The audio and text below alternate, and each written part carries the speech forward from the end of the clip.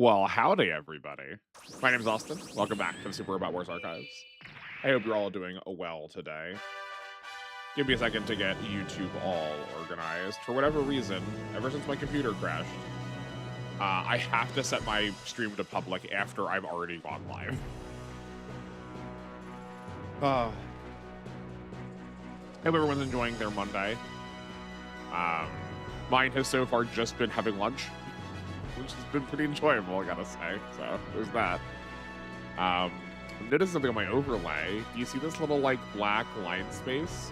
I've not moved my overlay at all. I'm curious to see if that overlay will persist. Whether that like separation between the overlay will persist once we actually get into the game proper. I'm very curious.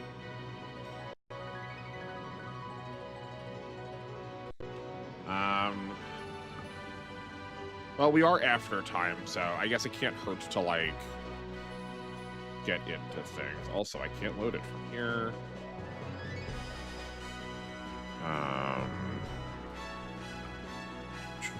This one. Okay. Oh, the line is here for this. That's so odd. So I clearly updated the overlay to have the, I guess I can't point to it, but to have the ×2 on there. And I didn't change anything else. Howdy, NR151. How are you doing? Good to see you. That's so weird. Did I move it and not realize it? Hold on. We're gonna edit this live. Also, thank you for the ×2 looks better. Thank you for the suggestion. I appreciate it. It was. I agree. I agree that this is a better choice. It's just that I've also buggered something else up in the middle of doing this, so how much better is it really?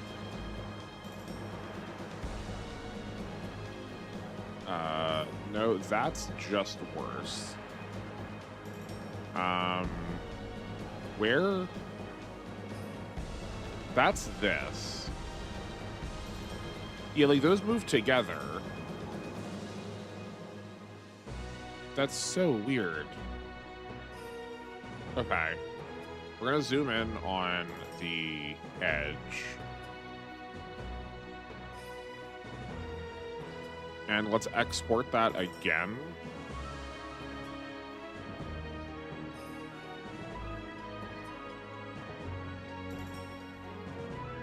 Okay. Is it because the game is sitting at a different place?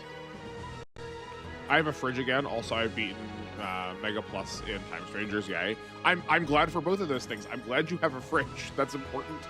And nicely done on is Mega Plus the like is I'm assuming it's a difficulty mode.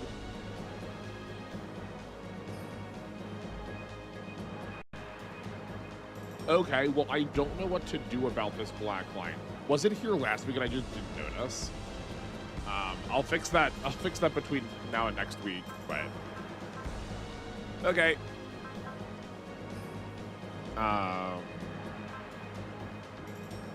Right. What is this? Right. This is right. We're not gonna do 33. We also just like can't complete it. I'm pretty sure. We need to use some non-generics for a while first. And it also gives us the Vita set, which isn't gonna matter. Hardest difficulty, any opponent has max attack and oh my word. Nicely done. That sounds hunkin' rough.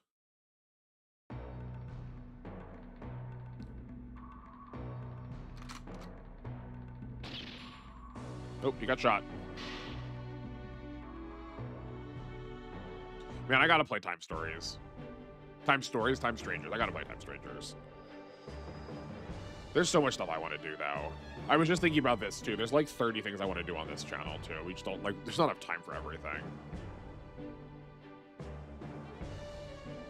Man, I'm, like, still so hung up on this line, right? What I did was I just took a screenshot of the game, and then... Control, let's check something. I took a screenshot of the game, and, built the, built the outline, built the overlay around it. I am noticing something though. My mouse is still touching the outside of the, like I'm still touching screen here, and the overlay is not. So the overlay is just a little bit to the right. Okay, hold on, we're gonna change this quick. This is gonna bother me all stream. I'm gonna be distracted by it. Time Changers is cool. It has my recommendation. It seems like everyone in the chat who's played it has always been like, yes, you should do that. Let's do that now. Yeah, it's not for a lack of interest or like a lack of, you know, anyone saying anything.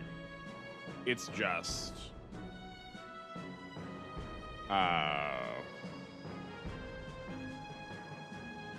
you know, I want to finish the One Digimon game I'm playing already. So the overlay was wrongly measured, possibly, but I feel like it didn't show up like that. I feel like on last Monday's stream it looked fine. It's a good point though. Hold on, let me go back and like quick look at Monday's stream. Mute this a week ago. Yeah, it was fine on Monday. There's no black lines on the outside of it. I think just when I changed the overlay with the ×2, or it just seeded the center of the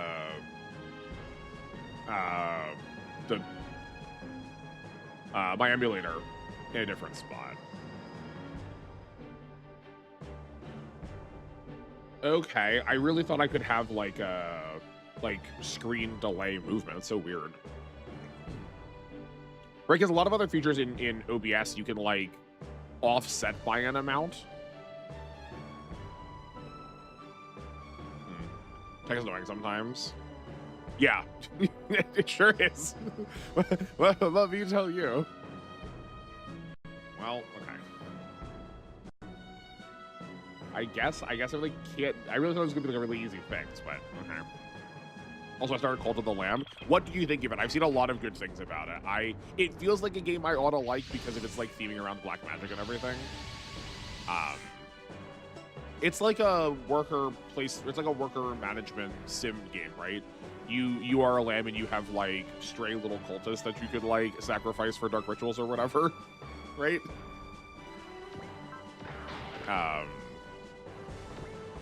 I've seen a lot of very good cosplay for it. So,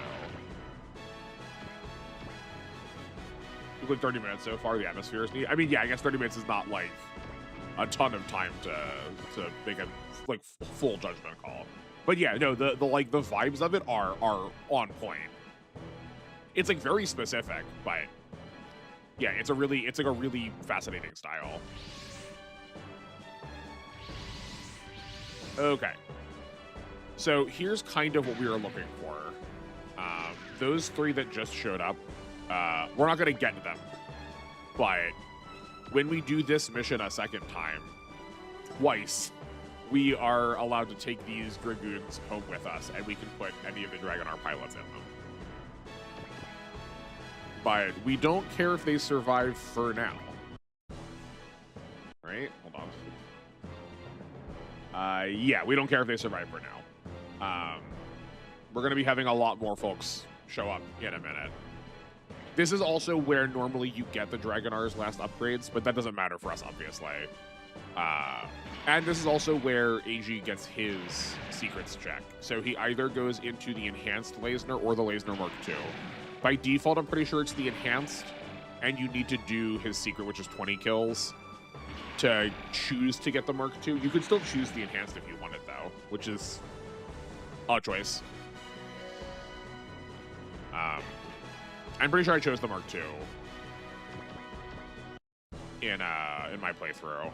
I don't remember what the Enhanced has off the top of my head, but we kind of need to let these three die. As far as the objectives are concerned, it doesn't say that we need to keep them alive.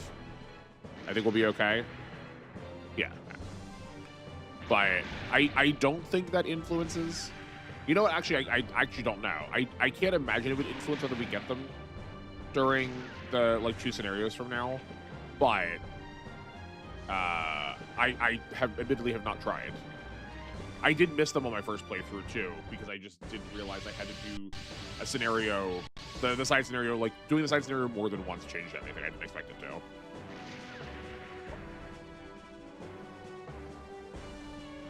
The mass-produced Dragonars. Yeah, yeah. They have a command aura in AP? Wait, I'm sorry. Is command tied to units? That's wild. Okay, could we get units we are allowed to use?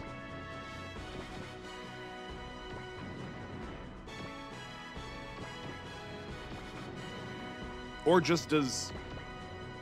I guess there are three options. Is it that do units have command in that game? Is it that all the Dragonar pilots have command in that game?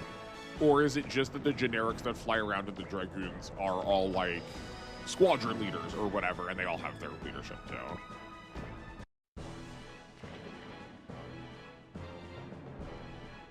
I wonder if we're gonna have to cheat through this scenario. We might. This is a lot of turns to not get like full deployment, and even still, we're gonna get a really small pool of deployment because we have what 1, 2, 3, 4, 5, 6, 7 force deployments. These games like try to resist so hard being played this way. It's so funny, I find. AP has a command aura placed on units, either 15% or 30% mech skill. Forgot the name of the skill. Got it. Okay, okay. That seems really good though. That feels like that's a pretty polarizing choice for mechs.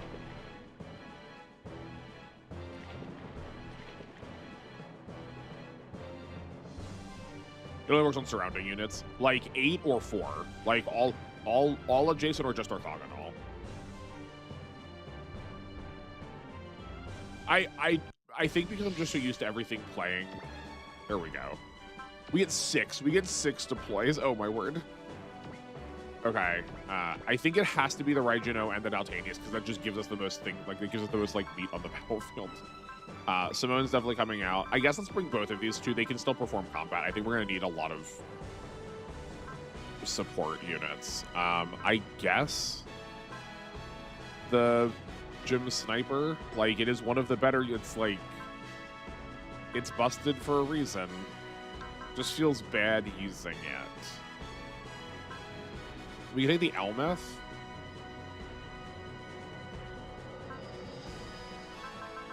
We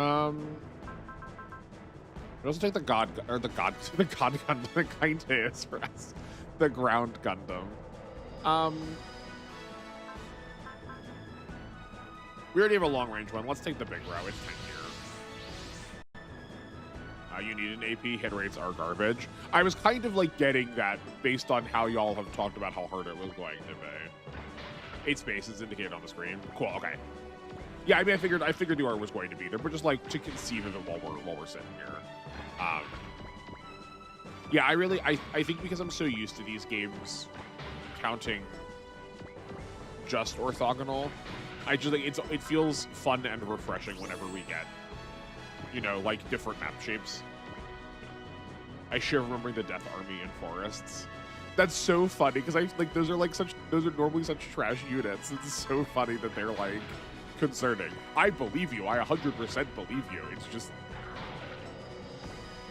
10 times out of 10 if you asked me which units I was supposed to be concerned about, never in my life would have I said the Death Army.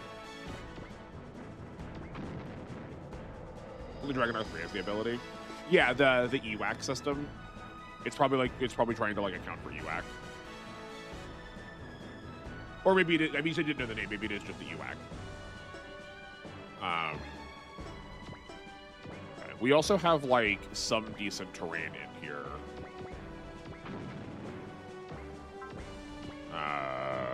That's fine. Yeah. EWAC? Yeah, there we go. Okay. Perfect. Yeah, no, it's very good on Dragonar 3 in this also. It's like a shame we can't use it.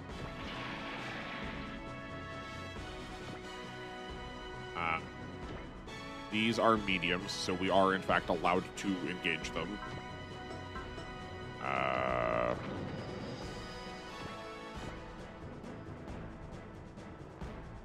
Okay, we can... Yeah, let's do this. That's not bad. Because we need to use support. We especially need to use support attacks now, considering how Lackluster our team comp is.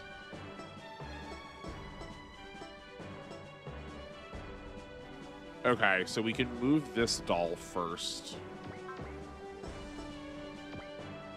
Okay, we can move this doll, bring the bird in, then we can double attack. We can support attack here. Given how little damage we are taking, we might just use dolls for combat this turn. We also get a support attack, so we may as well use it. And like, as much as I want Simone to get XP, like, killing things will also give her XP. It's not bad. I had under 30% hit rates on the Death Army with reels. That is miserable. Oh my word. Holy cow.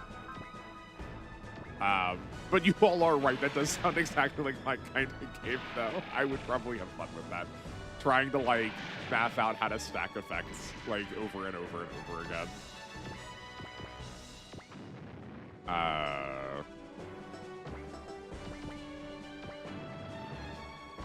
We are probably going to end up making pretty heavy use of the Gunpla, only because it's, like, surprisingly proficient. Right, like, it is tanky, but it is, because it's the, like, snap-off parts, it is, like, you know, it is good enough to dodge every once in a while. Like, you don't need to dodge everything. Go.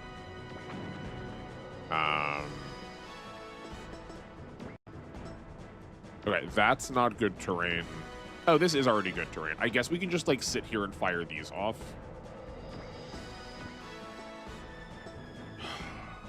We could cast Snipe to get over here. Like, to get to one of those, too. But, like, that feels worse. Feels like a waste, you know? I guess let's... This one's hurt already. Yeah, let's break the support and then... Oh, but that does plenty of damage. Okay. I think it can survive on attack. Doesn't need to. Great. And then ideally the big row can attack here. Yeah. 1, 2, 3. Also, which big row pilot is this? This is Kai. Okay, that's fine.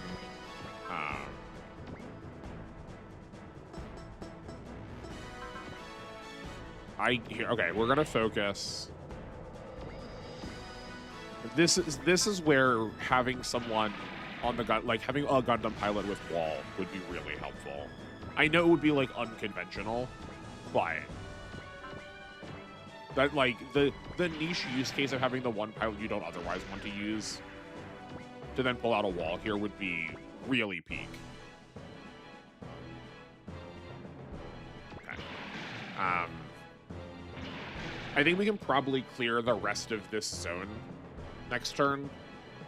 I think these are going to come in exactly the right waves that we are going to end up being, I think, perfectly fine. We do need to move the white base onto an HP restoring terrain, though. Just so we don't, like, start losing parts. Though I guess we get those parts back. I'm pretty sure those parts heal. I can never remember. If those parts heal or not when you are on a HP restoring terrain.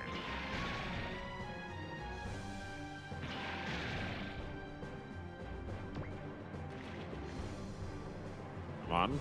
Okay. Yeah, not ideal. I do think we have to chip all of these.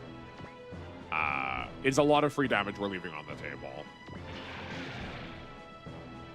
Once we have both battleships, we have to, like, consistently choose between them. Also, please hold on a second.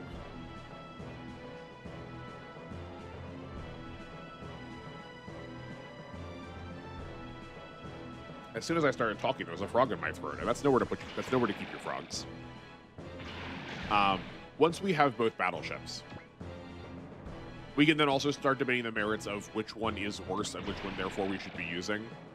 Because, like, the gun for the battleship is so hard. Like, increasing their weapons would probably not be a bad idea. Like, that's probably, like, well worth our time, you know? Yikes, okay. It is Rakarn, both the Poos, and who is this? Ronmol? I don't remember him. Okay, cool.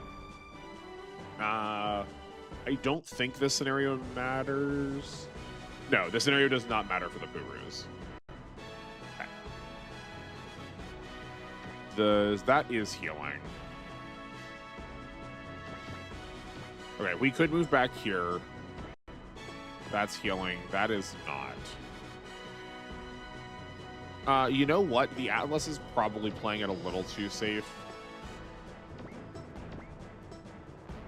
Right? The Atlas is, like, really tanky. I'm sure... Yeah, I'm sure it'll be fine. Okay, so we're going to move the Atlas off, move the white base onto its tile, because it has actual healing then. Yeah. This is fine. We want to use the Daltanius. I've been using the Daltanius too often to break supports. Like, that's not what we should be doing. We should be using other pilots safely to break those supports. Like here, for instance. Right, you have literally no ways of defending yourself.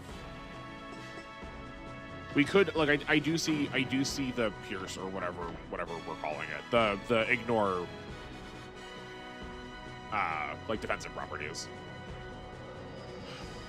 We still have both the dolls up. This will be fine. Please teach me if regen terrain kills parts. Well, we're gonna find out.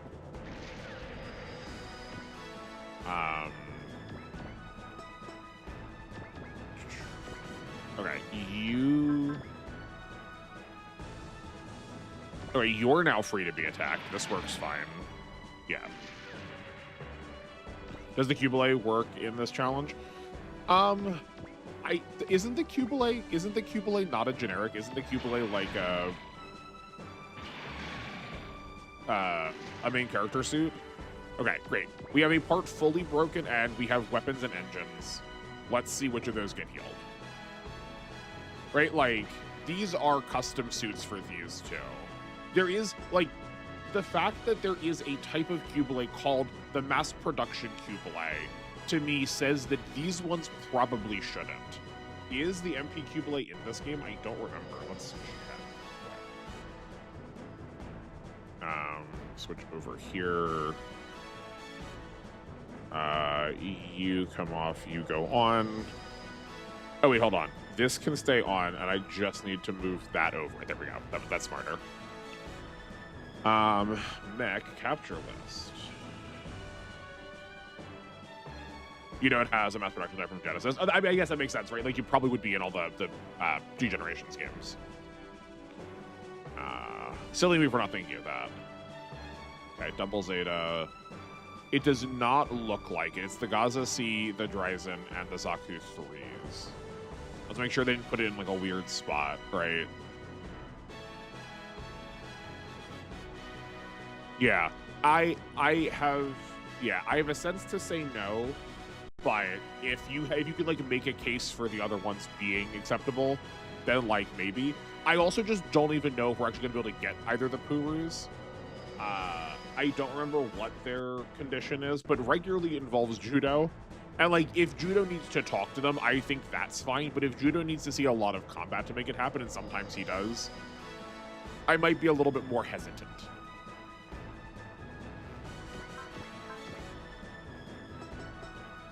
Okay, this feels like a good thing to clean up with the Raijin O. It's small.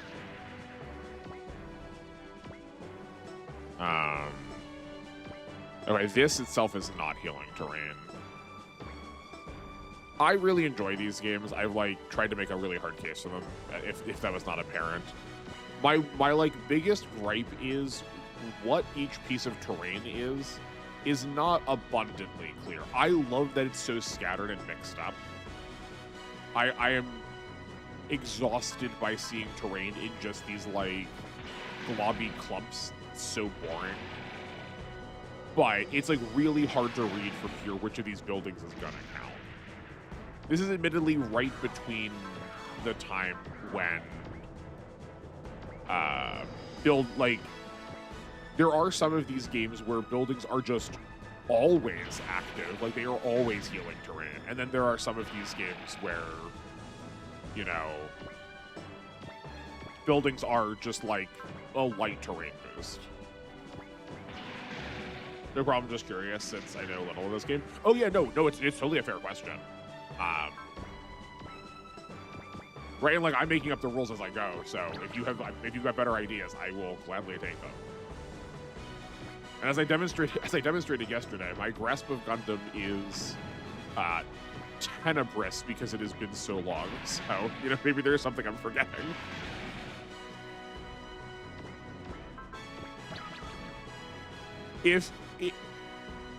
While they might be custom units, if there are enough Urus to go around, when we hit a certain number of Uru clones, when does it stop being a unique? I know in Dynasty Warriors Gundam, you beat up a bunch of mass PQ plays. Yeah. Man, I love those Dynasty Warriors games. Yeah, you do punch a lot of Q plays in those games, like especially at the end. Okay, we just start blocking with the big row. Right, no healing should have happened yet. Because it wasn't our turn. But we might as well try and fire this off.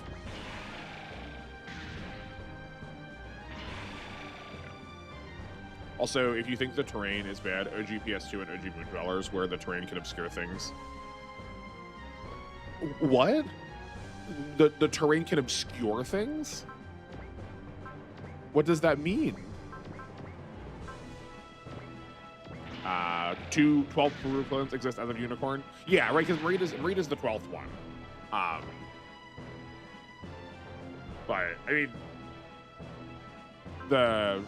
not only obviously Unicorn's not in this game. But do all 12 of the Purus get a Cubile? Do we have Purus 3 through 11? Is there someone who is a Puru that is between 3 and 11 that I'm not forgetting? Although the reuse stages are a bit annoying in the first Muso. Yeah, that is true. Like, if I am to hang my hat on any of the 4, my choice is 2. I spent the most time with 2, and I think it is the one worth spending the most time on. I never really got into Shin Muso, but I did enjoy the little time I had with it, but nothing kept me there. No idea. I mean, that is fine by me. Okay, these bosses are moving a little bit more than I was hoping they were going to.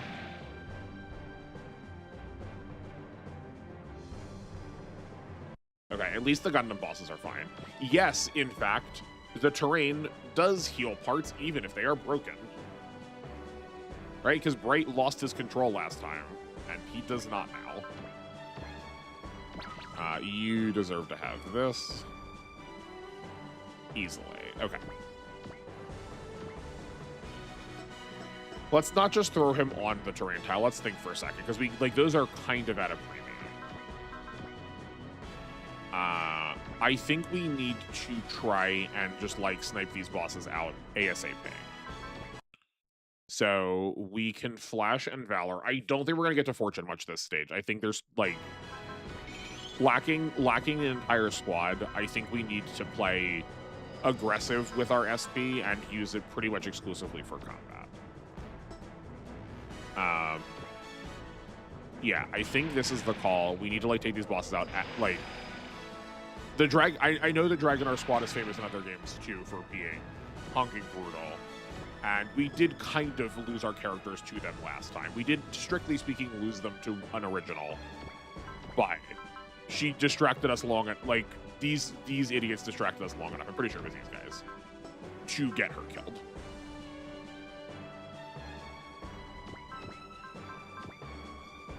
Okay, we can attack here. This is obviously not for Kai, but this is to call the Gunpa. Yeah, we could. We're just gonna flash. Here, we're gonna flash and persist. just not even bother using this. Yeah, and then call the Gunpa's support. Let's give you a bullseye just to make sure, because we're going to need to attack with it again later. And if it only has 83 now, with the bonus of support, like the support accuracy correction, it's only going to be worse later. Okay, cool. In OG, the terrain is 3D models. Oh, I see.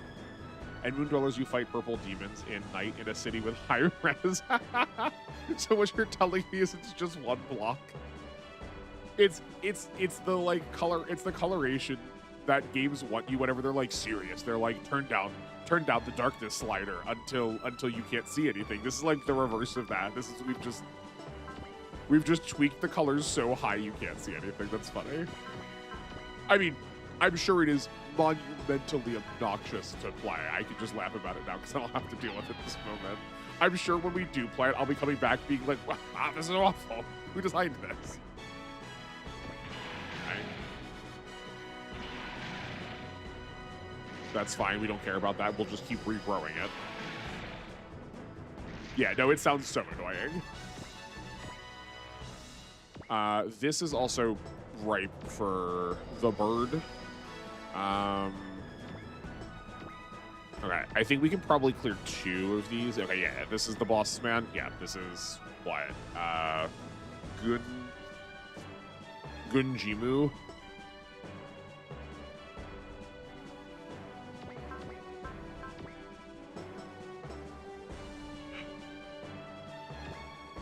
I am kind of tempted to put, well, okay, I guess it's fine. We made that choice. I was gonna say I'm tempted to put him on one of the safer terrain spaces, and I guess we did.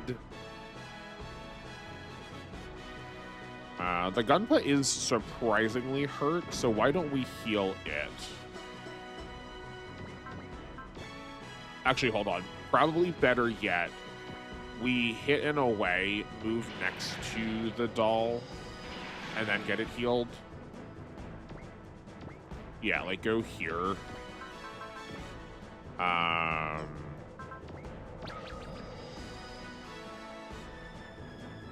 Yeah, and then I'm taking for granted that we have a trust available to us. Oh, we do not. They've all been spent, or they are characters we can't use. Okay. We'll need to be careful with the Gunpa then. That might be rather costly if we misplay this. Here's a persist. We won't need it for this combat, or we will. Okay, that's pretty bad.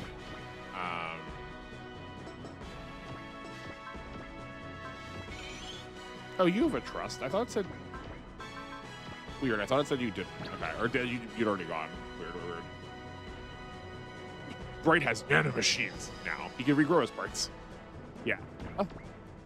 He's trying to make up for the fact that he's not a new type, and he just became the president of the United States. Also, the weakest of the demons have double image too. Oh, yikes. Oh, yikes. What am I doing playing these games that are like, here, just have all of these kills for free? Man, I'm so excited to get to OG stuff. That sounds so good. That sounds exactly up my alley.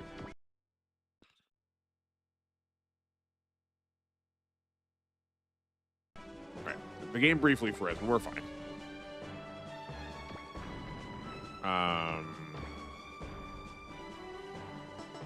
Okay.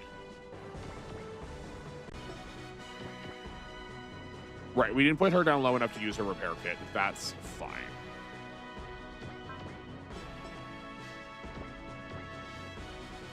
I guess we can, like, go here. This is on a 20% terrain? Yeah, that is. Oh, here's your... Okay. Flash. And we'll try a wall. That will be really relevant later. That's going to be really relevant later.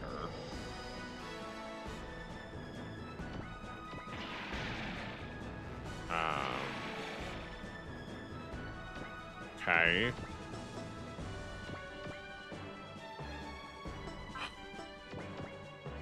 We have left ourselves kind of no position safe to attack from really well. Like, all 4 of these are 10%. We can move the humanoid form in, like, punch here. And then, like, heal it back with the other doll.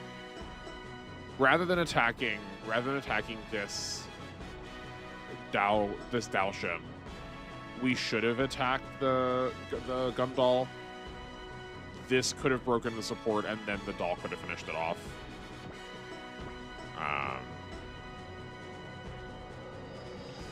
Because I don't think David does enough.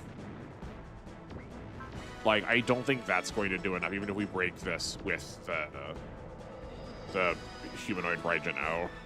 I think we scuffed this a little bit. I guess that's not the worst. Like, forests are 25%. Have a persist. Yeah, I think this is going to be okay. Pass this off to the back. We're still getting some damage out. And then you can focus and get some extra, like, mobility or extra dodge there. Yeah, okay. I think that's fine. Did I move the Gandor this turn? I did, okay. I like Son Goku Muso series and Miss Gundam Muso series. Yeah, I'm with you, Imaginary Infinity. Imaginary Finality.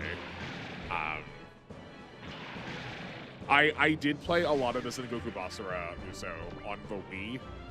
I had a lot of fun with that one. I never got to try many of the other ones. I had copies of a couple of them, but then I just sold them. So, like, there's... Muso games are...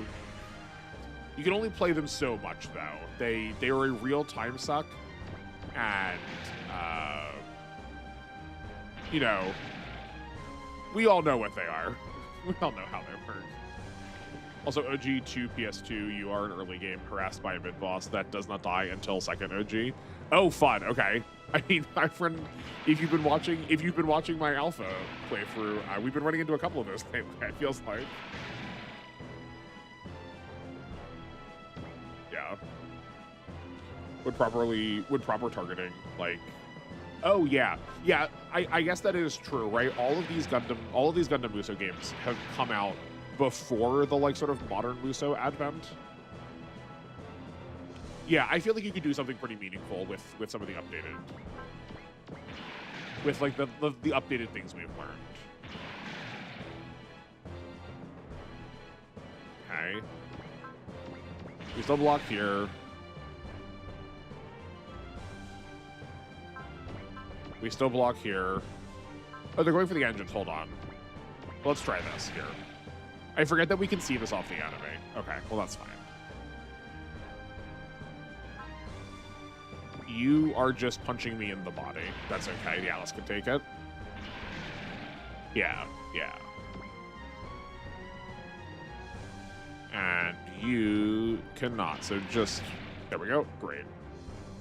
I mean, Gundam Breaker 3-4 are almost Muso games. Almost.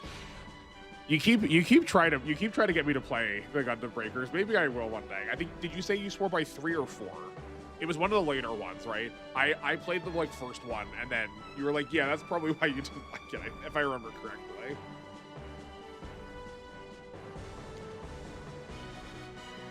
Yeah, because the first one was trying to be more like Gundam Versus. It was like more. I felt like it was more like small team comps. There was definitely some, like, small little minions happening. 3 is good, 4 is I. Okay.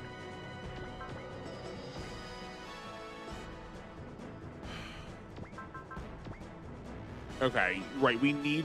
You can't use willpower or guts to heal parts. You have to use repair kits. We have those repair kits if we want them. We don't need to do those now.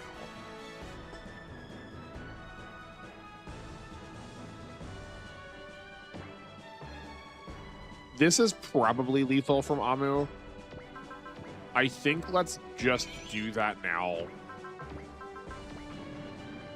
Yeah, I think the plan is maybe to get, like, you're dead, you're dead, you're dead, and then this doesn't even exist.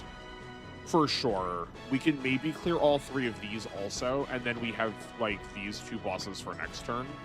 But they have demonstrated that they don't have the capabilities of killing us.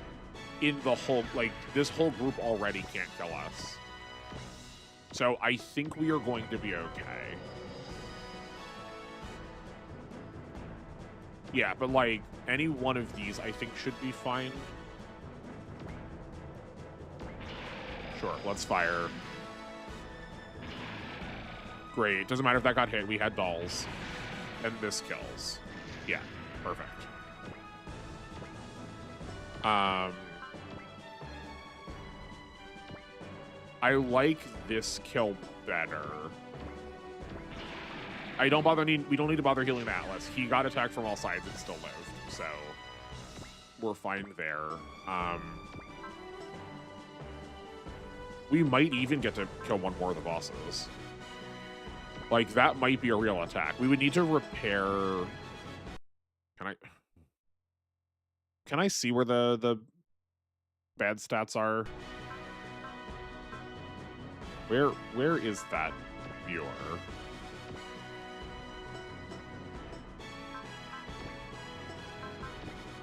It's not here. No. Somewhere it definitely shows you how much, like, what percent gain there is, right? Not crazy? Is that only in combat? It's like probably like 20% off right now. We're probably losing 20% accuracy. It would be like 81 potentially, depending on how and when it's factoring in. It's just probably not going to do that much, actually.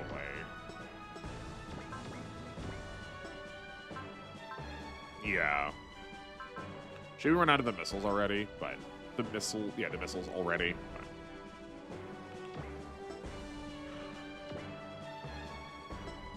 Can you heal yourself? No, you can't. I don't relish the idea of spending another, like, repair parts on Kai, but I am thinking we could, like, move next to the Gunpa, attack here, Gunpa, support attack. Move next to the Gunpa, attack here, Gunpa, support attack. This could actually take this out. And then Gunpa attack it for a 3rd time, killing it. Then we have... Right, like, you can come in and clean one of these 2 up. This is dead on enemy phase. Like, this is maybe lethal between this and a doll. You have no accuracy either. Like, this is, like, probably as accurate as you're going to get.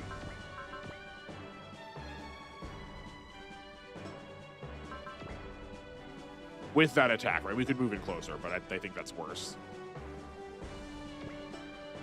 Do you have a repair kit? You do not. So if this goes badly, we are still also, like, we're not wasting our time. Yeah.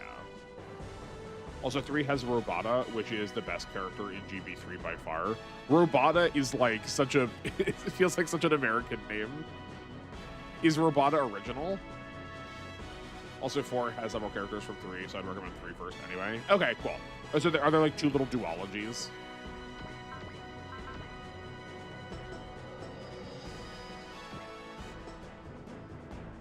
Okay, so we could doll healing the big row, move over here.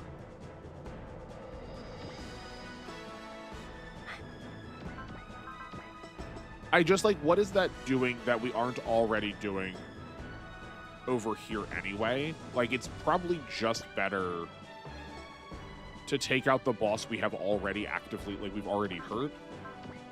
I guess other than the fact that the Gunpa does a lot of damage and is standing right here. I guess that is, like, the deciding factor. Okay.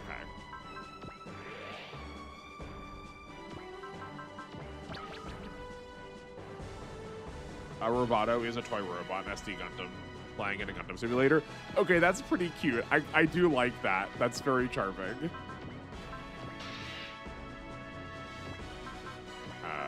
Flash. He, like, saw himself. He calls you my lord. Oh, no, he's very sweet. Oh, no. Oh, no, he's very cute. That might be like my post-stream try game. Speaking of, I did try playing pinball, but there was something. I like even after I changed my button mapping, I still couldn't get the left paddle to move, which does make it very hard to play pinball, I must say. But I do have it downloaded. I like the premise of it. I think would be fun. I think I would enjoy it. But if I can't get one of the paddles to move, that does make it pretty prohibitively hard. We actually might just have him on here alone. Right? Like, that might be lethal. My concern is, does that kill? That might kill. Let's try and guesstimate damage. You are attacking with 75 millimeter, okay? That is using range, and it's 30. It's 3,000.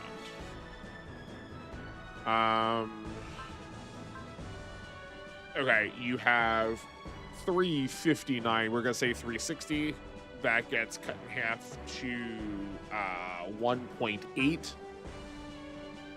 So what? 3050 times 1.8 is, I'm not gonna bother doing this in my head. 3050 times 1.8 is 5490. We have probably not enough.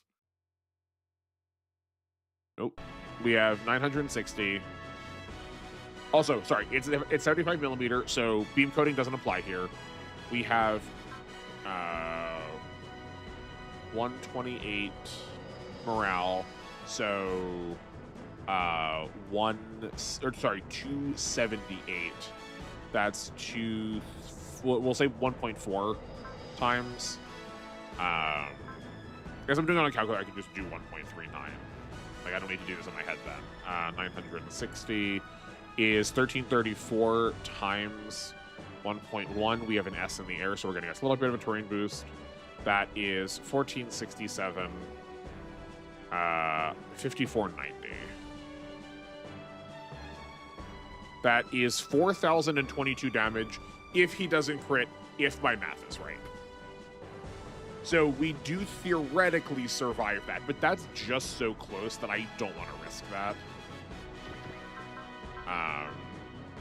It only has an A in the air. If it had a B in the air, I might be more tempted. How does that happen? It's a great question. It was made by the Pokemon pinball people. That makes sense. I can see some similarities in that animation. I've watched people play Pokemon pinball before, and I can see the overlap there. Yo, Beecha.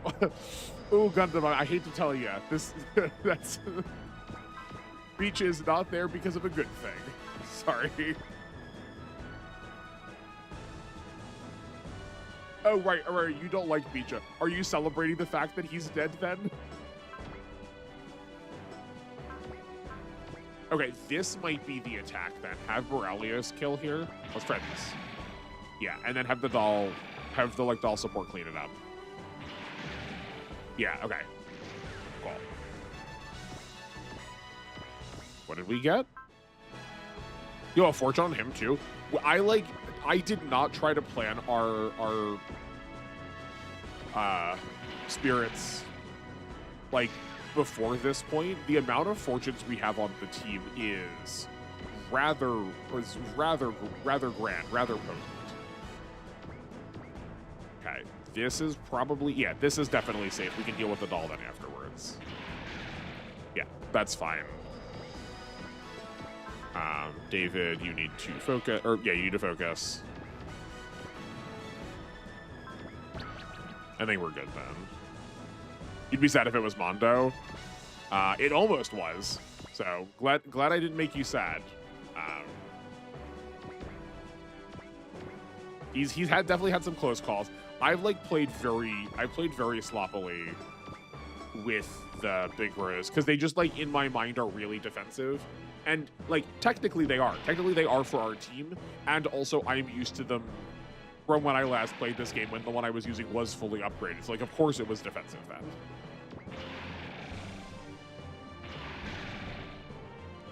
Yeah, this is exactly what we wanted for these Gundam generics. Like, this will be practically nothing.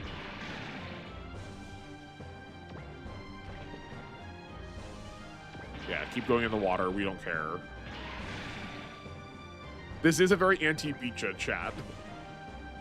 You all rallied around him last time, too. He died, and you were like, yeah, good riddance. I don't think it was exactly... It didn't go exactly like that, but... You kicked the poor man while he was already down. No, I understand it. I understand the loathing.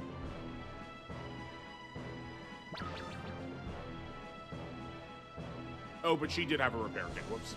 Okay, that's fine. Why do you hit... I feel like you were hitting parts before, but that's fine. Yeah, just keep wasting them. That's fine. Beach is the only double Zeta crew I probably dislike after my second rewatch. Mondo I liked on second rewatch. Yeah, as is like always the case I try to make about characters, but do you think that he is supposed to be unlikable? Because I kind of get the sense that he is supposed to be unlikable, in which case, like, character successful. All right, how much better off are you? This is 50 this is 3150. Oh, this one feels a little bit safer, right? This is like 20 less power.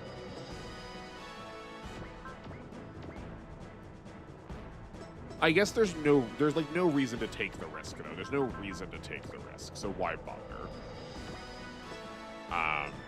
Do we have another? No, we don't have another Valor. That's okay. But like 100% this. I guess while you're here, because we were debating the merits of this before, Gundam, do you have thoughts on the Cubelays being used in this challenge?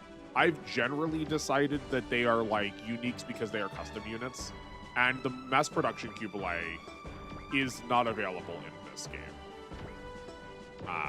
But also, like, for the chat as a whole, I did say this more like definitively than is like maybe necessarily true. But what are our thoughts on getting the two Purus? Though I suppose, as I say that, I should make sure we know how to get them. We can't use the Sabi, that doesn't matter. Puru 2 and Cubelay Mark 2. Have Puru fight Puru 2, then have Judo fight Puru 2. Do we just get Puru for free? Okay. We just get Puru for free.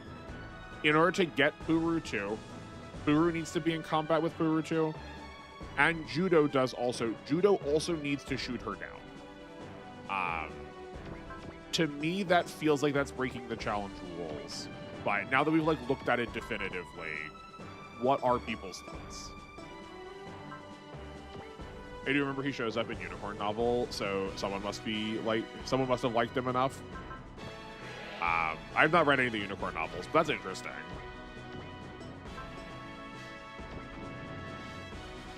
I think that is like so much the charm of SRW, of Gundam in general. Right? This like world that you already are like... This like world with which you are already familiar, and you can like keep jumping into them. Could Judo pilot only the double Zeta? No, Judo can pilot anything. He can pilot any of the UC units. I had just banned him because he is a main character, and that feels like way too easy. You know, like we know the main character units, especially main character Gundam units, are cracked in half with stats. I do have the stat pulls for all of these characters up from like 80s onward, and Judo's stats are like 20 points far and above almost every other of his like peers / like other UC non other than the UC pods who are also main characters. who have like roughly matching stats. He is like 20 points better in like almost everything. You tried pinball on Retro Arch, it works fine, both bumpers work. Weird, okay. I was trying mine on MGBA because I don't use Retro Arch unless I only use Retro Arch for PS1 stuff because I just didn't like the PS1, is it PCSX, whatever the PS1 like general emulator is. I think not for like any lack of quality. Like RetroArch, I think is an incredible, is incredible software. It's just that I know where I'm going to go when I'm looking for things, and that's usually to the like isolated specific emulators more so. So like maybe that was my problem then. Maybe I should not have done it that way. That I should be just playing it on a different platform. I'll try that. Oh, that's not what I wanted to do. Okay. Well, I forgot. I didn't see the diagonal. That's fine. Maybe normal Puru is okay, but Puru 2 would be considered maybe not, since she's technically better in combat than her, unless I'm wrong on stats. I do think she is probably better in combat. I don't think it's like exclusively just banning characters that are better. It's like far and away better. And I don't know like how much better she is. But like I am pro this interpreting though. Like I'm down with that. I'm down with that reading. You use the MGBA core. It uses left and A for the bumpers. Yeah. I like remapped mine to make sure. One of the things that I have sometimes is my MGBA will just not recognize my controller input until I remap something. So like I reset everything to like absolutely positively make sure that I was doing it right. Like it could be my controller is bad, but like I've like beat this controller absolutely Jesus out of it. But like I'm using left while playing this and it works fine. A 40% hit on your turn. What is this black magic? I know. Yeah, no, these pilots are rough.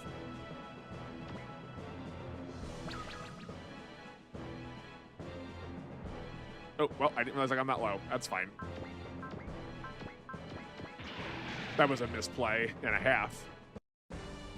I use the Steam Deck if it means anything. Okay. I will bear that in mind and not beat myself up too much about it if I can't get to work again. I guess, can we interview you for a second? Do you like the Steam Deck? I feel like the Steam Deck is like a controversial piece of equipment that most people don't like. Or am I like really like an old fogey and that's like no longer the case about it? I really like the idea of having a handheld again.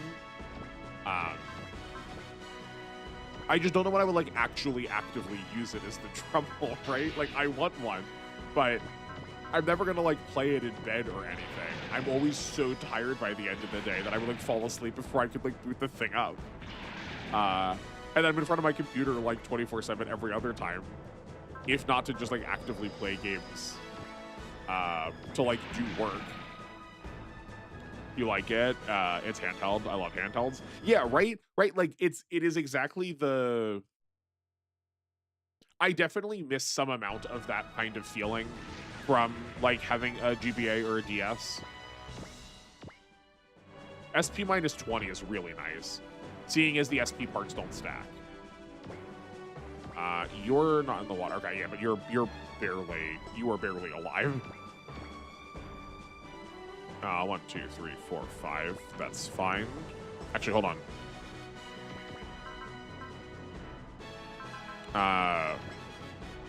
We could get them in 7 range, right? 1, 2, 3. Yeah, 1, 2, 3, 4, 5, 6, 7. That'll work, and then he can attack either one next turn that he wants.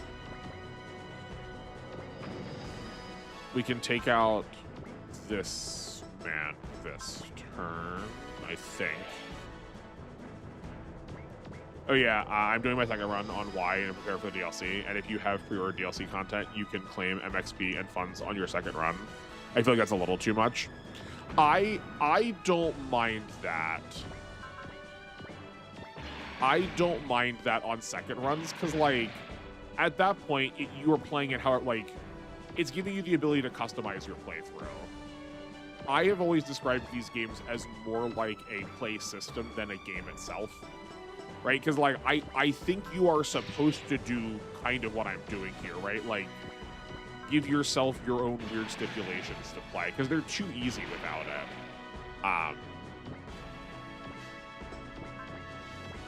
Right, like you can just like opt not to claim them then, but why not give you more free stuff to customize when you've already proven you can beat the game,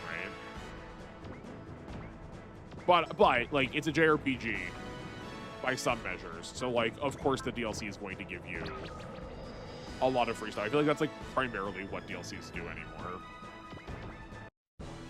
It's very much bigger than GBA DS, bigger than a Switch Lite or a Switch Vanilla. Yeah, like that's like, I guess that's also the case, right? Is that like, it does feel like I'm lugging something around rather than like, oh, yikes, okay, that's bad. Like getting cozy, you know? But I'm glad it was worth it for you. We might be losing this. No, fine, okay. I don't understand why sometimes it targets parts and sometimes it doesn't.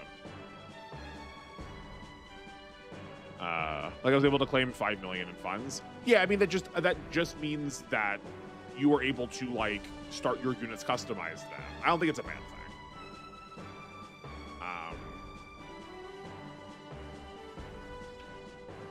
Are you talking? Well, actually, hold on, because I've gone into New Game Plus and I have all the DLC that isn't like audio stuff. Are you talking about the end where you're allowed to spend points at the end based on your MXP to claim things, or is this like a mission they just hand you 5 million credits now? Because if it's just the end, then like you could do whatever. You thought it was a one-time thing? But is like a mission? Is it like a talking mission once you are in the cycle of New Game Plus, or is it between them? Because if it's like between them, then like just spend it somewhere else, or you don't have to like use that system. The only thing bigger I can think of is the Wii U game that, yeah. The Wii U is like the only console that I missed. I mean, I've never had Xbox stuff.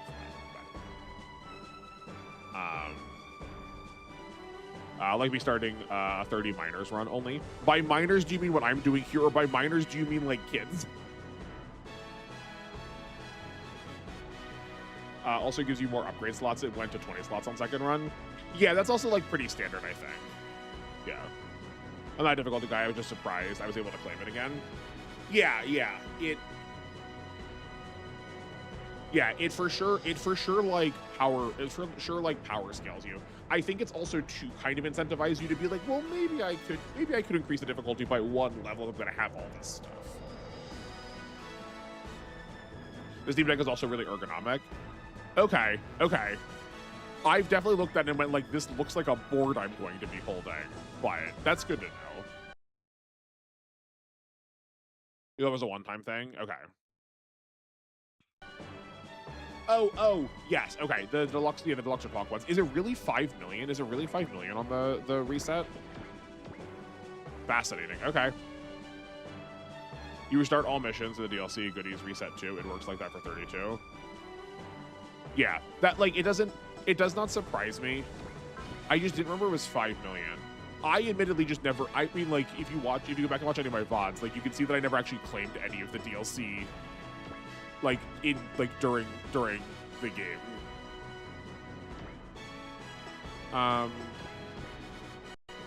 Okay. We definitely want to pull these into the water more, so I think actually we're going to back up some. 1, 2, 3, 4, 5, 6.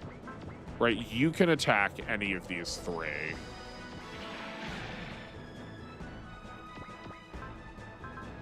Oh, that sure doesn't have... Okay. I kind of figured giving it S everywhere was going to give it S in the water too, right? Like, I expressly gave it S everywhere, and I thought that was going to... Okay, that's weird. Whatever. We have 7 range here. Is this fine? No, that one's not fine. We have 6 range. Okay.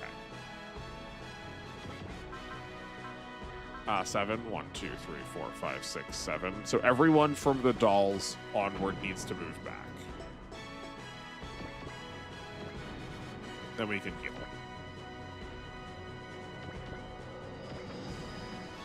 Miners acting like 18 or older. Okay.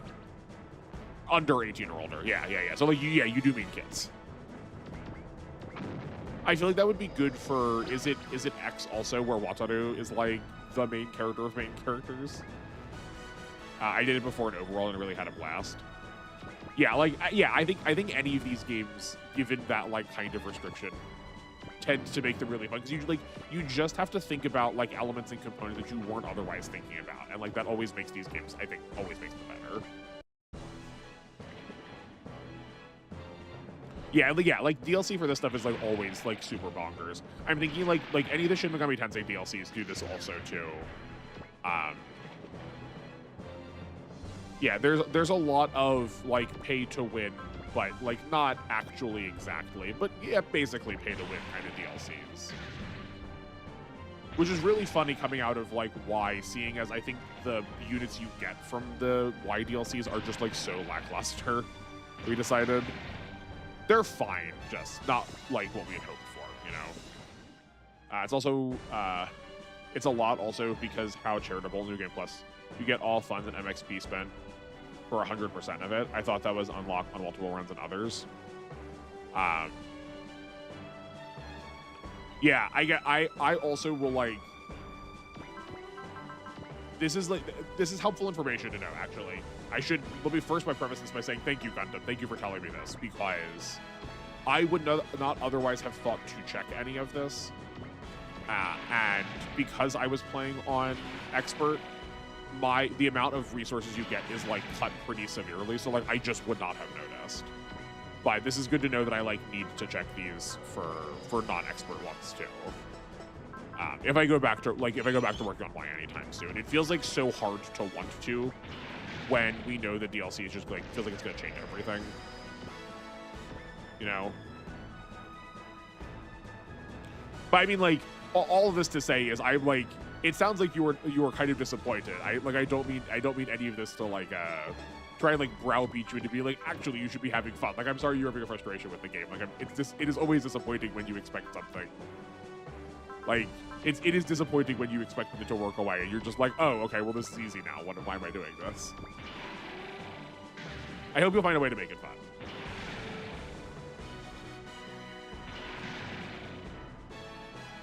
X would also work. Yeah, I think so. I might maybe we'll add that onto the list of like I'll update that. I'll update that between missions on the stream log. That we can shoot for maybe we will do a miners playthrough. I wonder what other games that would work for. I'll look into it. I can look into it after stream to see.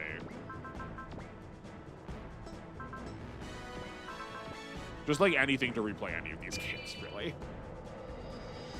Amuro's crazy in Overworld? You don't say. I put it to you. I would like you to find a game, I would like anyone to find a game where Amuro in fact is not crazy. He doesn't have to be like the best of the best characters, but I feel like in almost every game that Amuro can be in, he is usually pretty cracked enough. Because he's like the mascot. He's the boy. Izanagi no Akami is crazy in P5 and P5R. Yeah, oh yeah, for sure. Yeah, like the DLC Persona was definitely part of what I was thinking about, but I was also thinking about like 4 and presumably 5 having DLC that lets you just like power level everything to like the absolute like maximum.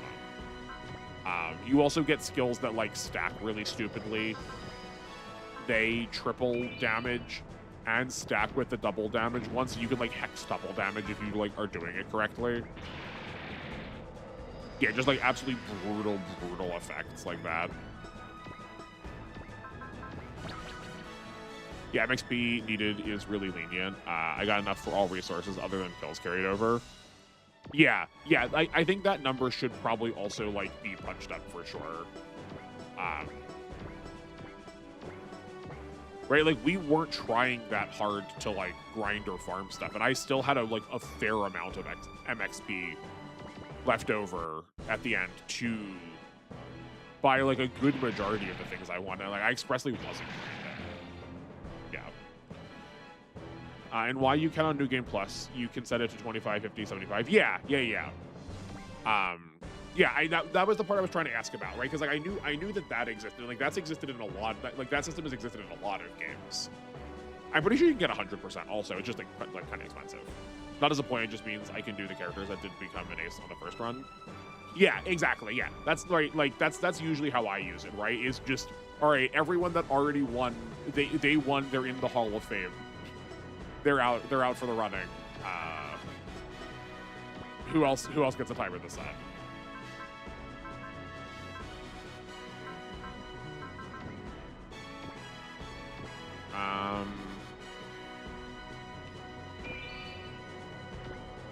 Yeah, I think that's still the plan. I keep wanting to imagine that David has cheers, and he never does. Does anyone have cheers we can spend on that we need to? Yes, you do. Amuro is just good in Genesis. Okay. I guess you beat me immediately. So I'm even thinking like some of the old fighting games. He like usually has like good frame data. Not the best, like Gundam War, like the fighter that was really popular among streams for a bit. That has like you could just play, like has playable boss characters.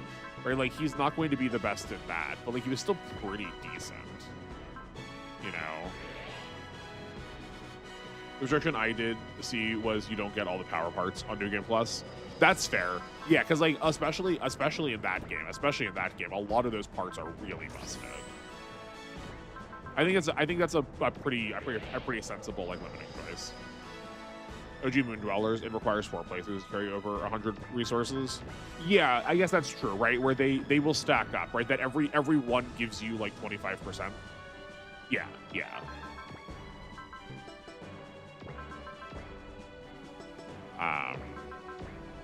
But y'all have also been telling me that like a lot of the OG's games are just like more designed around difficulty anyways. Like that does not surprise me in the slightest.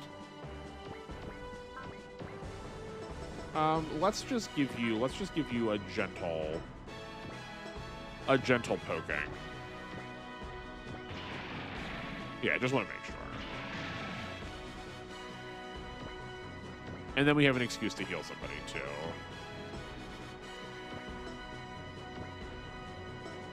Though you seem to be at a lower level, which is a shame.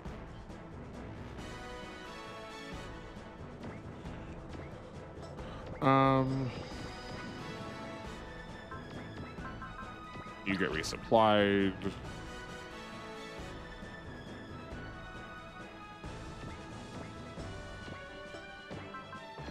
You get resupplied. Speaking of repeated maps, are you looking forward to looking at this map so many more times? Because gosh golly, are we not done with it yet? Also, if you didn't know, the easier the difficulty, the cheaper the upgrades. Yes. Yeah. We talked about that on stream because I was a really big advocate for unspending your MXP, and people were like, "Do you want to do that with changing difficulty for cost?" I was like, no, that feels too cheesy. Oh, we're not even done yet. Oh, okay. Well, we should have used all that. Whoops. It's fine. But for what it's worth, Chapter 1 always has you using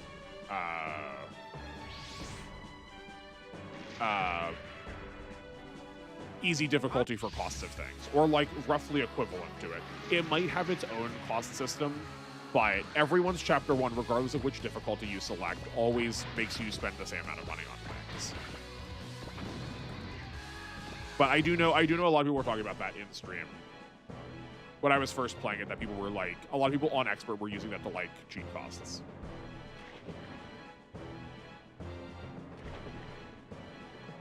The reason Amuro 1 Year War is so broken is he has the skill that gives him really high bonus stats if you max it out.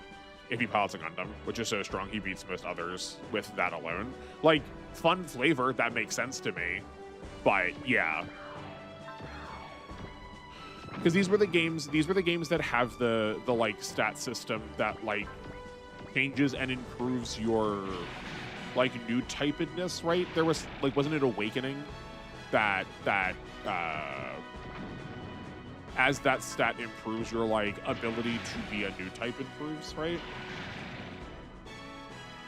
I hope DLC Pack 3 doesn't have some series I dislike. I got $5 riding on this. Do we have a DLC Pack 3? Did you also not like some of the characters from 1 or 2?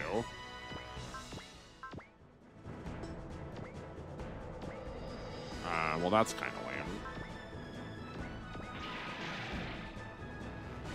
I think increasing upgrade costs is very cheap difficulty mod. Smells of lack of ideas. Oh yeah, yeah.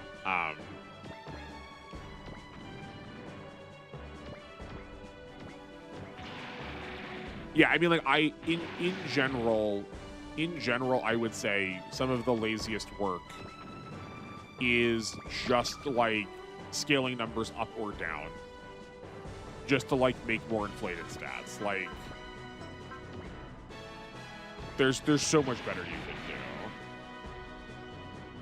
Only 1 Year Warhammer has this skill. Sure, yeah. I was trying to equivocate into other things you were telling me about. I was pretty sure you were talking about something that was like, I guess in my head I was like, are we doing those both at the same time? Like, is he double dipping on the, like, is Amuro double dipping on these like massive scaling skills?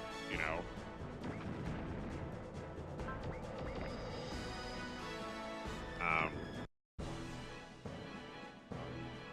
Pack 3 is a thing. They just haven't released it yet, or a trailer. Where have you heard this information? I would like to know. I do not follow these things well. He has 3 versions. I mean, that makes sense.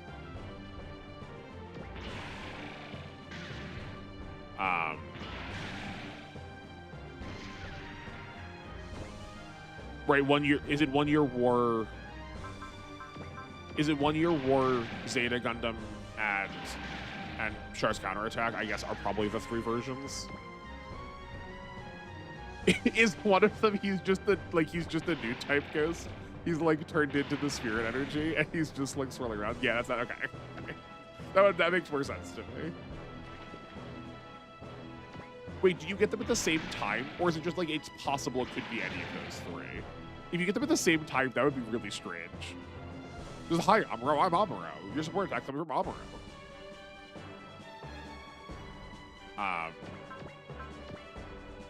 I mean, yeah, like it's possible you misread something. Like, no fault, like no fault if you did. I'm curious. He's not a swirl of energy, and yes, you can have multiple ones. Incredible. Yeah, no. I figured the yes was to the like normal reads I was giving. The 1 Year War Zeta Gundam, double Zeta Gundam, or Cross Counterattack.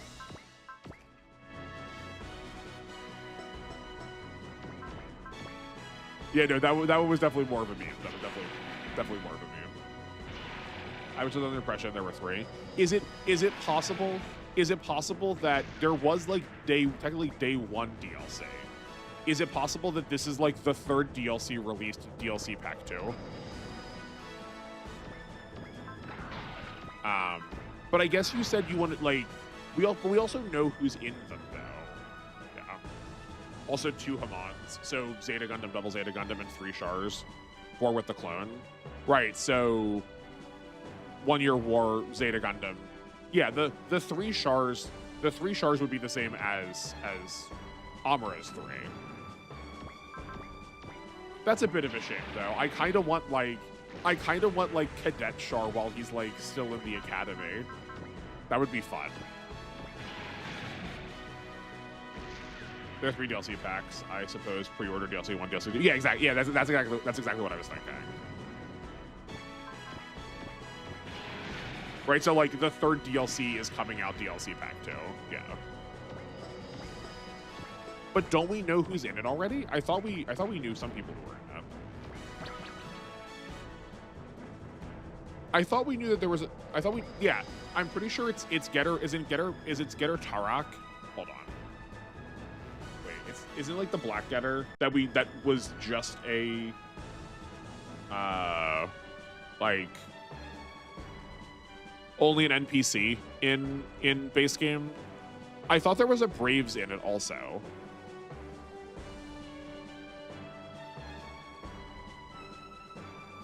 Hold on.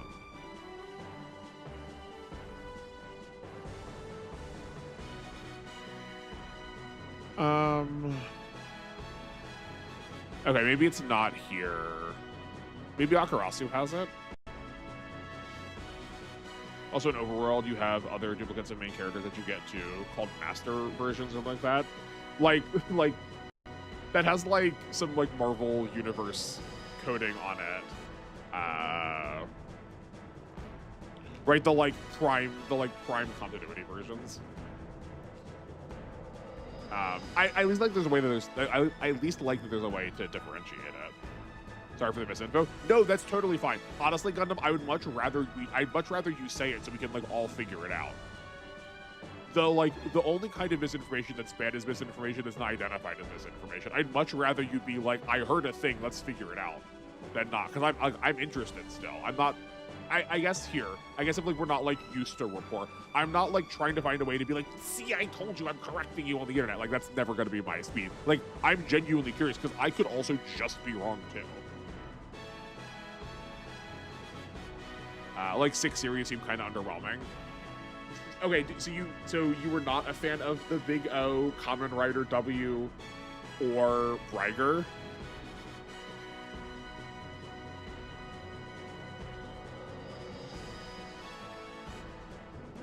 More the kind of starter pilots. Oh, okay. They're good that are recruited with weak versions of their mech's kind of weird system. Okay, so like it kind of the reverse of what I was saying there, but that's also interesting. I like that. That seems fun. Oh, Jeeg is the other one. Yeah, at least Akarasu has Kotetsu Jeeg listed. Kotetsu Jeeg, Getter Noir, not Getter Tarak. That's Getter 3, I think, anyway. And yeah, there's a Brave. It's Degarn. This is, I'm pretty sure, the list that we've been given so far. Or at least this is what I was operating under.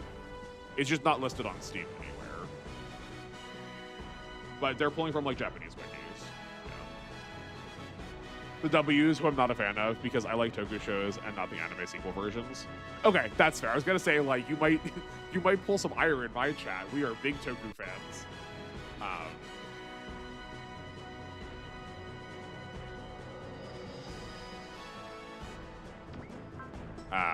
But I respect the one. I respect the 1-2 original.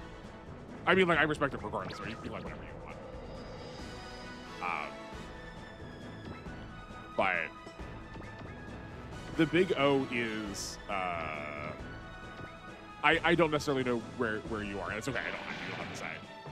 But the Big O is definitely a like anime for people who didn't watch anime in like the early 2000s for people around my area. It was like a very big.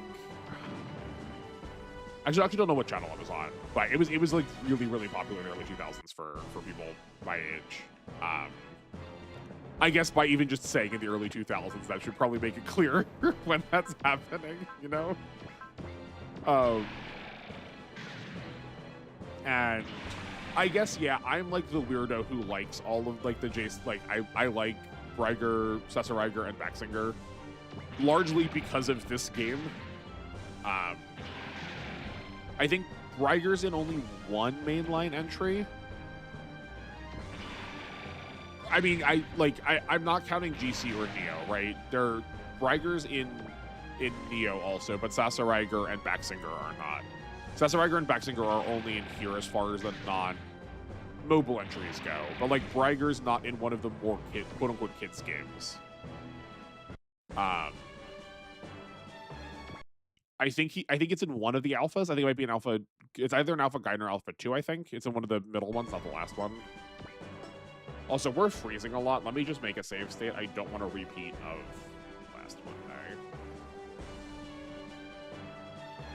Obviously, the save state is not to save people. This is to, like I said, make sure my computer does not crash. Okay. No, this works fine. Even though it's only attacking the head, we're still pulling an attack from the jaw, which will hopefully kill. Oh, never mind. I guess what I get for not looking. That's okay. At least it still hits me. Why were you able to... Hold on a second. Something is really goofed up with this. Right, this is a large, this is a small. Last turn we attacked it with no supports, and we were just able to hit its body.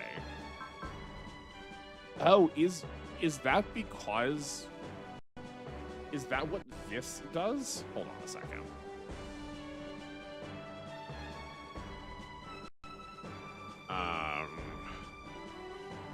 Do I just, like, not know what that kanji says? I wish I could, like, keep this on screen. I could still look at the kanji at the same time, but it's not possible. I don't. That's not true. It's been on screen long enough. Hold on. Here, let me show you how to use G-Show if we haven't done this in a minute. Pause you, keep you here. Great. Here, if you ever want to look up kanji, this is the website to do it. Please use it. It's very good. This is, like, how I learned how to speak Japanese. Well, quote-unquote, how I learned how to speak Japanese, right? I can barely read Japanese sometimes, it feels like. But if you ever need to look up a kanji, this is, like, the website to do it.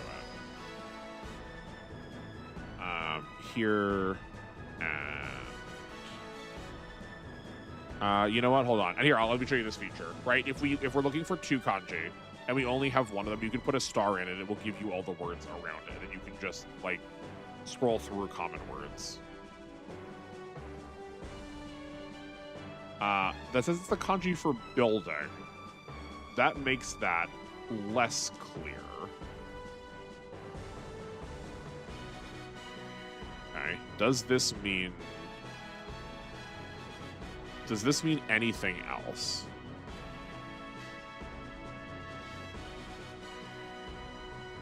That is that kanji, right? Here, that is... Minimize this. That is this, I'm pretty sure.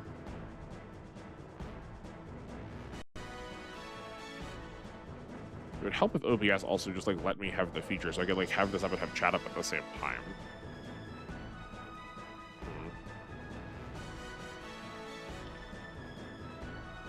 Okay, let's... Hold on, actually, I won't. Let's see what this turns up first, and then I'll show the Google search. Get the hiragana out of the way. Send me to the Japanese Wiktionary. I don't want this in Chinese, though. This is definitely Japanese. Okay. Building structure. Does it ignore building terrains? Tatemono is building? Okay. Right, but just, like, what, like... That, but, like, the thing that's, like, holding me up is, like, what does that mean in this context? Also, thank you, Imaginary, for hopping in with, like, actually knowing this language. Yeah, like, that wasn't the problem I was having, right? Like, it's the same in Chinese, because that's, like, where that's where it's being derived from. The problem I was having was it, like...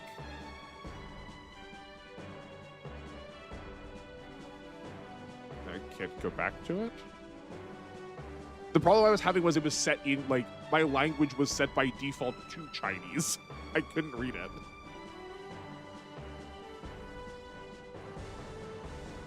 In the fan translation, it's called versus building. What? I wonder if that means we ignore terrain. Hold on. Is there something... Can you tell I've not like done full, like I've like not fully unpacked this game yet?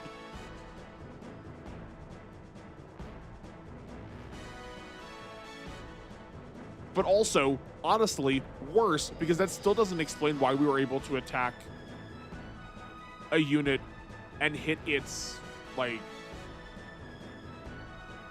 we were able to attack a large unit with a small unit without having turned sniper on, and we were still able to attack its body.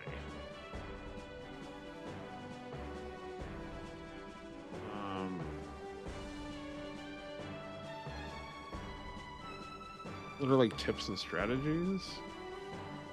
No.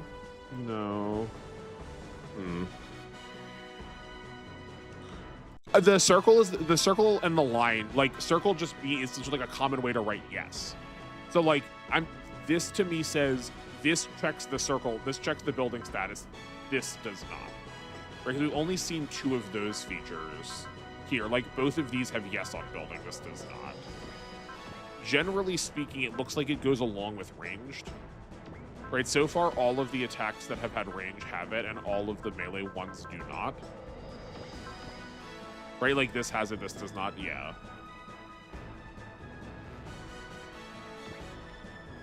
Yeah, but like if you see like a panel show, like people will hold up 2 paddles, one that has a circle, one that has an X on it.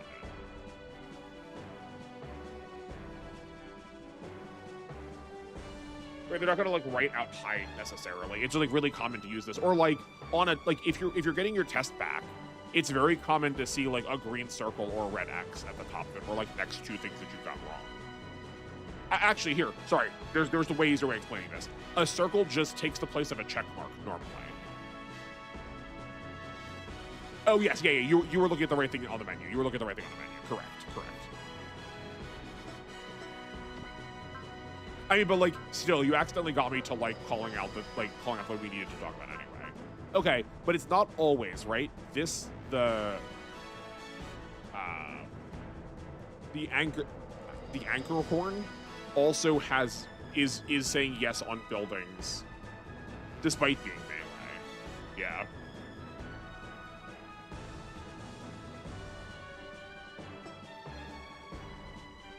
Okay. You can't hit anything with this. Okay, the dolls are small. This has yes on building, but is clearly not working here. Like it's clearly we are attacking its arms instead.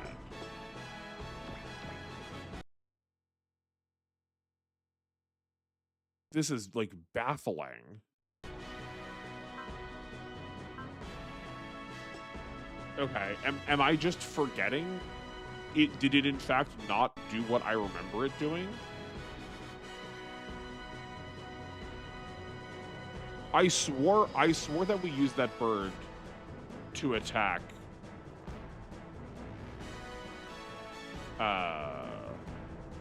Last turn, but maybe it was not. Maybe it was the big row. Well, I'm gonna go back in the footage and see.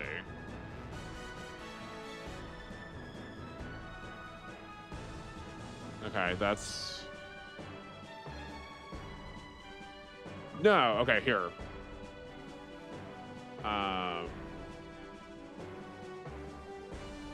I guess we're gonna duplicate this. Can I pop this out instead?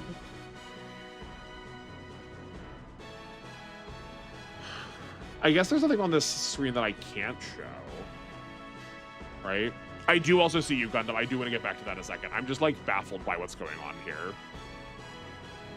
Okay. Here, from this point on.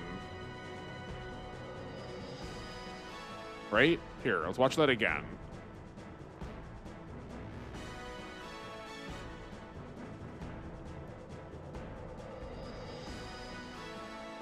Right? We move. We're even using the melee attack. It's letting us choose to hit. It's letting us choose to select the body part here. But we don't have to.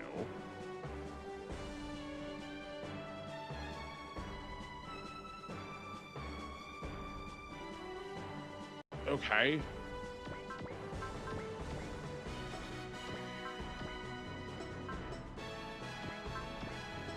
Like, we are even getting a support attack from the big row. It's not like the game wants you to force it into, like, the same type of attack. That just, like, feels like a pretty crucial thing to know, because, like, one of the biggest downsides of these guys is the fact that they are small and can't target large enemies. Okay, well, seeing as I, like, have literally no ins on this, I guess this is something I can, like, look into for next week, too. But, like, that's very curious. If I can figure that out consistently, that would be monumentally impactful.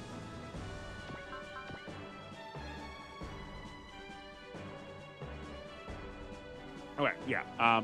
Okay, it was me that was just misreading things because I went back and watched the trailer again, I guess. I just thought it was going to be one more.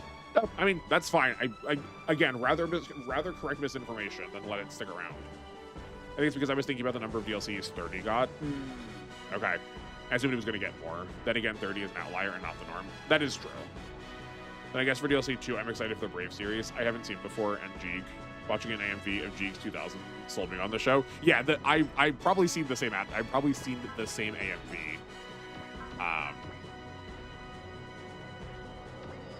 And the like 2000s reboot of it seems really cool. I also like think of Jeeg as like a canon series because it is a Go Nagai, but I did not realize how infrequently it shows up in these games. So despite all of that we just did, we're still going to attack here because we can still pull the big rose damage. Yeah.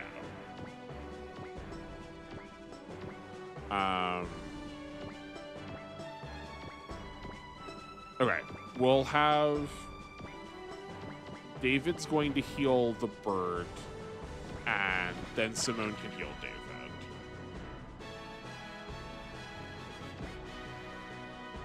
I know that Japanese use the circle instead of a check mark. Okay, well, then I guess this was edifying for everybody else on our 151.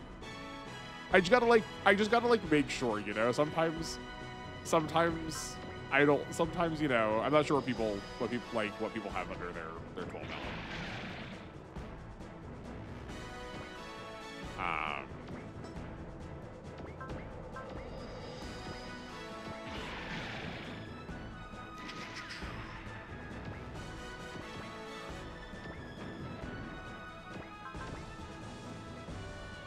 Oh, okay. I've still been replaying this in my head. I figured out what it was. I figured out what happened. That was still after the turn that we just like rapid fired on spirits. I had just cast. Okay, this was much less exciting than I thought it was. I had just cast snipe with him when we were trying to burn through all of our spirits, so he still had a snipe queued on his spirits that he hadn't used yet. And if you cast snipe, it not only lets you target smaller parts, but you are also allowed to, if you want, go from targeting small parts going up to targeting the body too. That's what it was. I thought that was a turn. I thought there was like a turn in between, and maybe there was because we didn't attack. Snipe holds on, like snipe is a spirit you get to hold on to. That it's like the next attack. Use it. In the same way that, like, it's the reverse of persist, right? Where persist gets grabbed the next time you would be attacked. Yeah. I was just expecting a newer show, or something people just wouldn't expect, or more OG units, or if they were feeling extra weird, more Masao Kishin. I feel like because this is also a chat that hopes. This is also a place that hopes for more OG. I think they were waiting. I think they were saving OG stuff because we're going to get an OG game soon, or we really hope we're going to get an OG game soon. I think that one gets knocked out. I feel like Masao Kishin is not that well received comparatively. I could be wrong, but based on what it sounds like people were talking about when people were trying to get me to, like, when people were suggesting me to play it. Maybe not the most well-received one, so that feels like that one's not going to necessarily be the first call to order. A lot of these shows seem very nostalgia bait to me. Like I said about Big O, people have been like champing at the bit for Kamen Rider for a while, I think.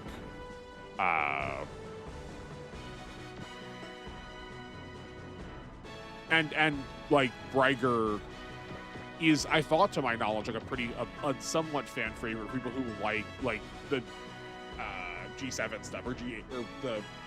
There's got to be a unified term for the three of them. I don't remember what they're called though. And we have so few Brave series. I'm pretty sure it's hard to get them. Everyone was like really salty that we didn't get Getter Black already, and yeah, I think a lot of these pulls are nostalgia pulls to try and get people who weren't going to who weren't going to otherwise buy stuff to participate. Is it the J9 trilogy? Oh, you know what? You know what I'm confusing it with? You know, I keep thinking 7. I'm thinking Trider G7. It's I was conflating the Trider G7 with the rest of them. That's why I was like, is it like J7, 7, 8, and 9? But no, I was just messing up with Trider. Oh, okay. 1, 2, 3, 4, 5, 6, 7. Okay, you'll be safe enough, I think. We can just block if we need to. We'll put you next to it for a support attack. Yeah. I wish Breiger was a bit better, but I like the unit. Yeah. I think, I mean, I guess if you've not played this game, or you said you knew a little about it, but I think they're considerably better in this and in Neo because they get like the full scope of what their kit is supposed to be. The ability to change form, I think, is core to their playstyle. In a way that is different from the Getter. So like, just because of how modern units are designed, we did not get to see that at all, you know? I really like Getter Black in V, Ryoma. If alive, I kill it. If it's mechanical, if it is a mechanic, I crush it, or something like that. Yeah. It has very, like, I would describe it as owl-like behavior. If it's bigger than me, it eats me. If it's smaller than me, I eat it.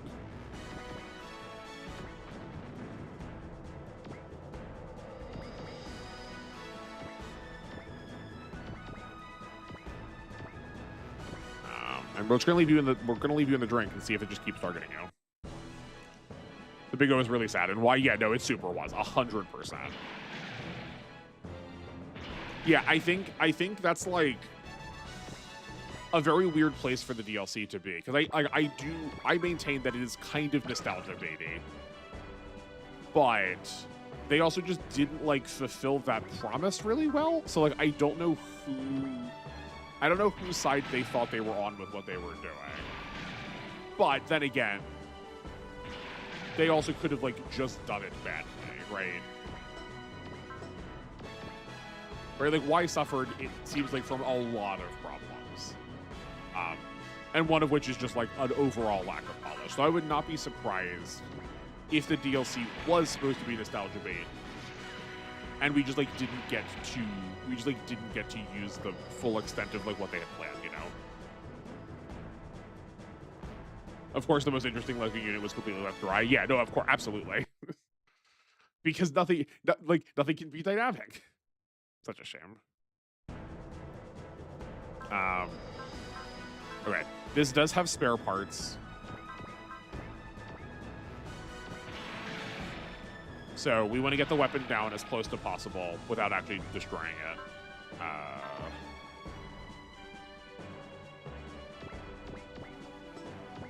Okay. Then he can heal. Then he can heal his control, and then we can just cut the weapon next turn. Though I guess as it stands, we're kind of in the only situation we can be. Like anything else I think is too risky for any of the units. Maybe we can move the Atlas in. I think we move the Atlas in at this point here. Yeah, because it's going to attack the battleship again, I'm sure. Yeah. Like Muscle Kitchen seems so interesting, especially some designs. Oh yeah, no, I'm not saying it shouldn't have been there. I think it would have been an excellent choice. I'm not surprised they didn't go for it, you know? Especially since Masaki keeps showing up as DLC, but I did already know it didn't sell that well. Yeah, they have to keep him in because he was like the original like mascot for the series. But it feels like they are, yeah, it feels more out of like obligation to return him.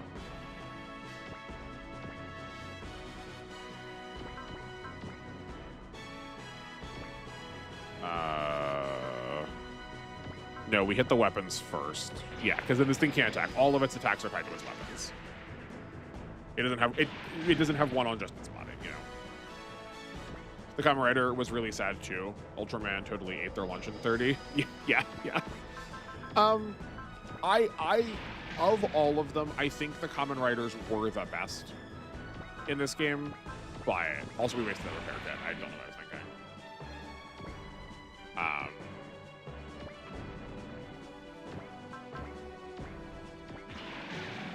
But yeah, I mean, like, yeah, it was still the best of a bad lot, you know.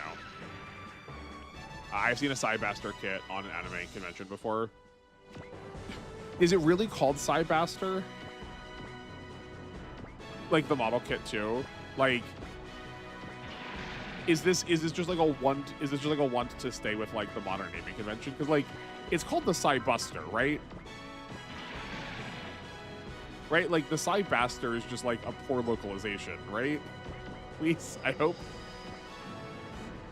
The Cybaster. Like give me Granzon as well. That's fair. That's fair. I was sad they didn't call out their attacks for W in the show. What, from Kamen Rider W? I mean, like, even, like, look at the Rider kick. I have no idea if Cybuster or Cybaster. I've read both. Okay. I think Baster is just whenever it gets switched over to English, and just, like, the localization team has, like, phoned it in for whatever reason, be it their fault or not.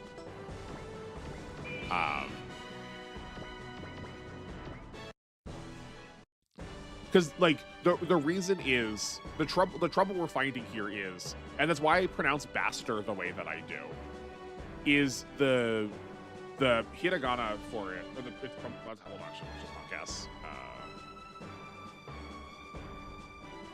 It's probably using an so it's probably Saibasta, which is like halfway between both of those sounds, which is why we're like, which one does it go to?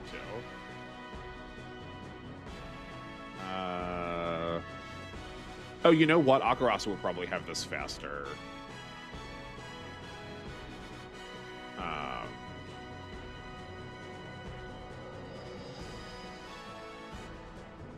I mean, here, there's Masaki.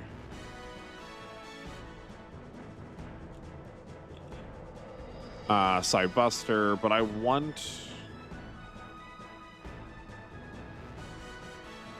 read it was supposed to be Cybaster because of reasons, something English. Yeah, right. So this is why literal translation does not work. I will stand behind this as someone who has like done a lot of translation work in my time through college, especially, but like not just this project, right? Like I've done this with Latin a lot, and literal translation does not work. The literal katakana here, this is S-A-I, so like it shouldn't even be spelled like it shouldn't even be spelled that way. It should be spelled S-A-I-B-A-S-U-T-A. Here, like that's the literal writing of this, Saibasuta. But like this is the ha katakana, and then the 1010 makes it ba. So like technically it's spelled with the letter A, but the sound it's trying to approximate is the letter U. It's just that the letter U in English gets said like 4 different ways. So like it's trying to be this like in the same way is why isn't it the Sai Bard, right? We have a like, right? This is Sai Bado. I want the sideboard. He just like walks around with a he transforms into someone who walks around with a medieval lute and clubs people over the head with it. Right? One of my first lessons in English was going to translate word, translate meaning instead. Exactly, yes. That's exactly correct. Put you in charge of it. Whoever told you reasons, they should have listened to you instead. Right? Because like that kind of rhetoric goes out the window as soon as we get to the cyborg, because no one's gonna write this as CYBARD. Like that's never going to happen. I swear by that it should be Buster in my expert amateur opinion.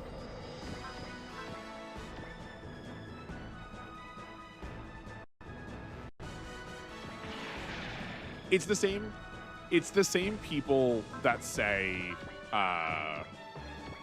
the Final Fantasy spell, the second tier Final Fantasy fire spell should be pronounced Fira because how the letter I is said in Japanese, which is like not true. I mean, it is true that it's said that way, but the spell is spelled in katakana. Fuaira. Yeah. Reminds me of how Shadow Hearts 2 Horvolk instead of Fairverk, or Bolenvogel instead of Forvogel. We just call it Fira. I can't. This is a real nightmare. I can't tell which language I'm supposed to be trying to read it in, and I can't read it in German well. Yeah, but like Japanese does this all the time because it like can't get, it like only has certain sounds, right? Like this is the LR sound the most. I do know the one thing I didn't like was the translation and why it spoiled a major plot point in L game because of how character is perceived with the pronouns. May I say what it is because I don't wanna. You are welcome to if you'd like. FF in German, fire, I'm sorry. Feiga?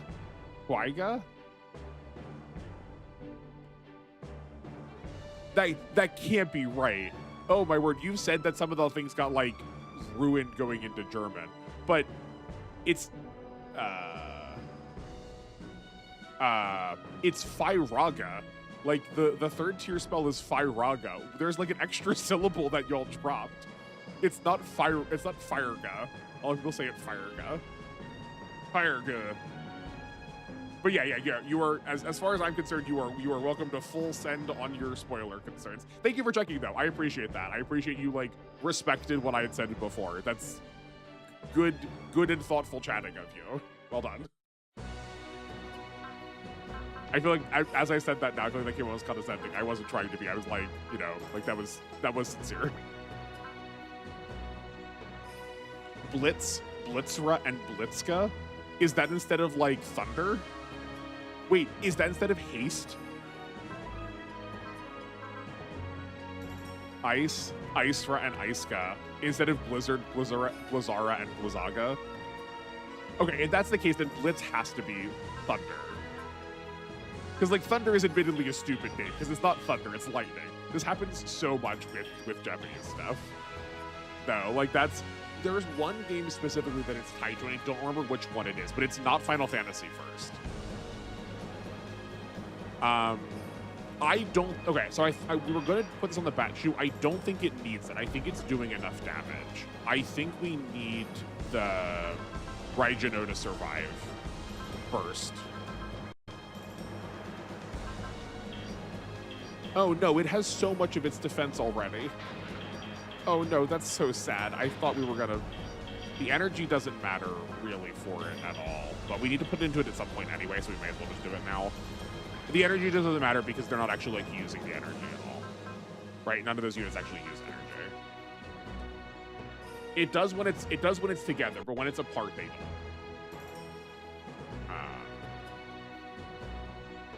Save here. Okay, back in. So we need to do this not once, but twice. I also closed this when we were looking this up earlier. Whoops, let me go back to this flowchart. Pretty sure. Because we do want those Dragoons. We deeply want those Dragoons to give us access to some more characters. Okay, complete the sub-scenario, we get 4 and Rigazi, also someone we can use. And Dragoon times 3, complete the sub-scenario a second time. Yeah. Haste is Hast and Hastka. Is there, I guess, I think like there's Haste Ryan, like a game or two. But yeah, okay.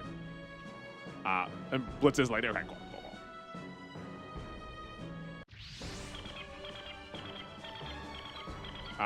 So the character is Poseidon, their woman, but she is being controlled by a man through future tech. And Wyatt spoils it by constantly calling them a he. Oh, that is a good point. Yeah.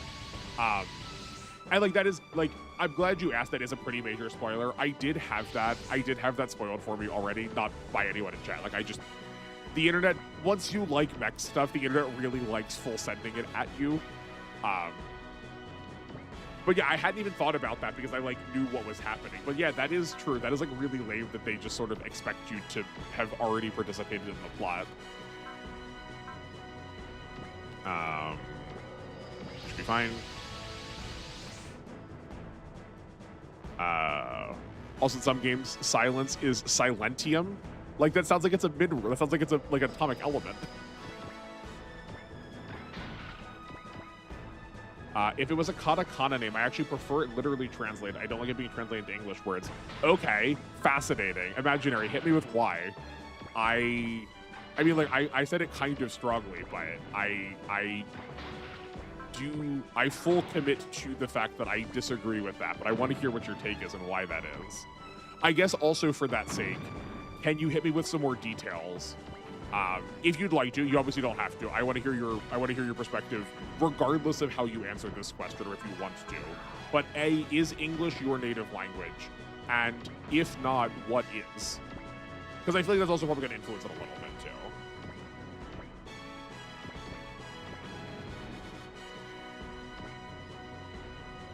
I mean, I could clock it under foreshadowing since they constantly point out how she was weird. I mean, yeah. That feels a little bit more overt than foreshadowing, but like, yeah. Silentium should be Latin. I mean, is it? It sounds like it's Latin.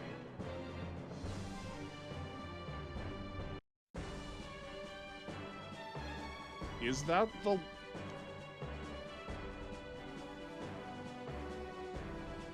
I've not done anything with Latin in a minute. Hold on. Wait, I can do this. Oh, no. Okay. Like, yes, technically that is true. It is the word. It does mean silence. It could mean silence. But it's like more... It's more like political silence. Like social silence, right? I would be more apt to. There was a phrase. The reason I was like questioning this is a common phrase that we would use when kids were being bad was "mortis necet improbus liberi qui non tacent," and the phrase translated as "death comes for or death takes the bad children that won't shut up," or like who won't be quiet. So I was like, but like tacent means to speak or to make noise. Where, like, in this case, like, literally, yes, but, like, you probably wouldn't like, write it that way, you know? Like, in the game, they act so surprised. In L-Game, you don't find out until new end in the last 12 episodes. Yeah, right, like, there's definitely some, like, gameplay disparity by them pretending like it's a surprise, even though they've been saying it the whole time. That explains why the teachers sometimes say Silentium if they want to be classy. Yeah, it has this like, it has this like fake air of authority to it, right? It's the like kind of it has the same energy as people being like Shakespeare is refined. Like no, Shakespeare is South Park.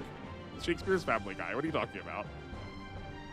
You might be right. English isn't my native language. Neither is Japanese. I do remember you saying that you like learned Japanese, so I figured Japanese was. So I guess if you like, you don't want to be specific. Do you come first from an inflective language or from a non-reflective language? an inflective language. So one that has, for everybody else in the chat too, or watching the VOD, one that has like endings or like declensions or conjugations. So things like German, Spanish, Japanese, as opposed to English that is not. I don't remember what the name of it is right now because I'm trying to like not be dead.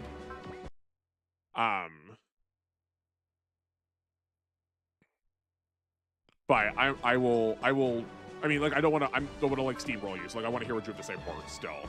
But I have.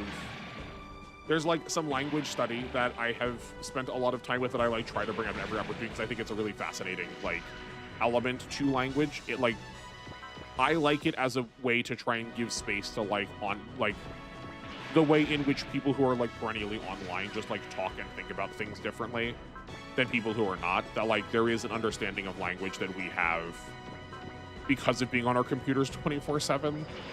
That is like also equally valid, you know.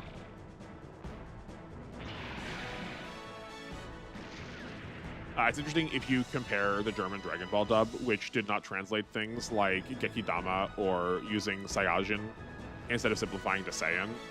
Oh, that's curious. So like, it's like, is it, okay? So not Saiyajin, it's Saiyajin, right? Like Jin, like person.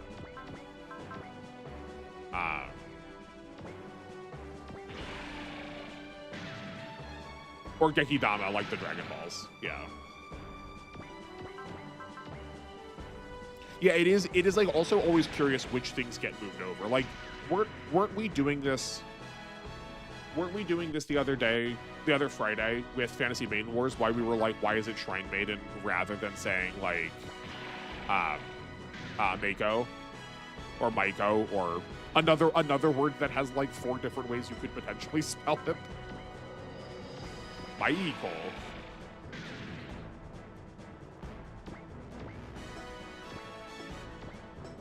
I think we're just going to be losers and just camp here and make this quick. Or to try and theoretically make this quick.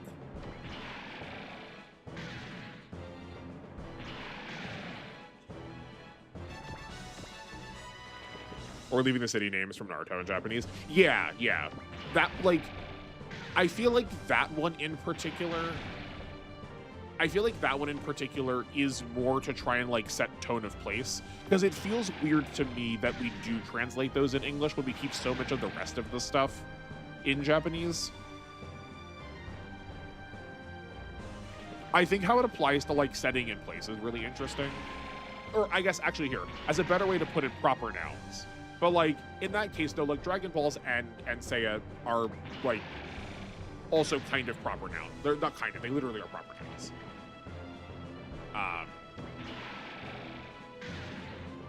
But this is like the same as when like some Pokemon names get translated and some don't. Or even like some mechs, right? Like Yakushiki is not an English word, but that's still what we use in English for it. Or actually, hold on, here, let me throw like a whole big wrench into this. Seeing as we have a native German speaker in chat, and the thing is on the map right now, like let's throw this into the mix, right? Because like this is really crucial. Like this is why I think you have to translate katakana with the perlocution in mind. I'll get to what that word means in a second if you want. But like this thing is called the Kampfer.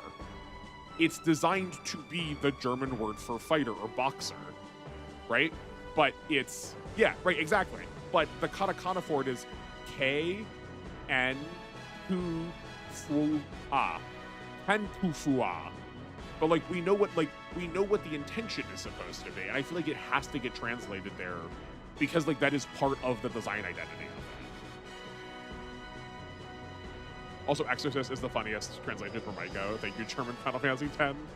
Oh wait, is that what Yuna is called? I mean, that's like not wrong.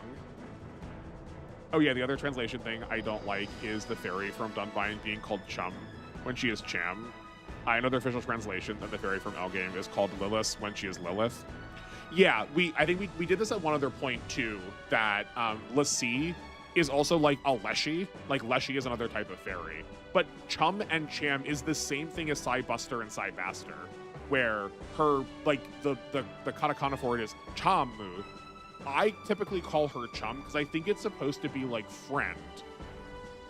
Cham is like closer, like cham is maybe like closer to like charm. I can maybe see them going for. But I always said chum because I thought it was supposed to be like a riff off the fact that she's like an ally and like it's like the word for friend, like chum. Though I could also see what we're going for like chum as in the thing you feed to fish because it's like small, like it's like a small thing, right? In 30 they had Lilith's name correct. Yeah, I mean, like the THS sound is like a particularly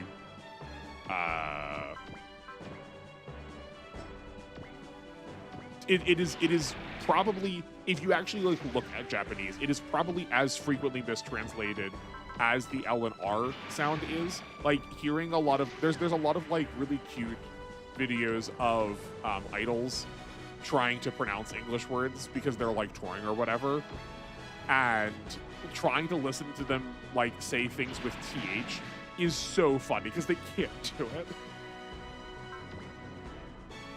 Yuna is called an exorcist in the German version. Also a bunch of other terms. The English dub is very localized, but the German is way more faithful, so it constantly clashes. I mean, like, I feel like that's also just like really, I feel like that makes it more interesting, right? You get to like read and interpret how you want them to. But you, I mean, like you've said a lot that there's a lot of clashing, going on with a lot of German translation. I'm like, honestly, of all of them, 10 also with like Titus Titus too, like that feels like that happens a lot. I feel like that's a big debate. But yeah, like Eris and Aerith. I feel like you could make a good case for both. Aerith is really close to the word Earth because she protects the Earth. But Eris is really close, is like said the same way, but spelled differently to the word Eris, someone who is an heir to something, because she is an heir to something in that game. Like, I think both of them work really well. The Blu-ray subs for Dunbine that were newly made in 2023, the subs have it as champ, but translation is also kind of weird. Yeah, like, I would actively not try, hold on, let me make this clear, right? I haven't said this in a hot minute, but like, just because I have a microphone does not mean that my perspective is correct. I'm like just trying to like give you what I think. I don't mean to disparage like anyone whose work is on this. I'm saying this to preference because I'm about to sound very disparaging towards some people's work. Like I like, in so much as I'm like, I've translated before, I also get why translation is hard, and like it is very messy, and like sometimes you don't get to make the calls you want because of like a lot of other like litigative work. But I think there is some amount of a blind faith in subs a lot of times, but I've been watching a lot of movies. I've been watching a lot of movies with my friends recently, a lot of them in Japanese, and gracious, are the like quote-unquote official subs so wildly misrepresentative of the text that is going on. It's like hard to watch at some points. Like fully changing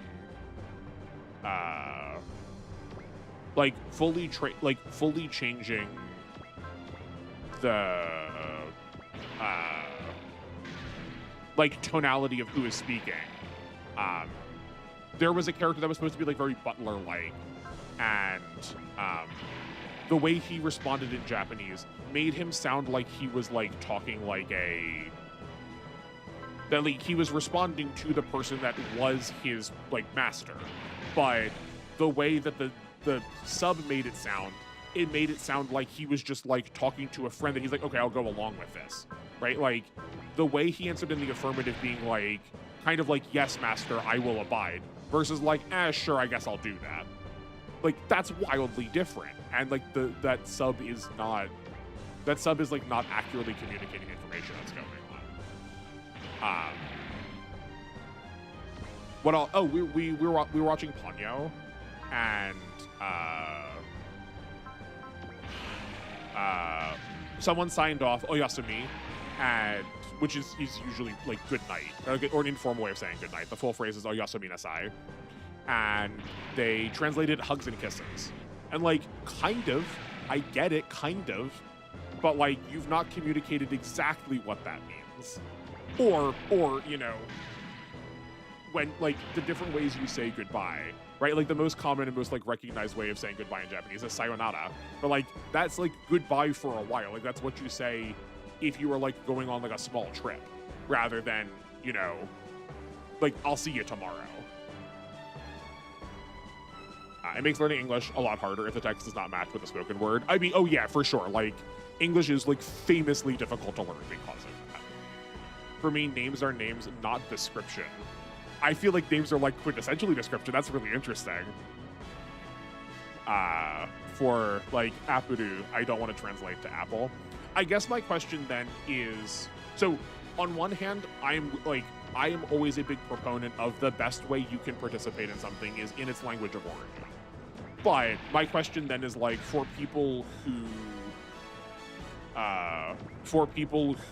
don't speak that language, what ought they do?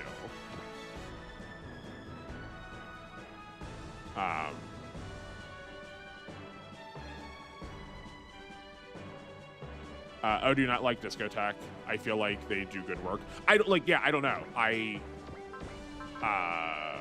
That's what I say. Like I don't know about them in particular, and like even if they do generally good work, you know, there might be like sometimes there could still be some misses, you know, right? Like Studio Ghibli generally is on top of things, but like I guess the subs they got for a couple of these movies just did not know what they were doing, or I feel like they did not know what they were doing. Proper tone setting is very important. Reading that is really hard. Yeah, for sure. Like it is like definitely an art to make it right. Yeah, right. Like of all of the Englishizations, it would be very uncommon for a Japanese person.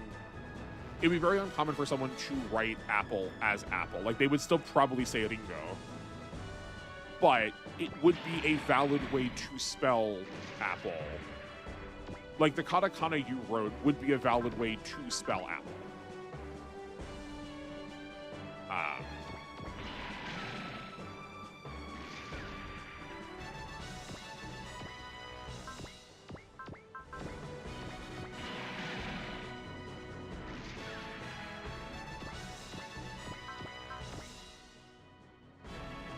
Oh god, you reminded me that in Simpo Gear, the Super Move is translated weird in the Crunchyroll sub.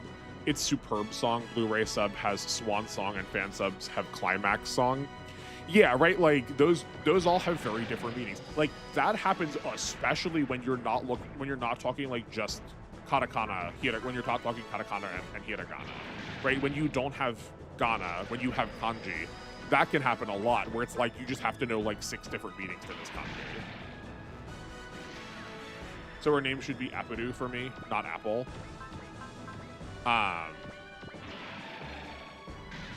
But okay, so if you read the letters APP, you are you.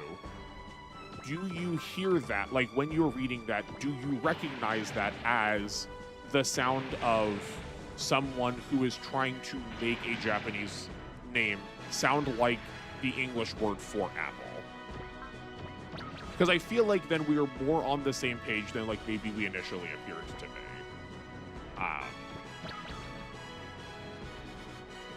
But like all of this is muddied by at this point.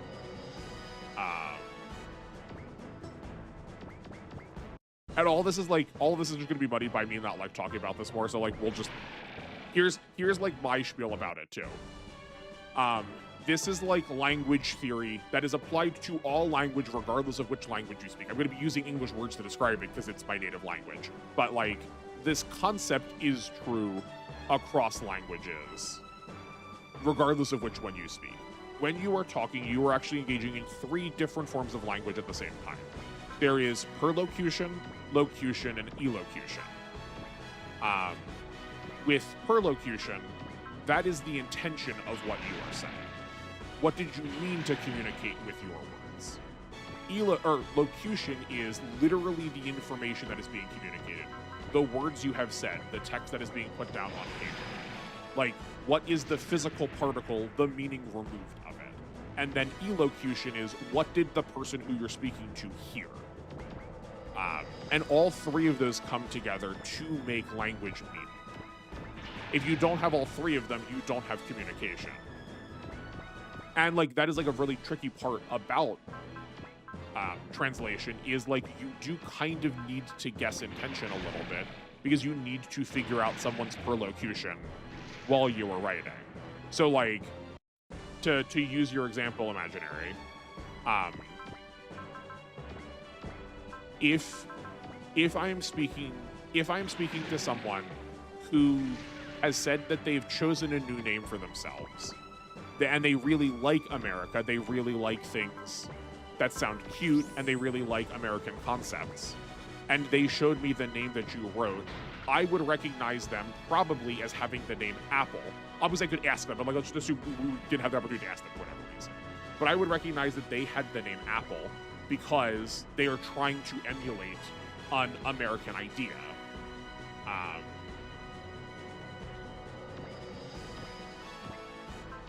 Because like, it's very popular to emulate America.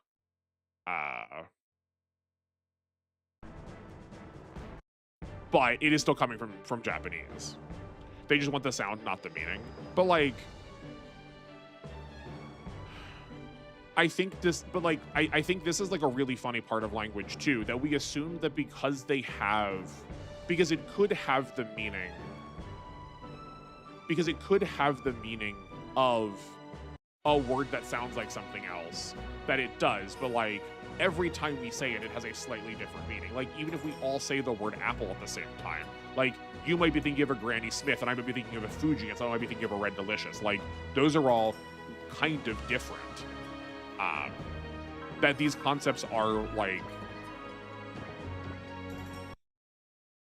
a lot of these are really tied to implicit conceptions that we don't have. But like, we don't have a good way of talking about, because it's like, it's hard to talk about things sometimes.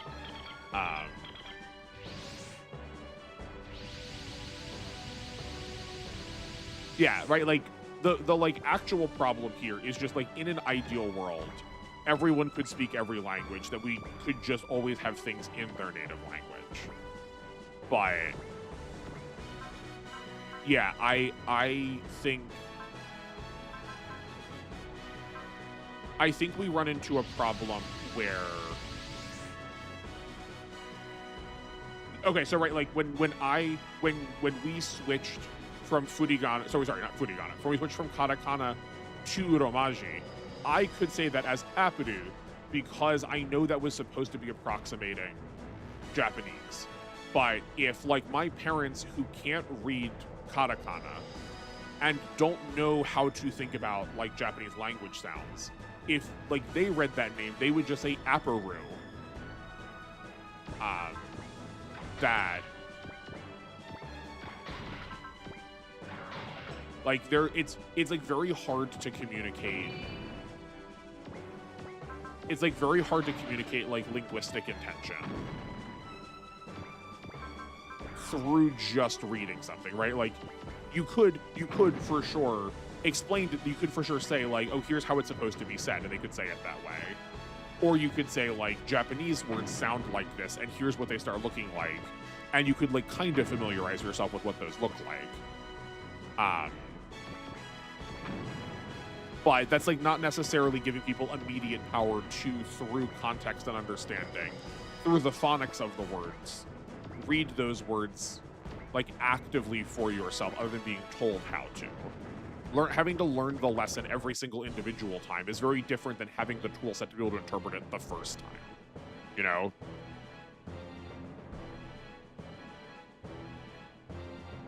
Because like, if someone's picking the name Apadu, they are probably picking it because they like the sound. They like intentionally went outside of their own language to get a sound, right? They probably looked at the English word and went, I like the sound of that, and I like how that sounds in Japanese too, but they still looked at the English word for it. I mean, I think that's why translation like is a skill. That's why not all of us are sitting around doing it, right? Like you have to be an expert at it. And I think like to Gundam your point, about I'm not going to make a hard claim about a studio, because a studio is made up of a lot of people, and people are going to bring their bias to every piece of media that they participate in. Like people always have preconceived notions about them, even if it is the same person, right? They might translate the same word the same way 30 times, but because of, they like the thing that they were translating, they're more invested in it. They might have a different perspective on how that word gets said. Like, that is bias. Bias isn't always bad. It just, we have to, like, try to think about and understand why things are being translated the way they are, right? There's, like, time where I would say, legitimate, like, there's a legitimate case to be translated literally, but, that should be on the front of the tin, right? I want to be told that things are being translated literally here so I can go, oh, okay, I get this is, like, an approximation of sound. This is an approximation of sound rather than an approximation of meaning. Oh yeah, are there other languages that aren't gendered like English? By gendering, I mean like how Spanish has O for masculine and A for feminine. Because I wonder if Japanese is gendered. Japanese is very gendered, but Japanese is very gendered in a way that English is not gendered and Spanish is not gendered. Rather than having endings, there are just words that you wouldn't say because of the gender of the speaker, and B, there are like pronunciations for the type of for the like type of person who is speaking. So if I was speaking, I would say like the ending particle des is like one of the most common examples. You end most Japanese sentences with the word des, D-E-S-U. But like in Japanese, you're quote unquote supposed to say every vowel. Desu is like maybe one of the exceptions. But if I'm saying it, I would say like O genki desu ka? But if I was a girl, I might say desu. And like that is like legitimately how I have had some of my like classmates speak. Like that's not just an anime inflection. Like people do talk like that. That like cudifying things in like you want to say, like you want to increase the ending sound. But there are a lot of non-inflective languages that don't have grammatical gender, right? If we're talking about gender here, the way in which Spanish like Spanish, French, Italian, Latin, all the Romance languages have grammatical gender, but like those grammatical genders don't need to actually be tied to human gender. It's just that it's convenient to, because that's like already a system that we are familiar with. But we could also just call those grammatical genders like grammatical gender 1, grammatical gender 2. As opposed to like gender expression through language. So like, I know it's like kind of related to what you were asking. There are definitely some old, not German, but Germanic languages that also don't have that same kind of grammatical gender. Yeah.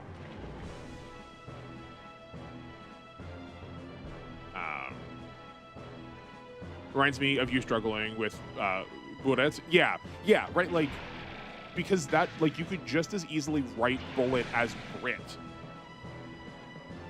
Yeah, like, his name was Bureto. Like, that could be Brit, Brett, or Bullet, depending on, like, where you want to put the emphasis.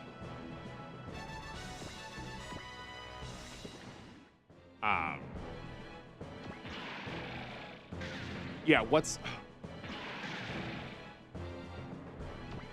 Right, yeah, but like, but like imaginary. It's not, to use the logic you were using before, it's not literally April. It is literally 4 months. The first kanji you used is the kanji for 4, and the second kanji is the kanji for month. It's literally 4 months. But you'd never say it that way, because like we know that the 4th month is April.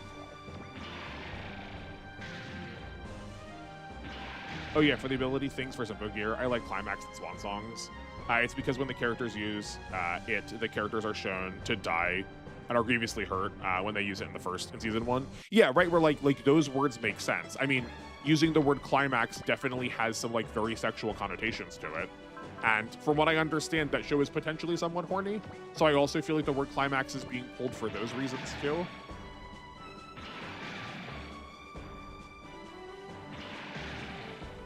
But like Swan Song works really well for that, right? Because like that is a common idiom that means it is going to be like your last hurrah. That it is the like doing so will be the last one because doing so will kill you, or like doing so will like will end it for whatever reason. Right? Your Swan Song show is going to be the last one you perform, maybe because you're going to give it your all and you're going to like you won't be able to sing after this. And yeah, right. Like, I guess that's a good point too. Gunnar. There's like it's also about girls, right? So like we also want it to be like cute, right? Oh, good night. Thank you for joining us. I appreciate you being here.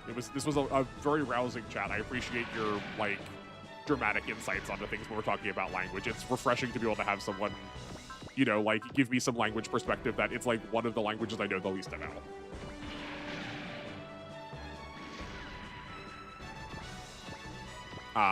I guess, yeah, also, like, it's literally them singing, so, like, Swan Song works really well then, too.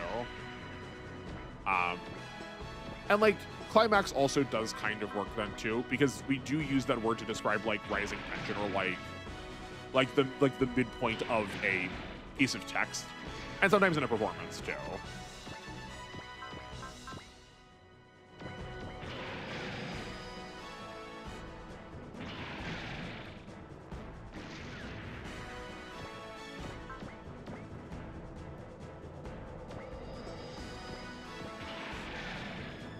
Yeah, but like literality with kanji is like especially complicated because of like the way in which kanji is oh, I can never remember the difference between abjad and abugida. One of them uses pictures to communicate sounds, and one of them uses pictures just to communicate like straight ideas. And like if you just had a particle, that would have no meaning in a Japanese sentence. Like, that needs to be combined with things in order to make meaning. Where you could still have, like, if you had, like, the suffix -s in English, you would know that's meant to be plural. Like, you wouldn't just write that by itself, but you'd recognize that as a way to make meaning through plurality. So, like that is an example of something that, like, Japanese doesn't do. In its writing system with kanji. Like, kanji doesn't have that.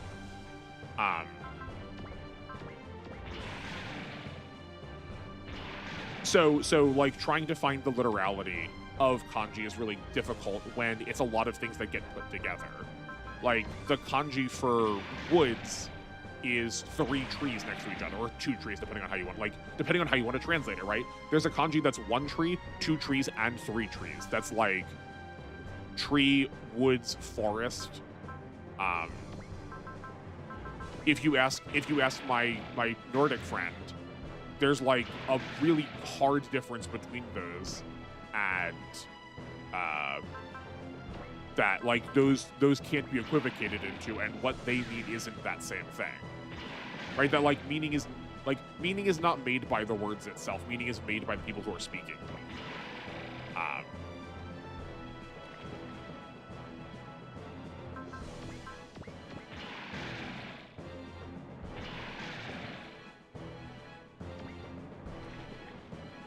Actually, here, you know what? Here, we have another example here, right? This is the white pobeso. Is it O or U? Hold on, let's look at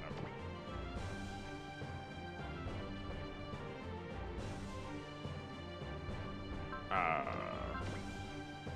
White pobeso. White pobeso. Right, and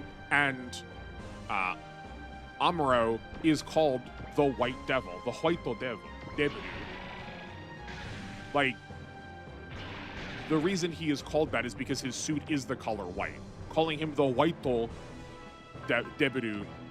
is like kind of misunderstanding why he's named that. He's also called that because it's supposed to be like a pun on gaijin. Gaijin means foreigner, but you can also read the kanji for that as white devil because it was like about white foreigners, right? That like you do lose some of the meaning there if you're not willing to interpret it, you know? No, I do think you were using the word literally correctly. I'm just trying to push back because I want like, I could not care less if you change your opinion. I just want you to think. I always want everyone to think, like not you in particular, I'm not singling you out. I just, you know, have you taken this into account, right?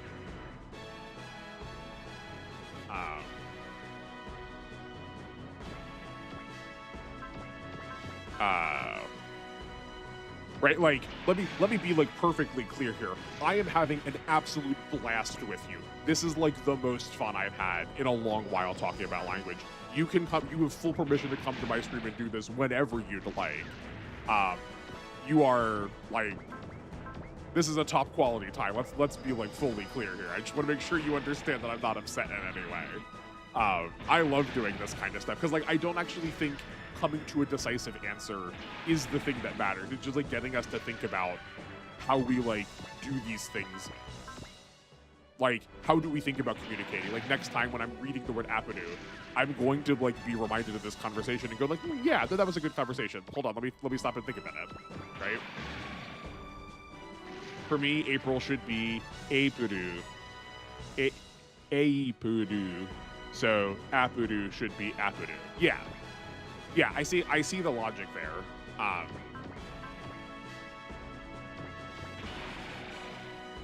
I think this also like I'm gonna give you a third wrench. I'm gonna give you another wrench in the plans. All of this also works because Japanese has a unified language system. All of its vowels have a single pronunciation, and that will never deviate. Japanese vowels will never change the way that they are said, and that's just not true for most languages. That a lot of languages have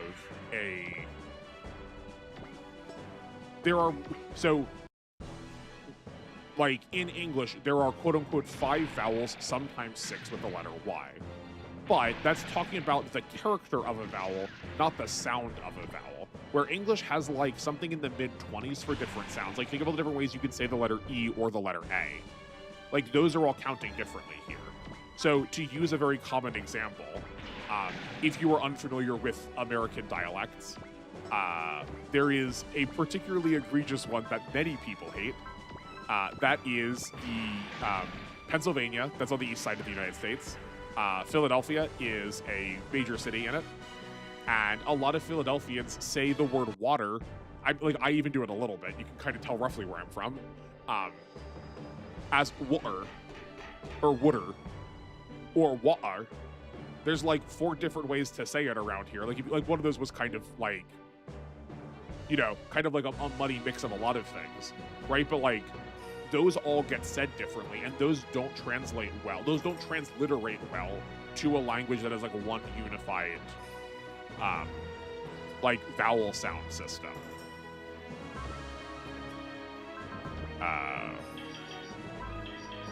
Right, and like gosh golly, would it surprise you to hear that the Japanese language system promotes uniformity over expressiveness?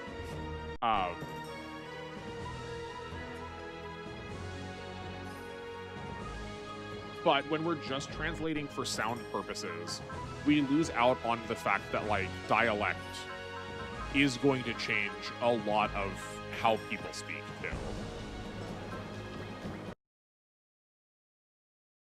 Oh yeah, do you know how Pudu's name became play somehow in some translation? Yeah, so like technically speaking, Pudu is supposed to be play because so the most common like Japanese to Englishism is the R and the L sound. Japanese does not have a difference between the two of them. The character so da-di do de do. I'm not doing it as great as I could be, but like that's not bad. is both, it fills in for both the R and the L. Like you'll see a lot of this. This happens often. If you ever see a misspelling in Japanese media, it is probably this one. So puru could be spelled P-U-R-U or P-U-L-U. So puru, but you can also like, if you are trying to transliterate into Japanese using katakana, U is the most common letter to use as a sound that gets dropped. Like a lot of English words don't end in a vowel. A lot of them end with consonants. And Japanese only can end in one consonant. That's the letter N. N is the only Japanese letter that doesn't have a vowel that's paired with it. And then the 5 vowels can also be unpaired. But if we're trying to get to English, oftentimes they'll use the letter U as a like shorthand for like, you can skip this sound. Like rasu, or like, I mean aperu, or like aperu. That a lot of the like U's are a sound that gets swallowed. The like language term for that is elided. So like the first of Puru's U's can get skipped, so just Puru. And I think like you can also kind of skip the second one then if you wanted to just pre. And if you just go pre, it sounds closer to play. I think we're trying to force the word play because she is like childlike, and we want her to have a name that suggests that she is childish, right? That is like my best shout at why that has happened. I don't love it so much. Despite everything I've said, I tend to stick to Purdue because I think it is such a far deviation that I think this is one for clarity's sake that it's very easy to misunderstand which character you're talking about. I will never understand how a town near me that a town is named Hurricane, people pronounce that town as Hurricane. yeah. Or like, no, that wasn't right.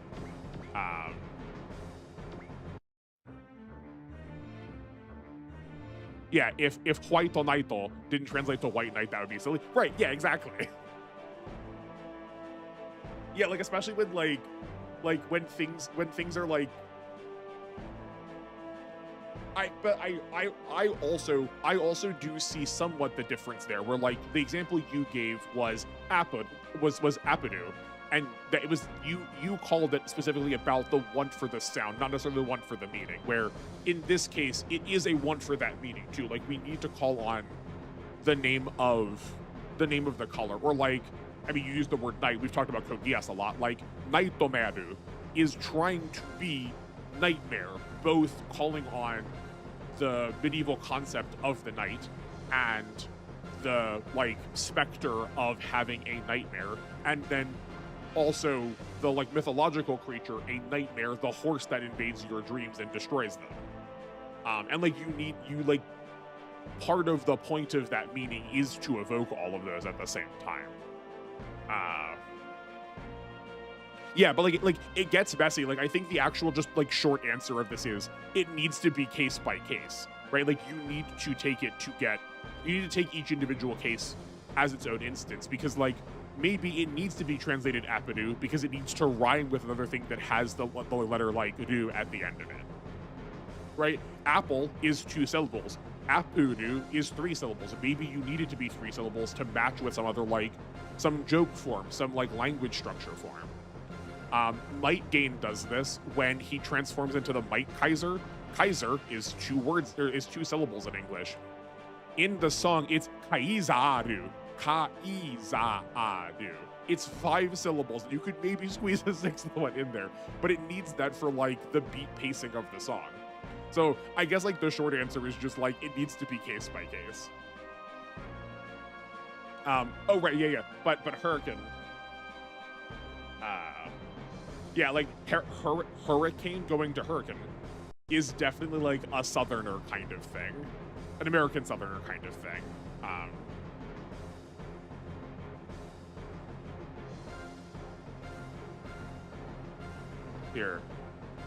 Here, team. If we're talking about pronunciation, we should have just started here. How do you pronounce this place? Don't look it up if you don't know. I want to hear. I'm not here to make fun of you.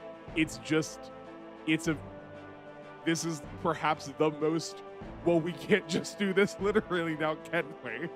Name there could possibly be. Yeah, tell me how you think you spell this. I'll do the best if you want to like try and spell it out phonetically. To try and pronounce it the way you said it. And like in the comments too, if you want to, like go nuts. I want to hear.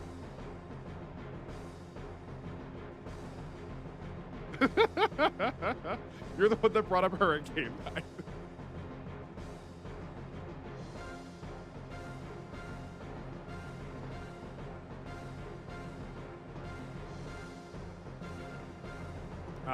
While you're thinking about that, we are now at the point where we can decide which battleship we also want to use.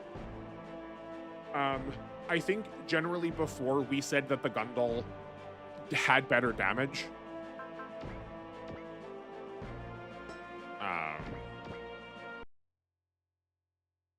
So maybe the Gundal is the one we can't pick because it's like better than.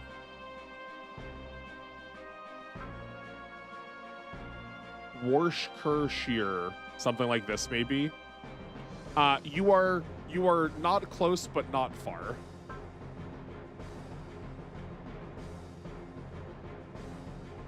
Was Worcestershire close to what you were thinking in your head?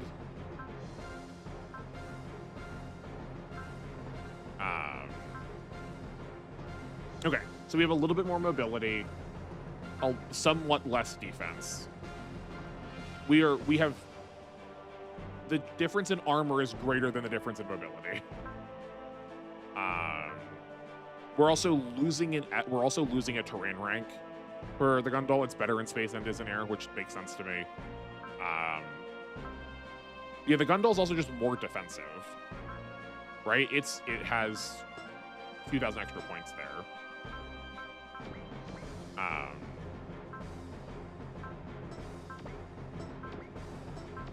We should also have like higher upsides on damage. So the white base has higher range and higher mobility. The Gundal has higher damage and higher defenses. That's what you were thinking? Okay, great. I'm glad I read that well. By the way, people can still pronounce the word hurricane normally. It's just that town. Oh yeah, right. Like some of these are derived from like long-standing pronunciations from like before language changed really dramatically. And they've just like, they're just holdovers. They're just holdovers from, you know, not like, they're not in the context of the language that you were actively speaking. But I feel like I've given it long enough for the town name. I didn't minimize it. Oops, hold on.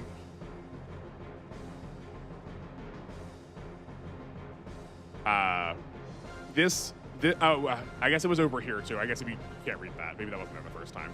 But this town is pronounced Worcestershire. Do you see how many letters we skipped in there? The town's name is pronounced Worcestershire. Or there's an American town that is just this, and it's just pronounced Worcester instead of Worcester or Worcester. Right? Like, that feels absolutely insane. Bruh. Yeah, right? Right? Exactly.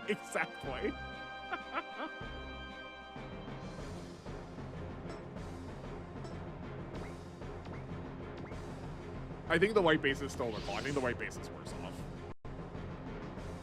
Because it also has range. It also has more range because we've given it we've given it the aces. The Gundal can also like kind of reach that. So yeah, I think this is right. I think it's losing. We're losing more by not using the Gundal. But this is not like an end-all be-all decision. If you have opinions that can change my mind, feel free to. I say I'm open to having my mind changed. I've just like never had the opportunity to demonstrate that very much because I'm just like so strongly opinionated to start.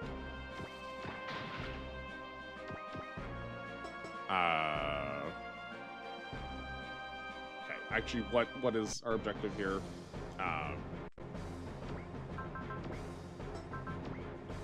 This is destroy everything, AG dies, or battleships die. Okay, we're fine.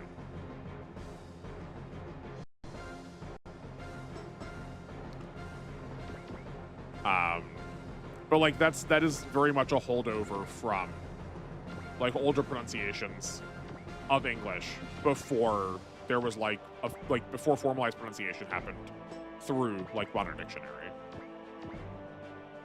While we're here, a fact that would also baffle my students often, let's see if it gets YouTube chat. Even if you've not read Shakespeare, or even if English is not your native language, surely you've at least heard of Shakespeare because of just sort of how proliferant his work is for a lot of like English audiences.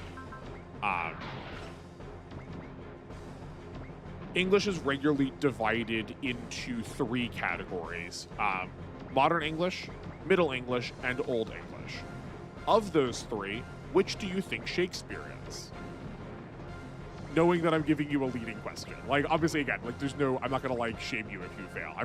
I'm curious, because I think this also changes a lot how we think about words. And sounds when we have, like, these very preconceived notions of, you know, like, how this stuff works, you know? I know I'm not a fan of battle tech mechs or Western type mechs that are basically tanks with flags. Yeah, I mean, I have, we've run into this a couple times in chat too. There's like a number of games that I really like that are mech games that people are just like, nah, it's like too normal. And like, I get it. Like the absolute like strangeness of the super robot is very endearing for sure. Actually, to that point, thank you. You've given me a good segue. I've been like meaning to try and recommend this. I have been playing a lot of Armored Core off stream. If you've not tried an Armored Core game, I highly recommend you try playing Armored Core 6. It is not as anime as maybe you would want it to be. I would still say it's pretty anime. You get laser swords, you get big heck-off rail cannons. There is a sort of like new type like thing going on in it, but it is a 3D action. It's a 3D action game, and good gracious, the like gratuitous nuance that you have to customize your mech is I've never seen a game be more detailed in its customization. You have such a fine-tooth comb control over so many elements, especially if you don't play 6, especially if you go back to some of the older games. It's just that 6 came out recently, and it's definitely trying to, you know, breathe some new life into the series for more modern players. It is made by people who've made Dark Souls, so like if you see that and you're like worried that's going to be a really hard game that you can't play it, you for sure can. It's so much easier than Dark Souls. It's 100% more forgiving. I'm not the greatest at it, but if you do also try it and you're like, this is too hard, I have suggestions. There are some definite ways you can make that game easier for you. But if you like mech stuff, oh my word, it 100% fulfills that fantasy. It fulfills that fantasy to me.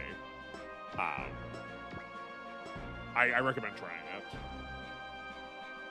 SBT Lasner is so unique for a real robot show.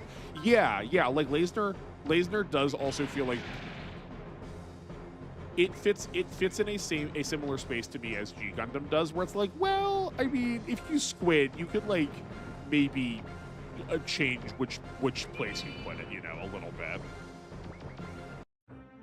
I wanted to try Armored Core 4 for the speed alone. 6 wasn't fast enough for me as my first. That's fair. Yeah, like they slowed 6 down some amount because they wanted to like let it seem accessible in general. But if you haven't played that far into 6, then don't worry, it'll be faster.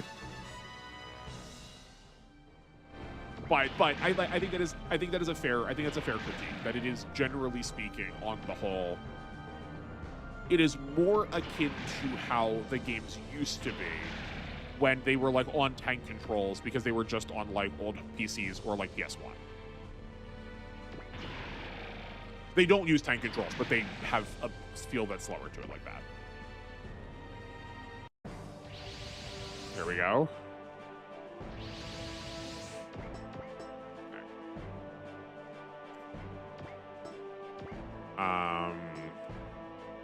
Okay, we definitely need to heal the Borrelios some, but we can deal with that in a little bit.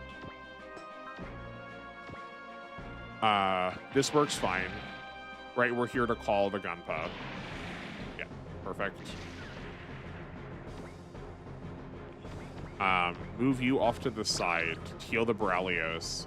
Then we could have something come in from the right to pull the Gunpa's attacks again.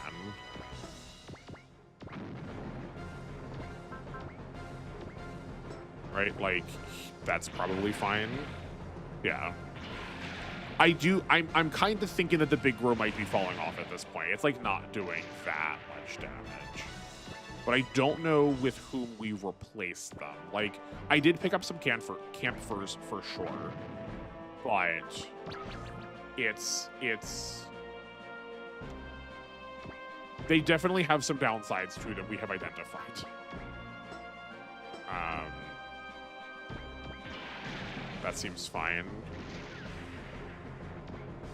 I was gonna wait for the gym sniper to attack here to then like post moving it forward.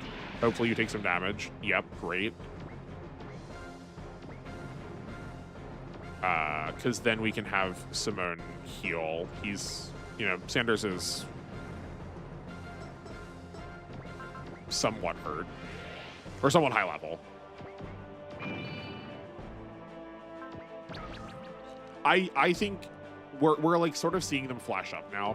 I think GC is also made way too easy simply by the fact that you can get support benefits from like literally anyone you are near, and rather than just from your own series. Right, so you have these like ludicrous pulls like we just saw on Simone, that she is getting 3 damage supports and 1 defensive support.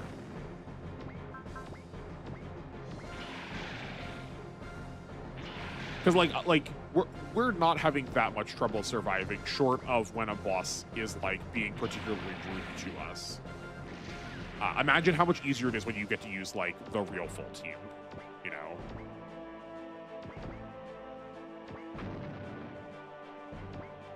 Admittedly, though, this can like very easily be modulated by how big of a difference they are making, and I don't know off the top of my head how much each support gives. I also can't tell the size of them if they have different levels of support. Like in R, there were small, medium, and large. I don't know if these fires, I don't know if the size of them grow. So if they don't grow, maybe that's a little bit more balanced, but only a little bit more. I think the problem is still the frequency with which you can achieve them, not necessarily the potency of their effect. But like you had to like juggle back and forth between, you had to juggle whether or not you wanted the support or the tile for terrain or the tile for positioning, where here you could just be anywhere and put anyone next to them, you know? You did everything in 6? Oh, okay. Seeing the AC4 video call, I want to talk about speed for you. Told me on it from how fast the mech was going. That's fair. Okay, yeah, because I feel like, without spoiling it, right, the end of Chapter 4 fight, and either of the 2 you pick for the end of Chapter 5, for sure felt like an upgraded speed, right? Like, some of the later arena fights definitely felt faster.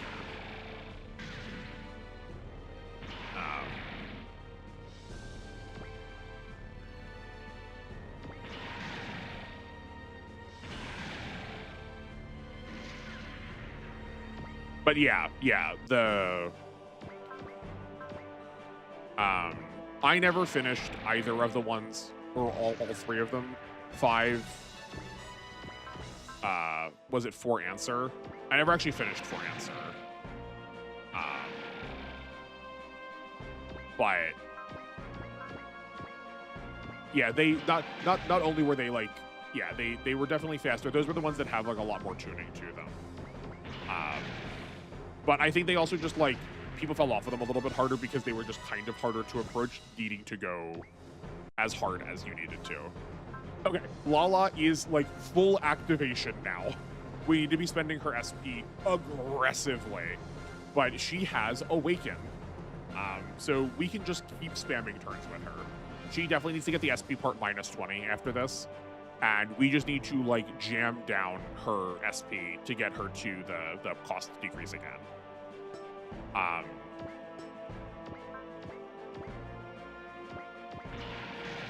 Because if we can chain attacks, especially if we're like next to the Gunpa, we can cover some pretty absurd ground pretty quickly.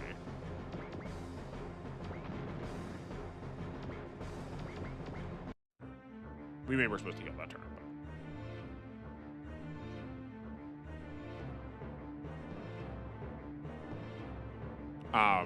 But you said you wanted to talk about speed for me. What else did you want to talk about?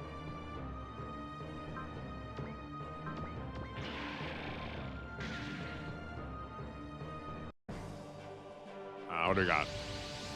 Wait, we have the rest of the... Okay, and the Laser Boys are here now, too. Cool. Like, whatever the second game for 6 will be, it just needs to be... It just needs a few more parts. Yeah, that's fair. I feel like not only more parts, but I feel like I want more relevant parts. There were too many dud parts that, like, get so outclassed so immediately. It's like, why am I using most of these?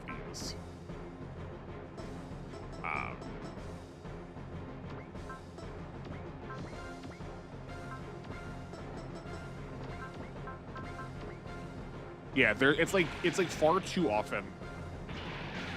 It's like far too often that I will, like, see 12 items added to the shop after, you know, you clear a significant mission. And then you, like, compare them against everything you are already using. And it's like, well, this is, like, 5% better in one category. Oh, the song is called Speed. Got it. Lyrics literally just say, I want to talk about the speed for you over and over. I fully did not get that. Sorry. No, that's... Okay, I'm with you now.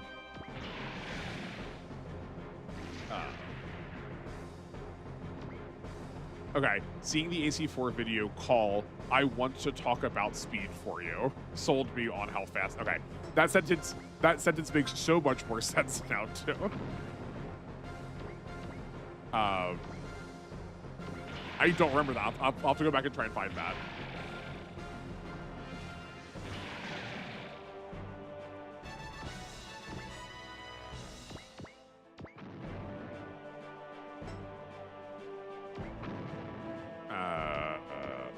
This is fine. Yeah, we can just heal you.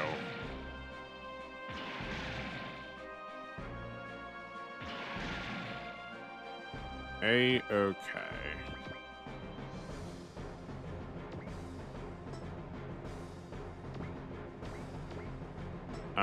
You don't have the ability to move faster, do you? No, you do not. Okay, that's fine.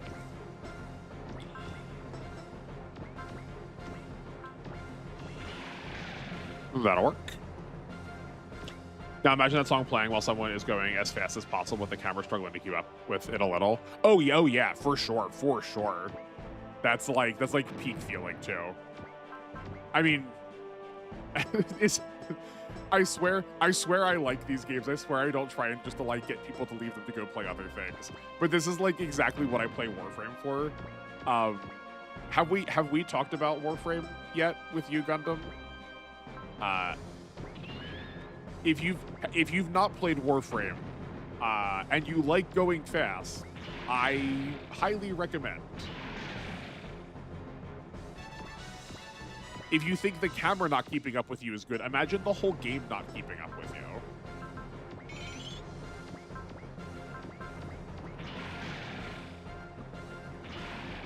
There is a character who, with the right application of buffs, can go so fast that like when he's running, it like pulls the speed the screen in around you on the sides to like give you that feeling of speed increasing.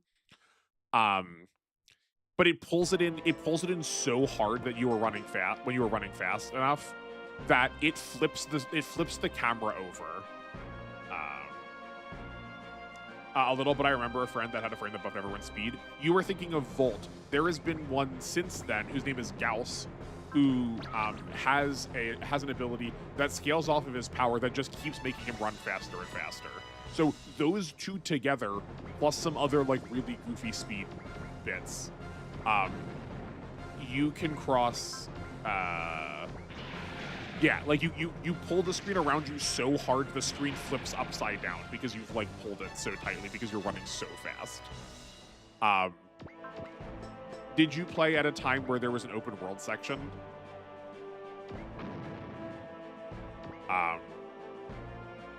Because you can also cross it like this means nothing if you haven't actually played it, right? Like how big the open world section is has like no context if you haven't played the game before. But you can cross the open world section in like 6 seconds, which I gotta tell you is very fast. And like let's like be as clear as possible. Like, this isn't a cutscene. Like you were in full control. Oh yeah, right. The Plains of Eidolon. It's been a hot minute for you then. But also, yeah, you can cross the Plains of Eidolon in 6 seconds from corner to corner if you like buff the speed fast enough. Is that fast enough for you?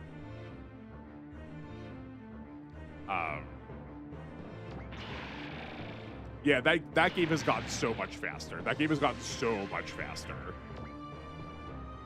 If you've not played it in a while and you want an like endless game to sink time into, and you want a game to go fast, highly recommend. Actually, here, let me try and tell you on another game too. If you like anime nonsense and you want to go fast, perhaps the best whatever price it is, it's probably on sale right now because the winter sale on Steam. Probably the best like bang for your buck is Neon White. Neon White is a course clear speedrunning simulator where you like the point of the game is to teach you how to speedrun small little obstacle courses. And you definitely don't move as fast, but you feel like you are moving fast. It is perhaps one of the most enjoyable times I've ever had playing a game. And like it's so skillful. It is so skill based. I have had to stop because the skill floor has now been raised such that I just need equipment that will keep up with what I am doing. Okay, that was on PS Plus. I would strongly recommend if you can to play it on PC. I don't know if that's an option for you, but it is like night and day between the console version and the PC version.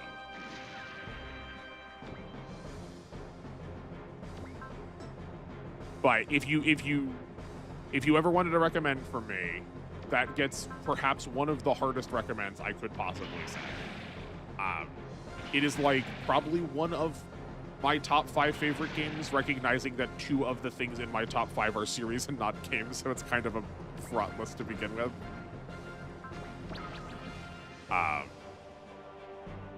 It has a lot of. Okay, it's designed very intentionally, right? It's designed this way very much on purpose as an homage to early 2000s Digipaint era style of anime.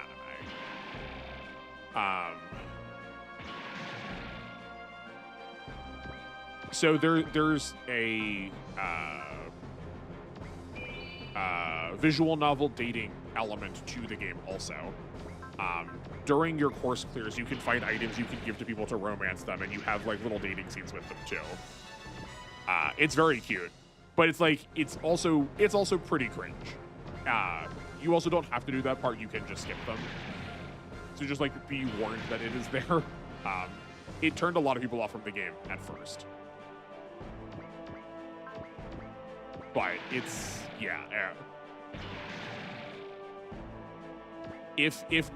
If not for the fact that I sort of like no-brained it for a while when I first moved because I didn't have internet and I couldn't do anything else really.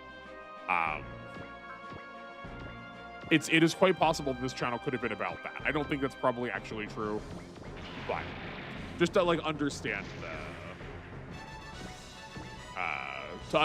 the like love for it that I have.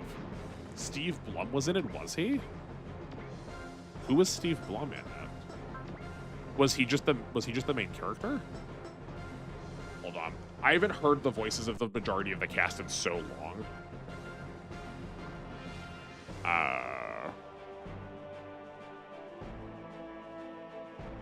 Yeah, he is white. Okay, that makes sense to me. Okay, yeah. He doesn't sound exactly the same. I didn't like clock it immediately. It doesn't help also that I turned most of the game audio off at this point. That like typically I have like I'll like get something with the right BPM to like figure out how I like need to time like jumps or like dashes too.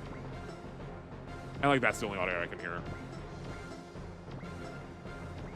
But when I get a new PC, you'll probably hear me talk about it a little bit more. I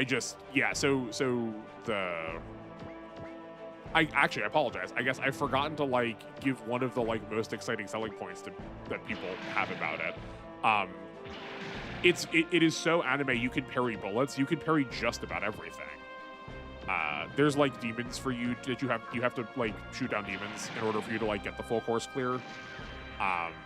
And you have a katana, or you have like Matrix style guns, and you can like shoot stuff out of the sky, or you can like slice missiles. You can also ride a bazooka, like a bazooka shot.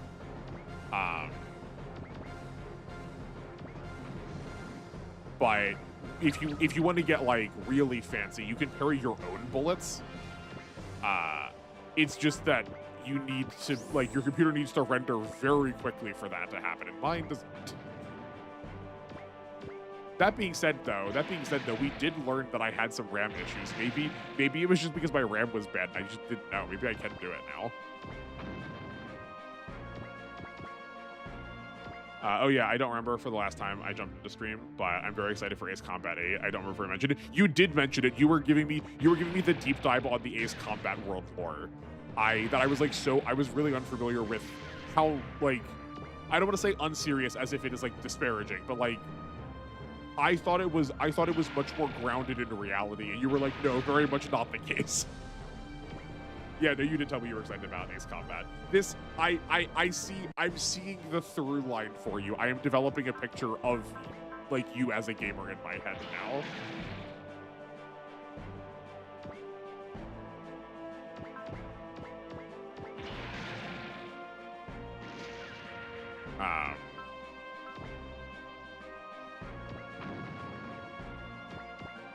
Okay, actually, hold on. Let me take some notes before I forget.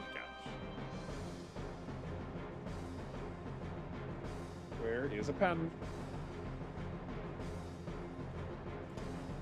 Okay, we need to give SP down minus 20%. We need to check for stats because she might also not stay on the team. And then if not, move to Rigazi. Because she is kind of like, she is occupying a slot of a half-decent unit right now. And if we're not going to use her long-term, because like her spirits are just not worth using, then you know, let's not waste the unit. Do any of these have good terrain? No, these are all literally the same. Okay. You need to be here, right? There we go. Yeah. Oh. Let's just do that before there's like some weird game of recognition that the scenario didn't tell me. Okay. What else? I guess this is going to be easier. We may as well heal everybody while they're coming, like while people are coming in. That's not Simone. That was wrong.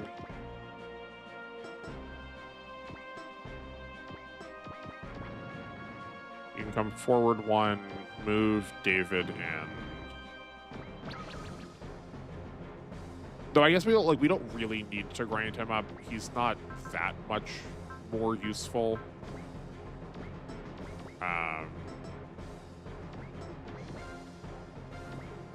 You can go forward. You can probably survive most of that. Oh, that may have been a bad plan, though.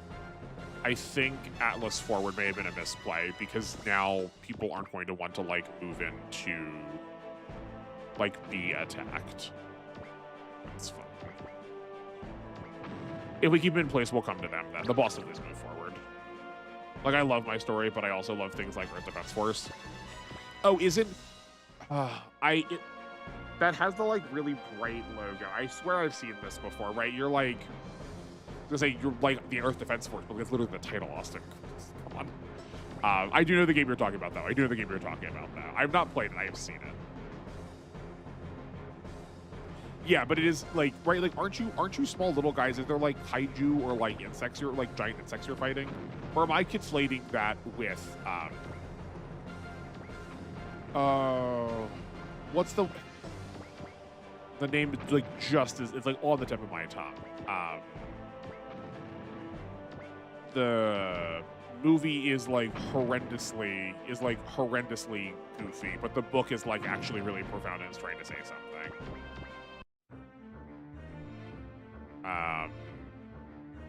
Not Battletech, not Robotech, that's wrong.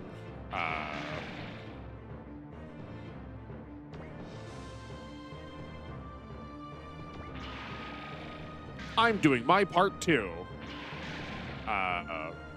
You find the enemy's weakness? Bullets, that movie. It gets memed on all the time. I'm sure you know the one. Giant bugs, aliens, dragons, robots, and kaiju. Okay. Yeah, we're on the same page. I'm thinking of the same game.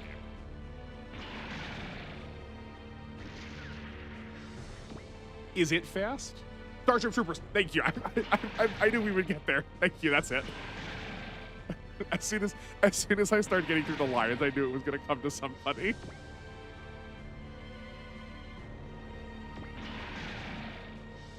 Yeah, I couldn't tell if I was conflating it with like a Starship Troopers game where it was like small little guys fighting large aliens. But I don't think Starship Troopers takes place in anything that like resembles a human city. We're like Earth Defense Force, at least in the screenshots that I think that I've seen of it.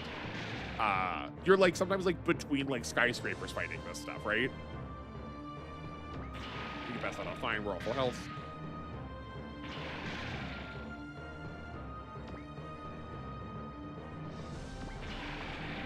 I've got another good move from that movie. See if I can sit to watch that with me.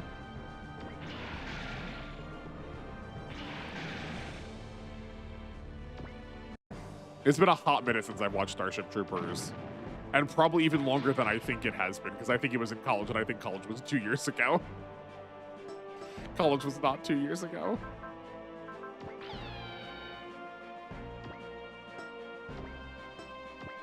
That's us. Okay.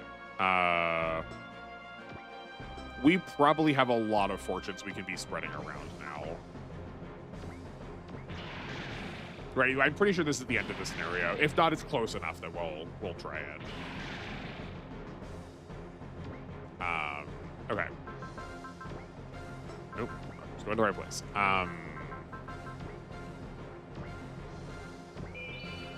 Right, you haven't used any of yours yet. That'll do. Perfect. I guess we could be pumping XP too. We should also do that. That's probably just true. Right here. Okay. Double damage might be overkill, but what the heck? Oh, actually, no. This is just mechanical advantage because we're still trying to farm up his spirit uses. How goes the GC? It's going pretty well. Thank you for joining us. Welcome, control room guy. I hope you've been having a good day so far. Like there's a scene in 5 where giant frog aliens come down and random soldiers goes, they look just like us. And can't shoot, but when they see the gray aliens, they're like, oh god, it's disgusting. Yeah, perfect. As a time travel, it's even better.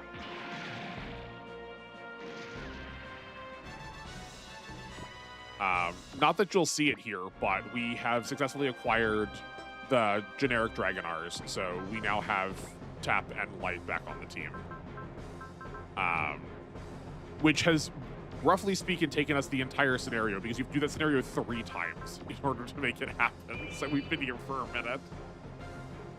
Woke up super sick and late, was doing Friends B-Day and Xmas gifting until last night. Well, I'm sorry to hear that you're feeling sick. That's unfortunate, but I guess, like, great time for a holiday celebration. Hopefully that was fun.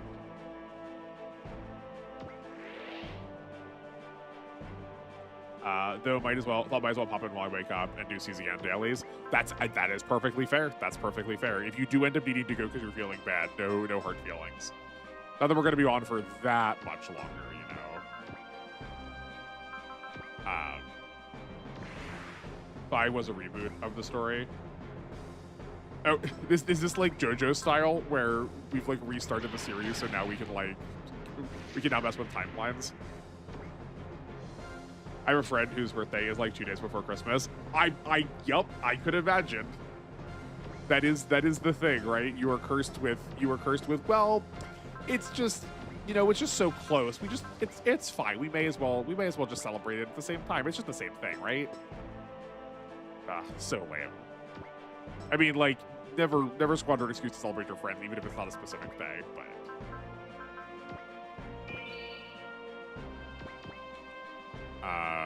I think we're ending this turn so we can like put these pretty far out of position.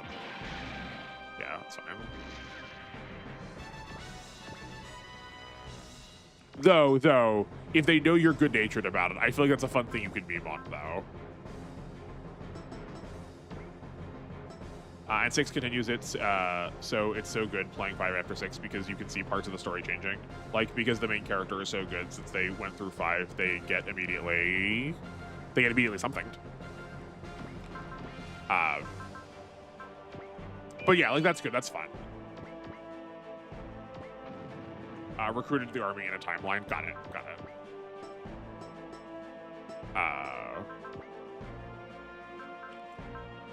I guess you can just, like, EXP yourself.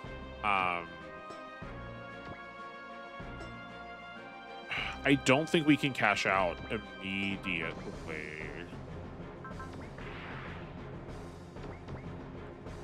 Have you come up here, like, do this. I think that's probably weak enough for the gunpla. It's doing, like, 4 to 5k. Yeah. You know what? We are going to... Actually, hold on. We're going to confirm this attack. So let me see if my predictions are correct. Let's start doing some counts. So we are attacking with 3750, and that's melee. So we need 206 plus 150, so that's 356. Cutting that down to 178. I mean 1.78. Yeah. Times 3750 is 6675. I wonder when size gets factored in, because we're medium, so we are one size larger, which means that because GC is goofed up, he does more damage to us. Units that are small in GC do more damage to units that are large. I think the idea is that they're like smaller, so they can like fly around and like hit your like vital points. Right? It's like more like a fencing rapier where you can like get into the little bits, you know? And then he's at 150 plus 175, divided by 200. That's also, no, that's correct. I did that. I picked the right number. Times 1470 is 2388. That's at least in the sky, so that's times 1.1, probably. 2627 versus 6675. So we're doing approximately 4,047 points of damage, which in fact is not enough. So let's try.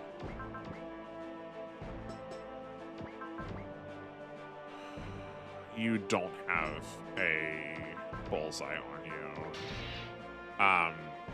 Let's weaken that and see if we got close. We don't have to adjust anything because he is at max morale already. Though I guess we should look at his skills to see if any of those are going to make a difference. Okay. Thankfully, because the B-Day is a type of year, it means I get to take advantage of winter sales to get him like 3 games for like 25 pounds. Incredible. That's so good. That's nice. It also gets rebooted because they hit the escalation ceiling in 4 against enemies called the Ravagers. So like in 5 and 6, it's the primers. Ravagers were 1 to 4. I mean, good of the series to recognize when it's like, you know, can't get much bigger, so we have to reset. Because like there's some things that would just like push on into infinity, and it would just like get bad then.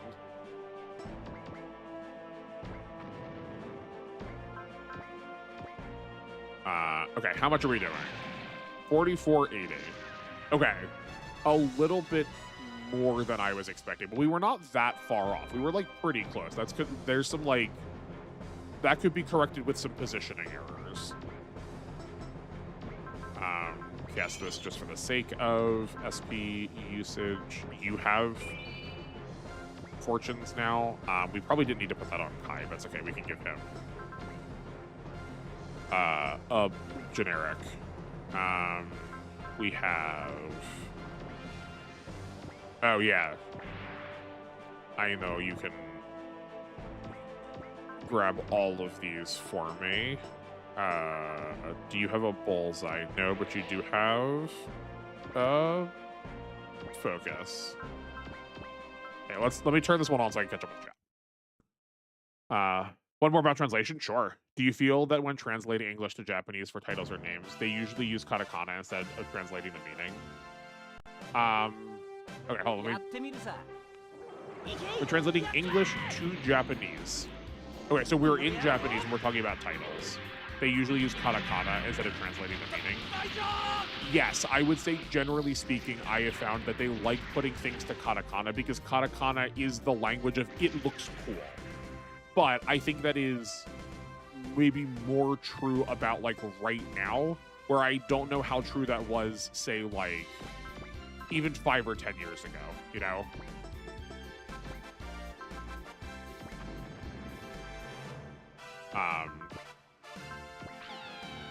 How about you? Have you found that to be the case, or have you found it to be the opposite of that? Because I feel like that one too could fall pretty heavily into the category of like not codex specific, but like genre interest specific. Like I could very easily see myself participating in media that does that in general because of the type of thing that I like, more than that is just like a truism about the modern climate.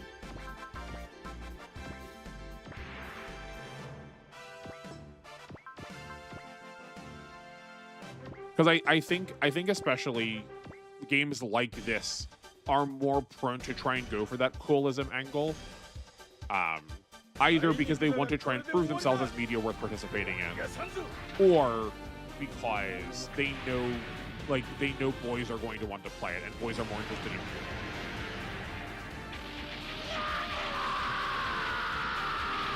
I do expect that voice to come from that face. Like in 4, you take out one saucer, and then the rest of the Armada covers the entire Earth like aliens did in Chicken Little. It's a great comparison. Yeah, where like it is like really hard to like push forward in any like meaningful way from there.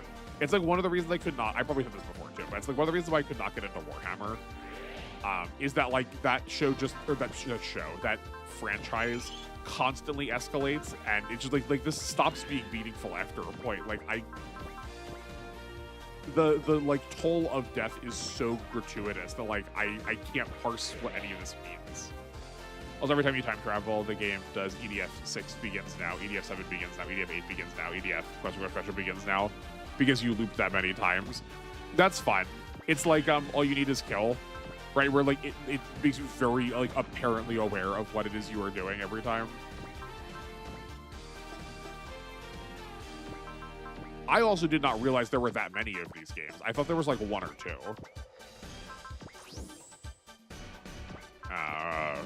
We're burning some more SP for ace bonuses.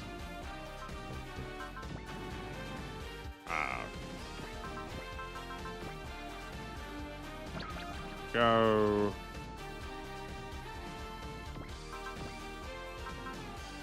We can self-destruct. What else you got?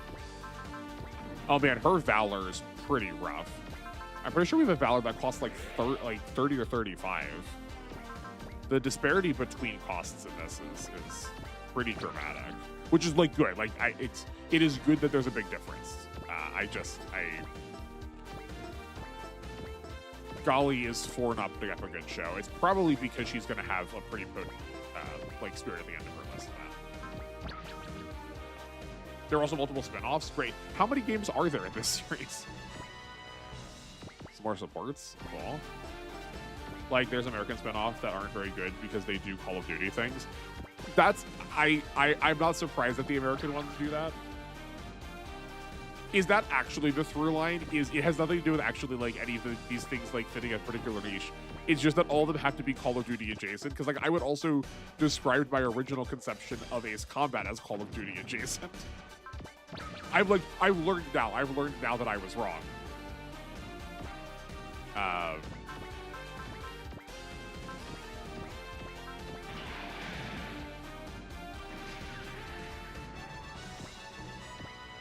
Is this just spite for Medal of Honor not being the popular series that like pulled through? I feel like I'm old enough to remember when Medal of Honor versus Call of Duty was like an actual conversation that's had, where like you would like never like I don't think there's a Medal of Honor game that's come out in like a decade. Some conversations about AG getting a unit we can't use.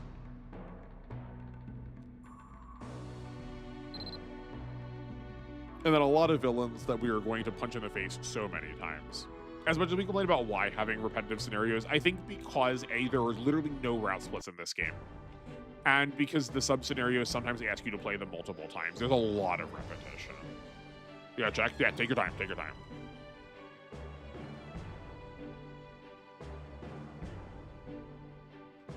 Come on, there's no skip button.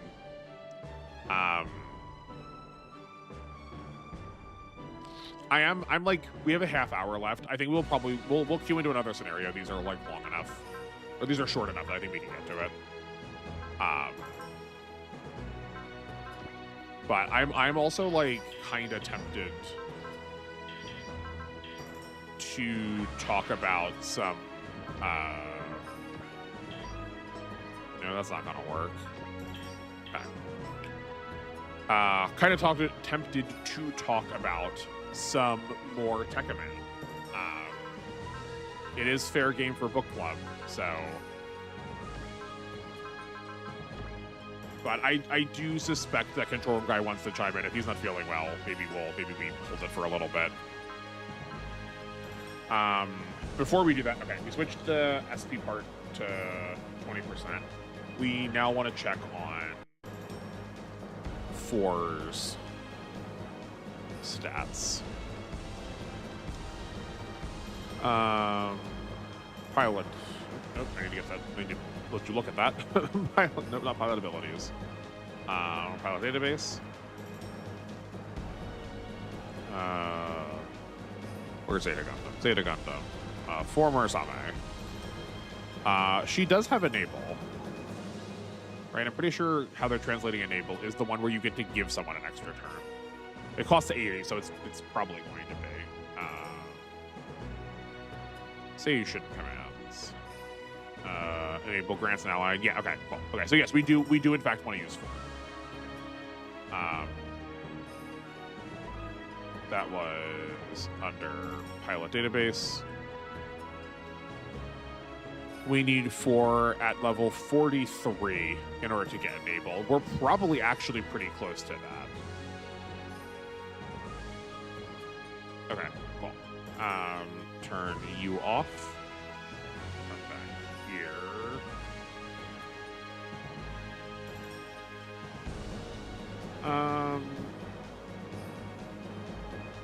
Okay, we've got the Seal of Grottos next.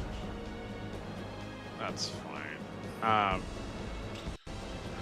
I guess our primary question then is, does 4 belong? Oh, you know what? Yes, we're going to put 4 in place of, I know.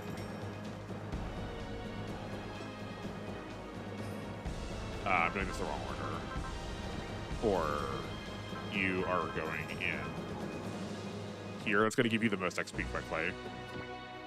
She's 41. We'll get it next. We'll probably get next scenario. These two are dead. Yeah, let's put them in the camphor. Seems fine. What other skill parts do we have? We have extra defense. That's... Let's put that on Jin, I guess. Yeah. Extra dodge. This is extra SP. And SP cost down. Okay. Let's put both of those on 4, seeing as we know she is going to... We, like, want her to be a caster at some point. And have some dodge chance. Why... Menuing, can I do it? Why not? Another level of potential. Oh, Jin, you still have enough space on you? Let's give you that potential. That seems fine. I gotta say, I'm a little disappointed at how kind of underwhelming they have been. But I think that's the small size really impacted them pretty poorly. Not down, not from the row. White base.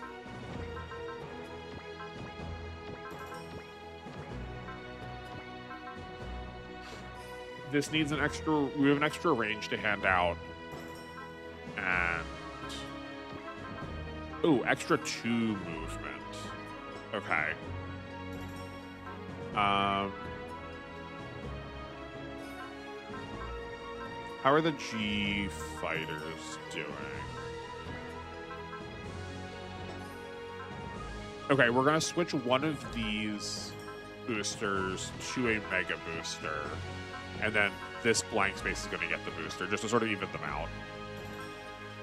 Generally speaking, evening stuff out is not necessarily always the best, but in this case, I want them to both have roughly the same usability, so I have them positioned somewhere. I don't think one of them can get there and the other one, and like one can but the other can't, you know?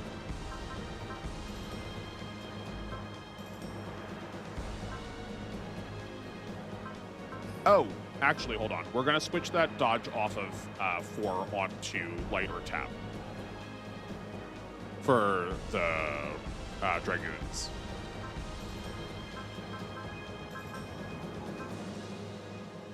Let's put extra range here. Sounds fine. I guess we'll bring 1 for now to like as a training project. Off of 4. Okay. Yeah, so like we'll bring tap with for now. And then, if we can get one of them up to speed, then we can bring the other one.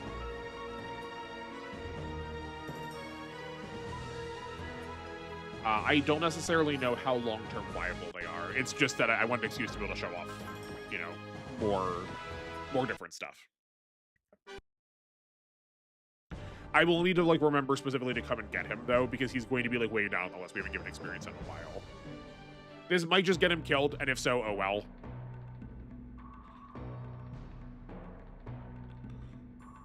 But it's worth a shot. It's worth a shot. White base, yes.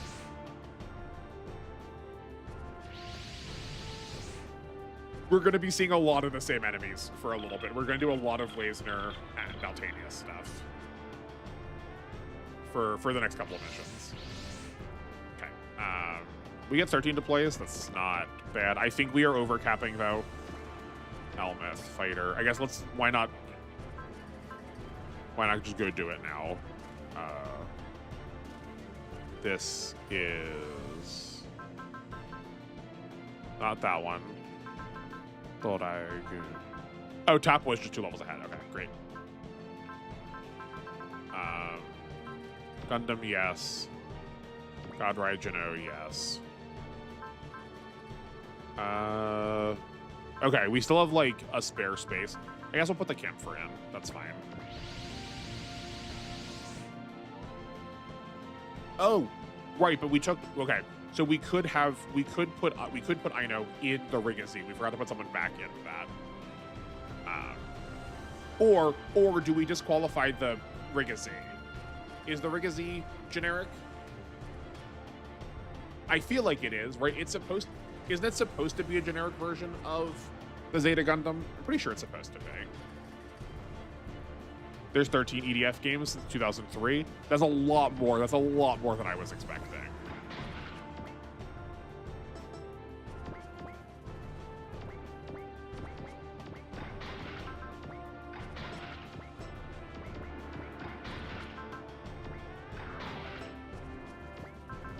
Okay, now our like actual team is here.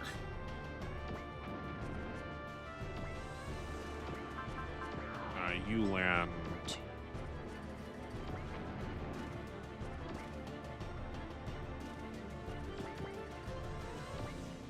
We're supposed to push to that like circle terrain. I think this is probably good terrain. Yeah, this like plinth, but it's not gonna. I don't know if we're actually gonna get past this like cliff face. This is like a pretty decent choke point though, right? Because those don't fly, so we have control of this pass if we can keep them focused on us and they don't go around. Yeah, like we could wall off here too.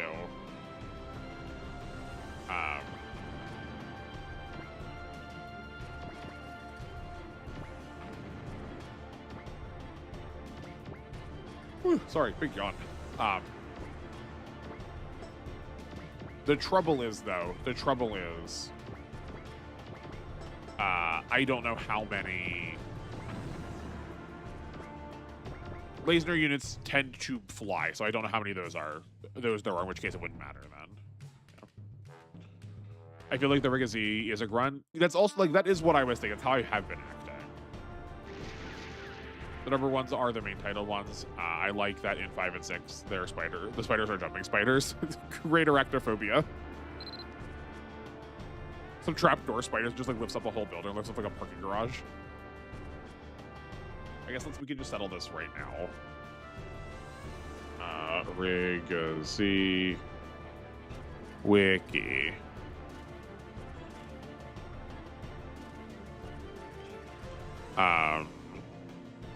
No, in fact, I have not downloaded the app you recommended to me yet, Control Room Guy. Thanks for asking. I was a slacker last night. As a simplified variant of the company's masterpiece, Zeta Gundam, consideration for mass production was taken into account and it was aimed for a lower cost.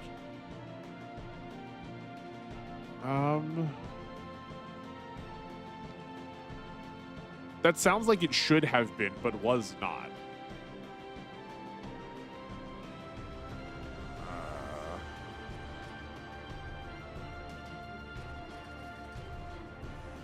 Yeah, and so it sounds like it's singular here, and then there's only one other one.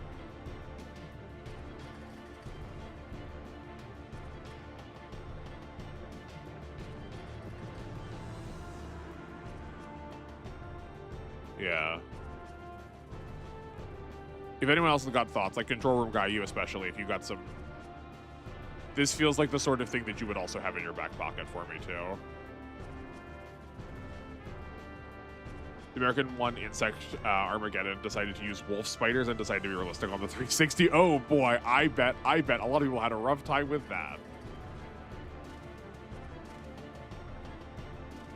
This is Goku, yeah. I guess what I'm looking for is if we see one that's called like the mass production type, obviously I guess it's qualified. What is this? All right, so we look at it right now. Okay. Because right now Gundam says yes. From here, I'm saying no. We don't have it deployed right now.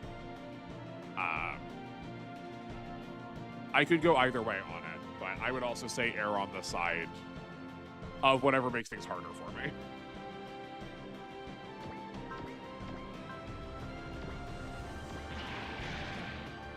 I posted my practophobic friend 5 and 6 where I realized that would be good for him. That's so cruel. Did they know it was going to be like that before you turned it on?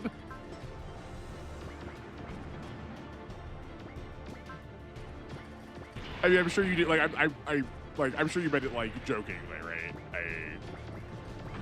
You do not seem the kind of person to live for spite, unless I've like woefully misclocked you here.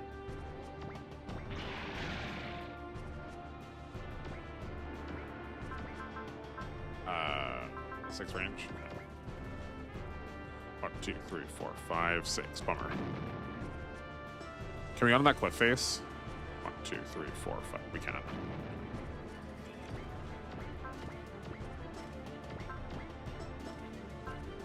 Here, have the energy-based one. Okay.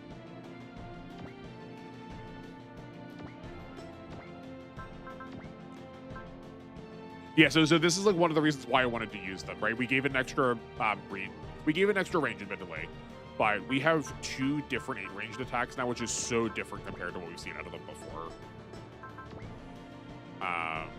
You know what? You're probably not going to get many more kills, so let's just give you the fortune now. I think we may as well. Do you have the one that is... Yes, you do, the cheer. I know we have not been doing it so much so far, but let's just take a look at what this looks like. We haven't seen one of these in a while. No, we played co-op all the time? Okay, okay. I wanted to know if you could handle it, and he said yes. Now it's one of our favorite series. That's fun. I also suppose giving them, I suppose giving your friend power over to, like, violence the spiders probably is, like, somewhat cathartic. Speaking of miscolorations in this series, though, like, we saw that thing's head. Well, I'll pull it up again. But, like, its head is clearly blue. Right? That head is blue. The map sprite is clearly purple. Right? Those are not the same color. It should be the same color as the camphor. Howdy, Yankee Canuck. Welcome. Glad you're joining us. I mean, was planned to be mass-produced feels like a weird edge case because I could buy it being mass-produced over something like the Gundam, which was also planned to be mass-produced. Yeah, right? Right? Like, that's why it's weird. That's why it's so... Like, that's why I'm, like, kind of leaving it to a vote. Like, what... I mean, you've spoken up now. Where do you think it should fall? Like, on which side of the edge is it rolling?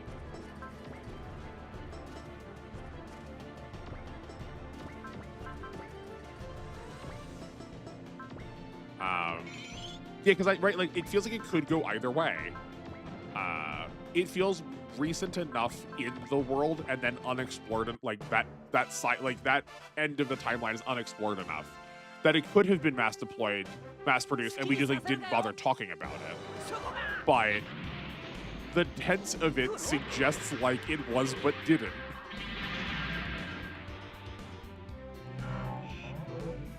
The game certainly doesn't give us multiple. I forget, is it only one mode in this game? No, it can switch modes. It can switch modes. Does that change it for you? Or are you just curious? But yeah, when we looked at 4 in it for the first time, it's a Cheetah 0 like money cost, and that only ever shows up when it can snap off. I'll pull the snap off. We can look at the snap off part of it after this though. I just like didn't bother to look at it because I realized in the middle of it, like somewhere some part of me was like maybe this one doesn't count. So we can assess it at a future point. Use it, but can only use one mode of it. Okay, I like that. To try and compromise between half of it's supposed to be mass deployed, half of it's not. We only get the front half of it. That like if the snap off portion of it dies, then the whole thing dies.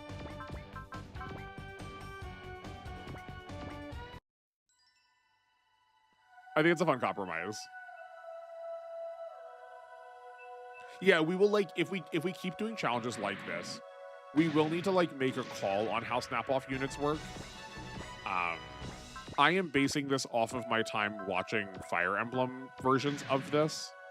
And in like particularly in Fire Emblem 7, there is a character named Merlinus who his unit is a tent and then like a small little caravan.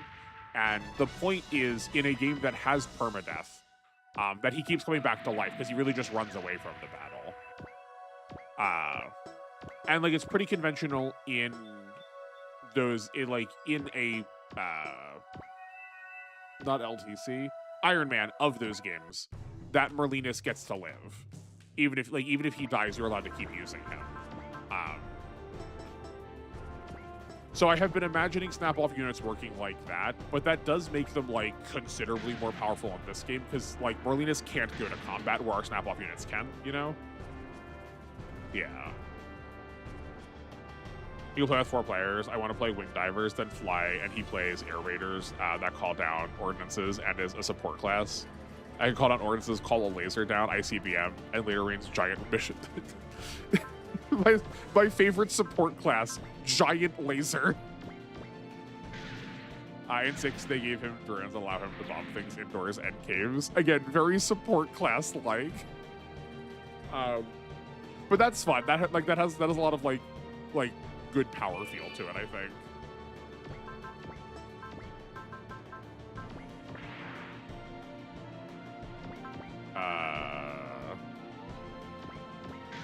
Yeah, so Tap caught back up pretty quickly.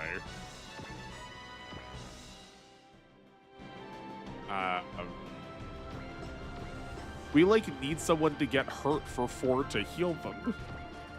Get hit. Stop dodging. I'm sure I'm going to eat those words soon. Just...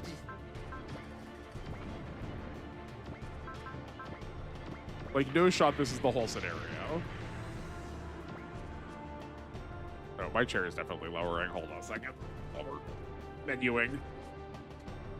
What? There we go. All the exercise I'm getting for the day. No, I guess those don't fly. I guess it's the Lasner and the... oh, no, I was thinking of the Dragonar generics, but also the Lasner bosses are the ones that fly. I feel like if you'd not done this in waves, this would have been a little bit more threatening, but this is genuinely... this is, like, genuinely the same as last map, but just not as severe because they're coming in, like, one at a time.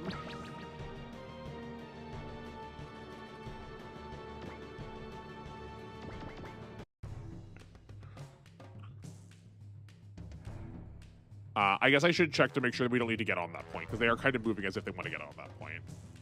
I did just, like, click through those objectives, but...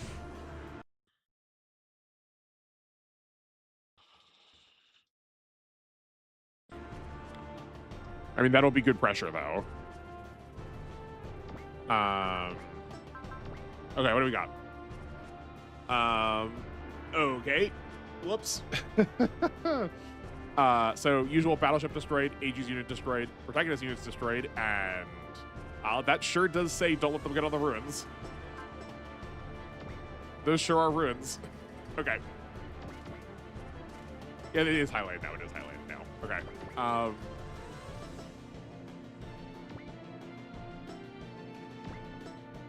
Okay, that space is not a ruin space.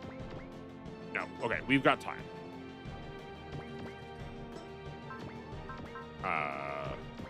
This works. Because then we can put it in the battleship. And then we can just like burst right over there.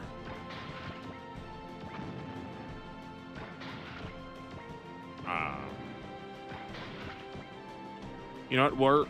We'll let the camphor sit on top of the hill and snipe some guys from up there. We should check Eno afterwards and see if he's, like, worth investing into. I had him in here just because he was, like, a new character and he has, like, new type. But especially now that we have 4, like, it might not fully be worth it. Because in my original calcs, I had not thought of using 4. I feel like I'm used to games where she might require you to use Camille some amount to, like, get her. I guess that's not true for R, though.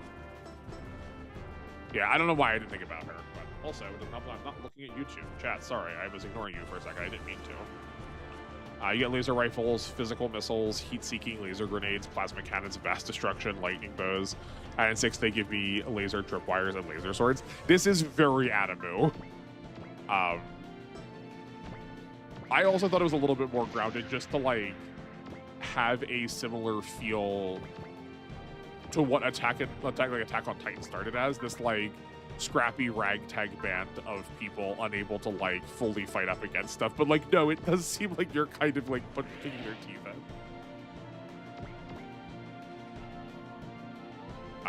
You like that there is one Lasner mini-boss who gets his own theme in OE. Gustero, I think is his name, the half-cyborg guy. That's fun. I do like that. I like that a lot. I don't think he's on the battlefield. I think he's the one that's, like, orchestrating this. Oh, no, he was here. This guy, right? Gosutero. Costello? Right? Is he supposed to be like Costello, like Abbott and Costello? I like want all these names to be references because all of the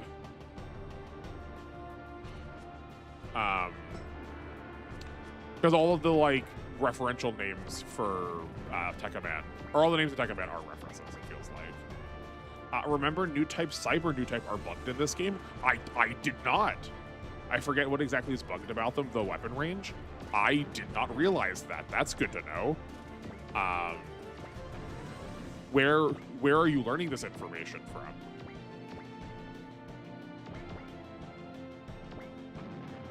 I don't think anyone is a high enough new type yet that we see the range improve. I feel like usually the range is improving once we get to like new type level 7. Like 7 and 8 are usually 1 point, and then 9 is 2 points, right? Kai is not a new type. Oh, Lala's level 7. Okay. Yeah, like this has not changed the range at all. Hold on, is that on Akarasu?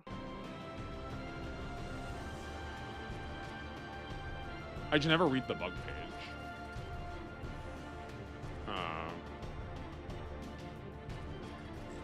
Here, let's read the bug page together.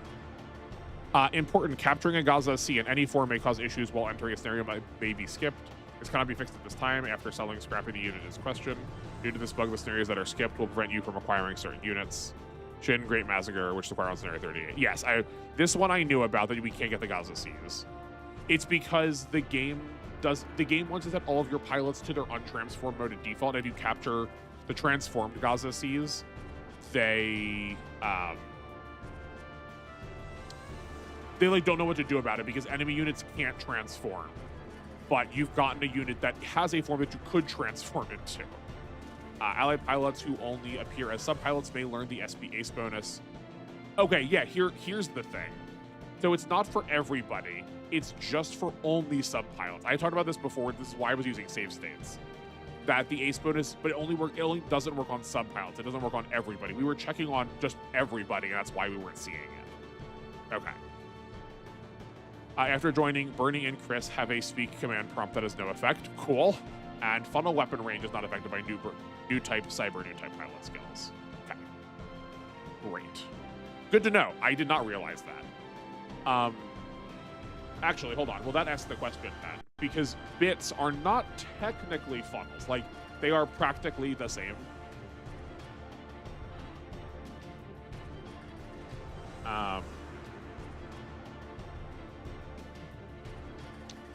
So they must be counting bits as a type of funnel. Like, surely bits count as a type of funnel. But Akarasu does not have the usual, like, full-size chart that shows you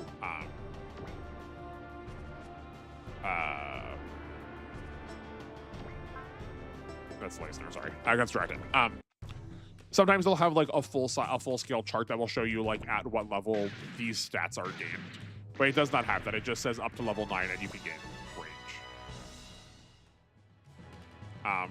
But the dodging still works. The dodging still works though. The extra like mobility and hit. Rangers and Army Man, but the ones that fool you, they're great. The fencers are heavy armored guys with heavy guns and big booms. That feels so odd for a fencer to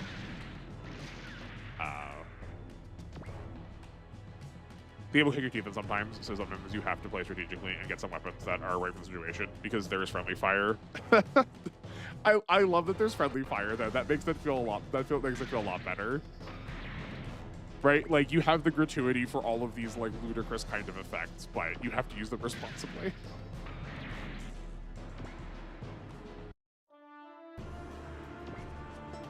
So, speaking of Costello, he sure did move ahead of the pack. Okay, well, I think you die this turn then for that.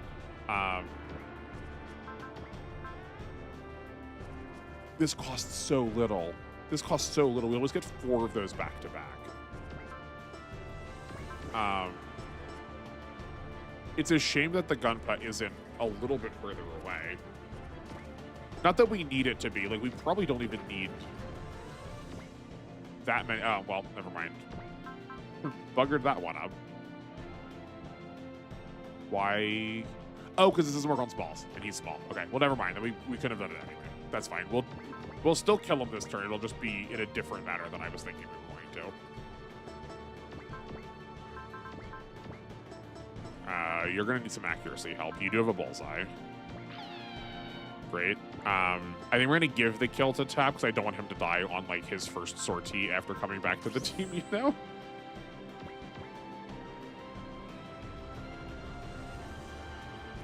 Go to pilot database? That's where I was just looking at that.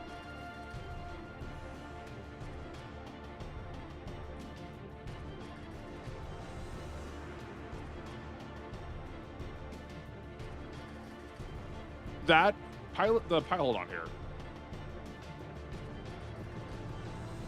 Oh yeah. I know that's where it shows us where we learn new type levels. Right, so like we'll use Lala for instance. She learns new type at level 54. I mean like I think W has it.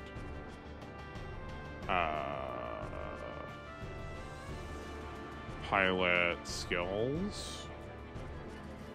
Like one of these charts, but this is incomplete, so let's find an example of one that works. I don't know why I'm doing this. Hold on a second. Stop being a goober. I'll use one of mine instead. I made one.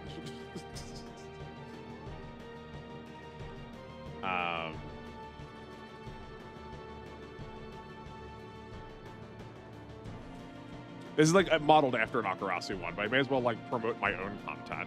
Here, one of these charts, right? So like at level 8, it gives you 1 point of extra range. At level 9, it gives you 2 points of extra range in R. Yeah, we were just talking about that. Like new type is always goofed up. Like this is for R, so it's not going to apply here. But like, look at what's happening with R. This happens for everybody. I try this on almost everybody. When you are 1 level before you reach new type level 7, you just get a small jump, like a small 10-point jump to your stats. These games are programmed with such spaghetti, and it's like it's so funny to me. They're so incapable sometimes. The funniest death, my friend, is we did pay attention to the dialogue from the command by accident, and command blew us up with multiple ICBMs because we were in the target area while targeting a kaiju. That also has some like Helldivers energy to it. Right? I've never played Helldivers, but that feels like what I've seen memes about Helldivers, where it's just like, we'll sacrifice the little guys. What? Doesn't matter to us. Enemies dead, that's all that counts. You did your duty, humanity, soldier.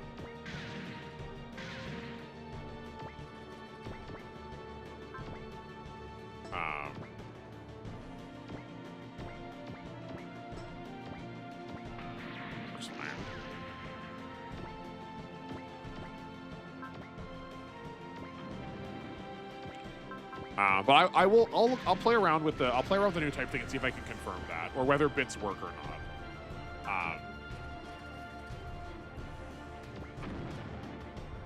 We've definitely gotten some stuff that I'm like, you know, invested in trying to figure out from this stream. Between that and the we figured out why I was able to we did figure out why I was able to attack someone's parts, or not parts, despite being small. But I still don't know what building actually does. Actually, Yankee, I don't know if you were here for this or not. But do you know here, on weapons for GC, do you know what this does? Because I don't know what this building does. Like, we established that this kanji is building, but we don't know what, like, the yes or no for that means. I'm guessing that it like, skips it skips terrain benefits from it, but I'm not sure. Yakarase was good. We're relying on people just being willing to go in depth, and a lot of people just want to play the game without thinking about minor stuff like how much stats buff. Yeah. I mean, right. That is exactly why I started this project, right? That was my proof of concept, my modus operandi. When I was like, yeah, no, we need someone to do that. I get that's not going to be everyone's cup of tea. I don't think it has to be, but it is mine. So let me give to the community what I can.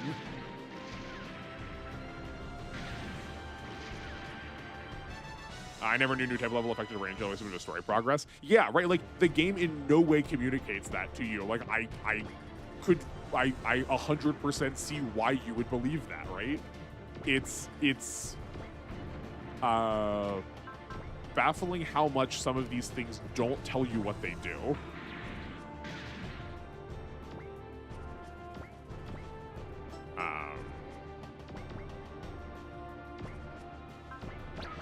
Because that feels like it could just as easily be a especially with recent games that give you these like small jumps to stats every once in a while. That could just as easily have been one of those where it's like, have an extra 300 power on your weapons, right?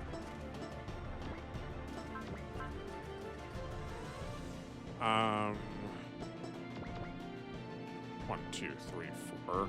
I think this is going to put Ino too far out of place. Let's not do that. He's going to die to a boss that way.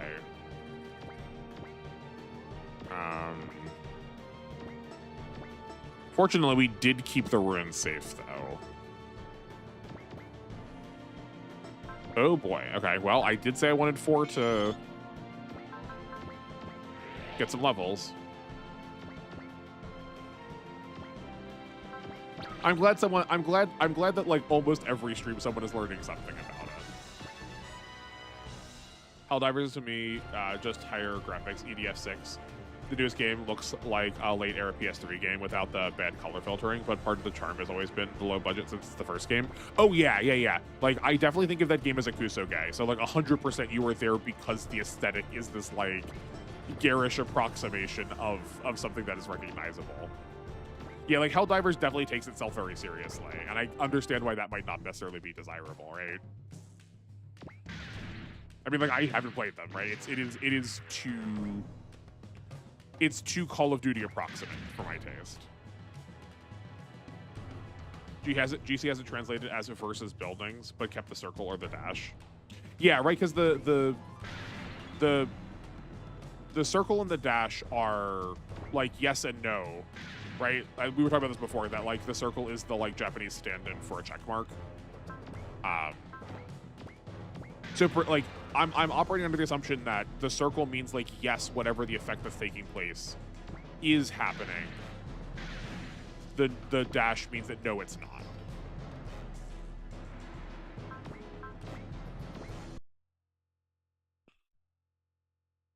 Like, you could get the first game was like only 2,000 yen. Oh man, I miss when games were that cheap.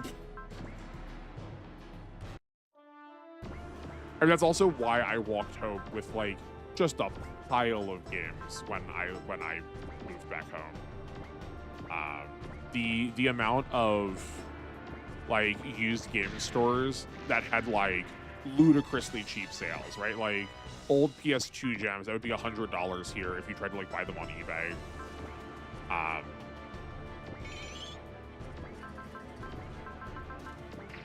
They were like what, 600 yen, like roughly $6. It's wild.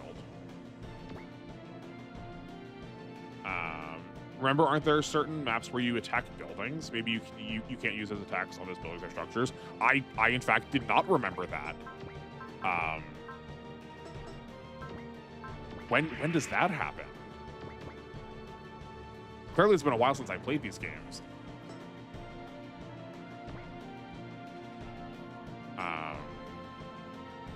Yeah, we're using Awaken in like such a awfully boring, worst way possible. But that would make sense if that that feels like that sort of settles it right now in my mind. That was the price back in the day, yeah. It was part of a low budget cost initiative when a lot of games were like 2,000 yen. Yeah, like there was like, it was very deliberately chosen because like that made the games like affordable and accessible. It's the same energy as the Japanese dollar store, right? Where it's like you can just get good stuff at a Japanese dollar store. It's like, well, but at least as far as America goes, the dollar store is a place where you get junk. It's like, well, why would you buy it then? Why would you want to buy something that's good conveniently at a cheap price? If only it were that easy. If only it were that easy. We got a fortune with these. We've got exactly 2 fortunes on Borrelios now. Cool.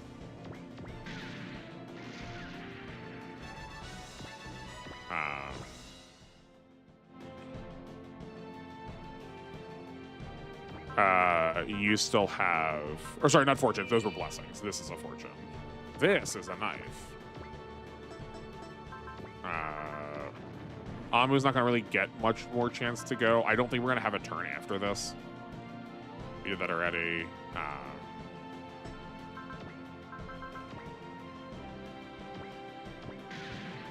Cool. She's putting in a lot of work though. I mean, we're investing into her, so of course she is, but. Oh, we also need to be doubling XP. I keep forgetting to double XP.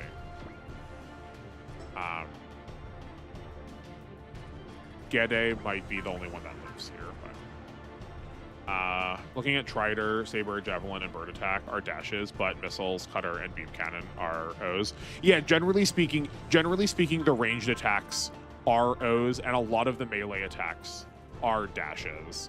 The one difference we have found so far, I think it was here. No, I think it was one of the Raijino parts that had a melee attack that was also a circle. It was something with like grappling hooks or whatever. Was it the Gunpa?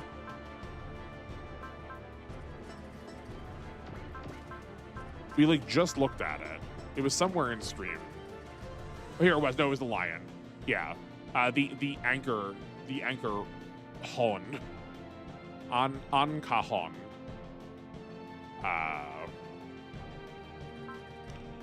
Yeah, we're like this is the only melee that I think I've seen so far that has the ability to theoretically attack buildings.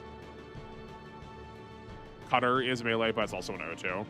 Who has Cutter?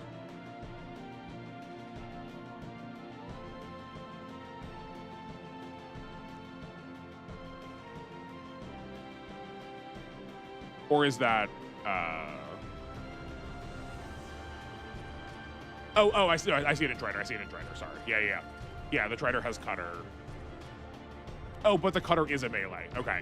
Interesting. Yeah. I figured it wasn't going to fall just in line, or it wasn't going to be like exactly one exception, because that feels weird to like have an entire HUD element for exactly one attack.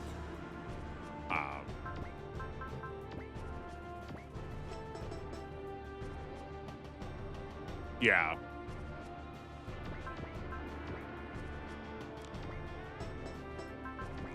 When do you remember offhand what scenarios in which scenarios you were attacking the buildings? Oh, that's probably gonna be lethal. Oops. That's fine. We could have gotten extra funds there, but that's okay.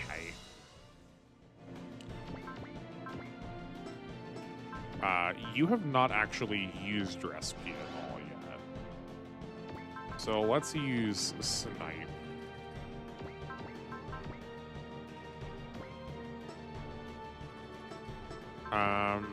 And let's use a charge too. Which could use everything. Why not? We're probably done after this, so we may as well, right? We don't have to be in range of that, though. There we go. I think I want to chip him first.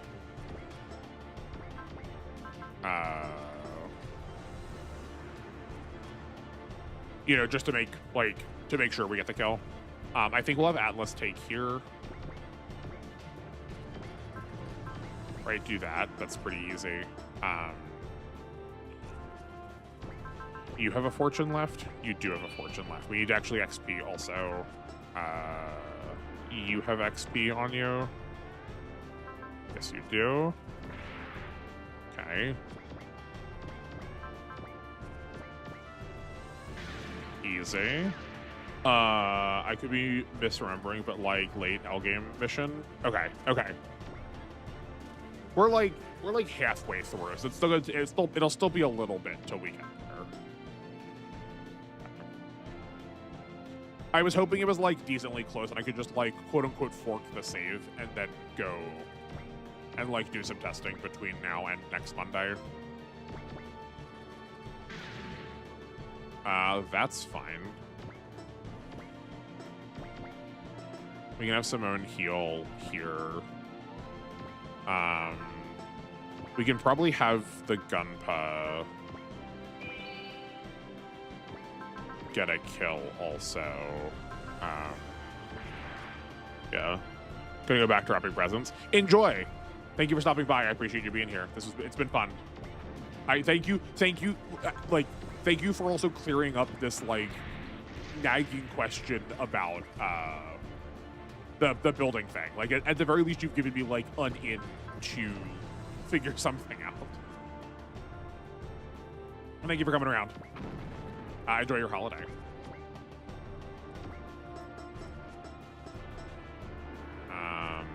What do you have? You have neither of the two.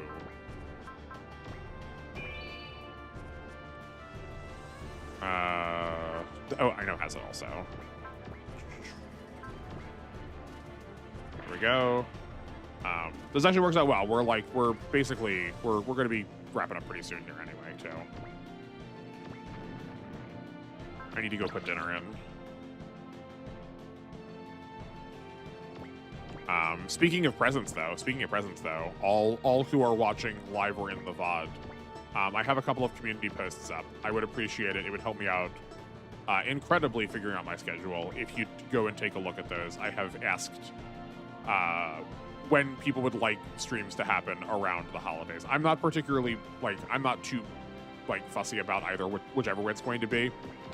But,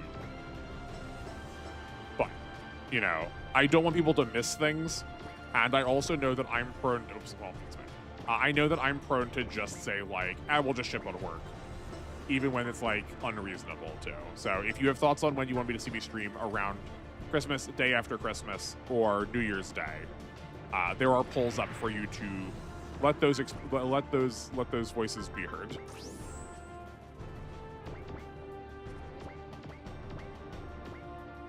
But you also could abstain from voting. That's perfectly acceptable to me. I'm never picky on this channel. I'm sorry I'm like being slightly less communicative now. Just like I'm both so far into the tank, trying to like make sure we don't die to something stupid right at the end, but also there's just like so little left going on now. The cleanup for these missions is always the like sloppiest part at the end, it feels like, which is why we had the intention of talking about Tekka Man, or like why we had book club started, but I've like not found a good pace of introducing it yet, and it feels weird to like bring it up for like 5 minutes at the end, you know? Okay, I think that should be good. You found an example on Sidera 38? Sick, okay. Okay, wait, we're on 36 right now, so yeah, like I could absolutely look at that between now and next stream. You shoot down a door? Okay, cool. Cool.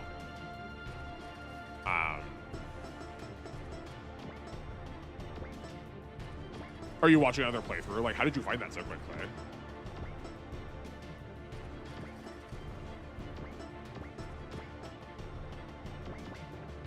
Or is there like a database of this that I'm like trying to make for myself that already exists that I'm just like wasting my time on?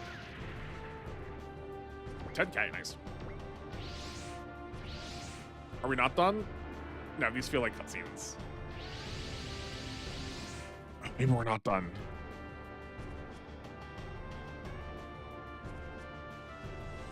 Are you gonna stay? Oh no. Okay.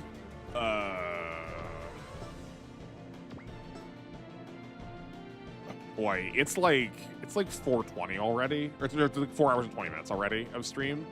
Maybe we just call it in the middle again. I thought the scenario was going to be short. Fool on me for thinking so.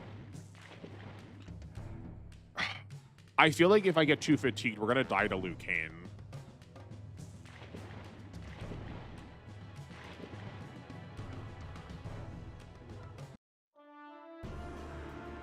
Ha ha ha. Well, let's at least get through the cutscene.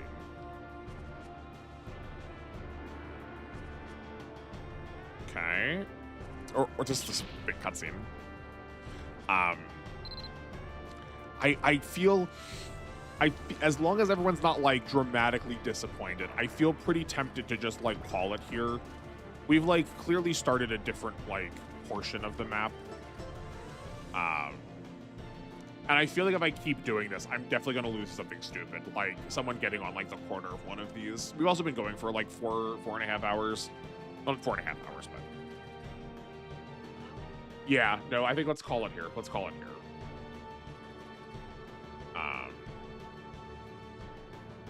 Yeah, we'll come back to this next. We'll come back to this point next month. Hopefully with the overlay adjusted. Well, this was a thrilling stream, and this was great.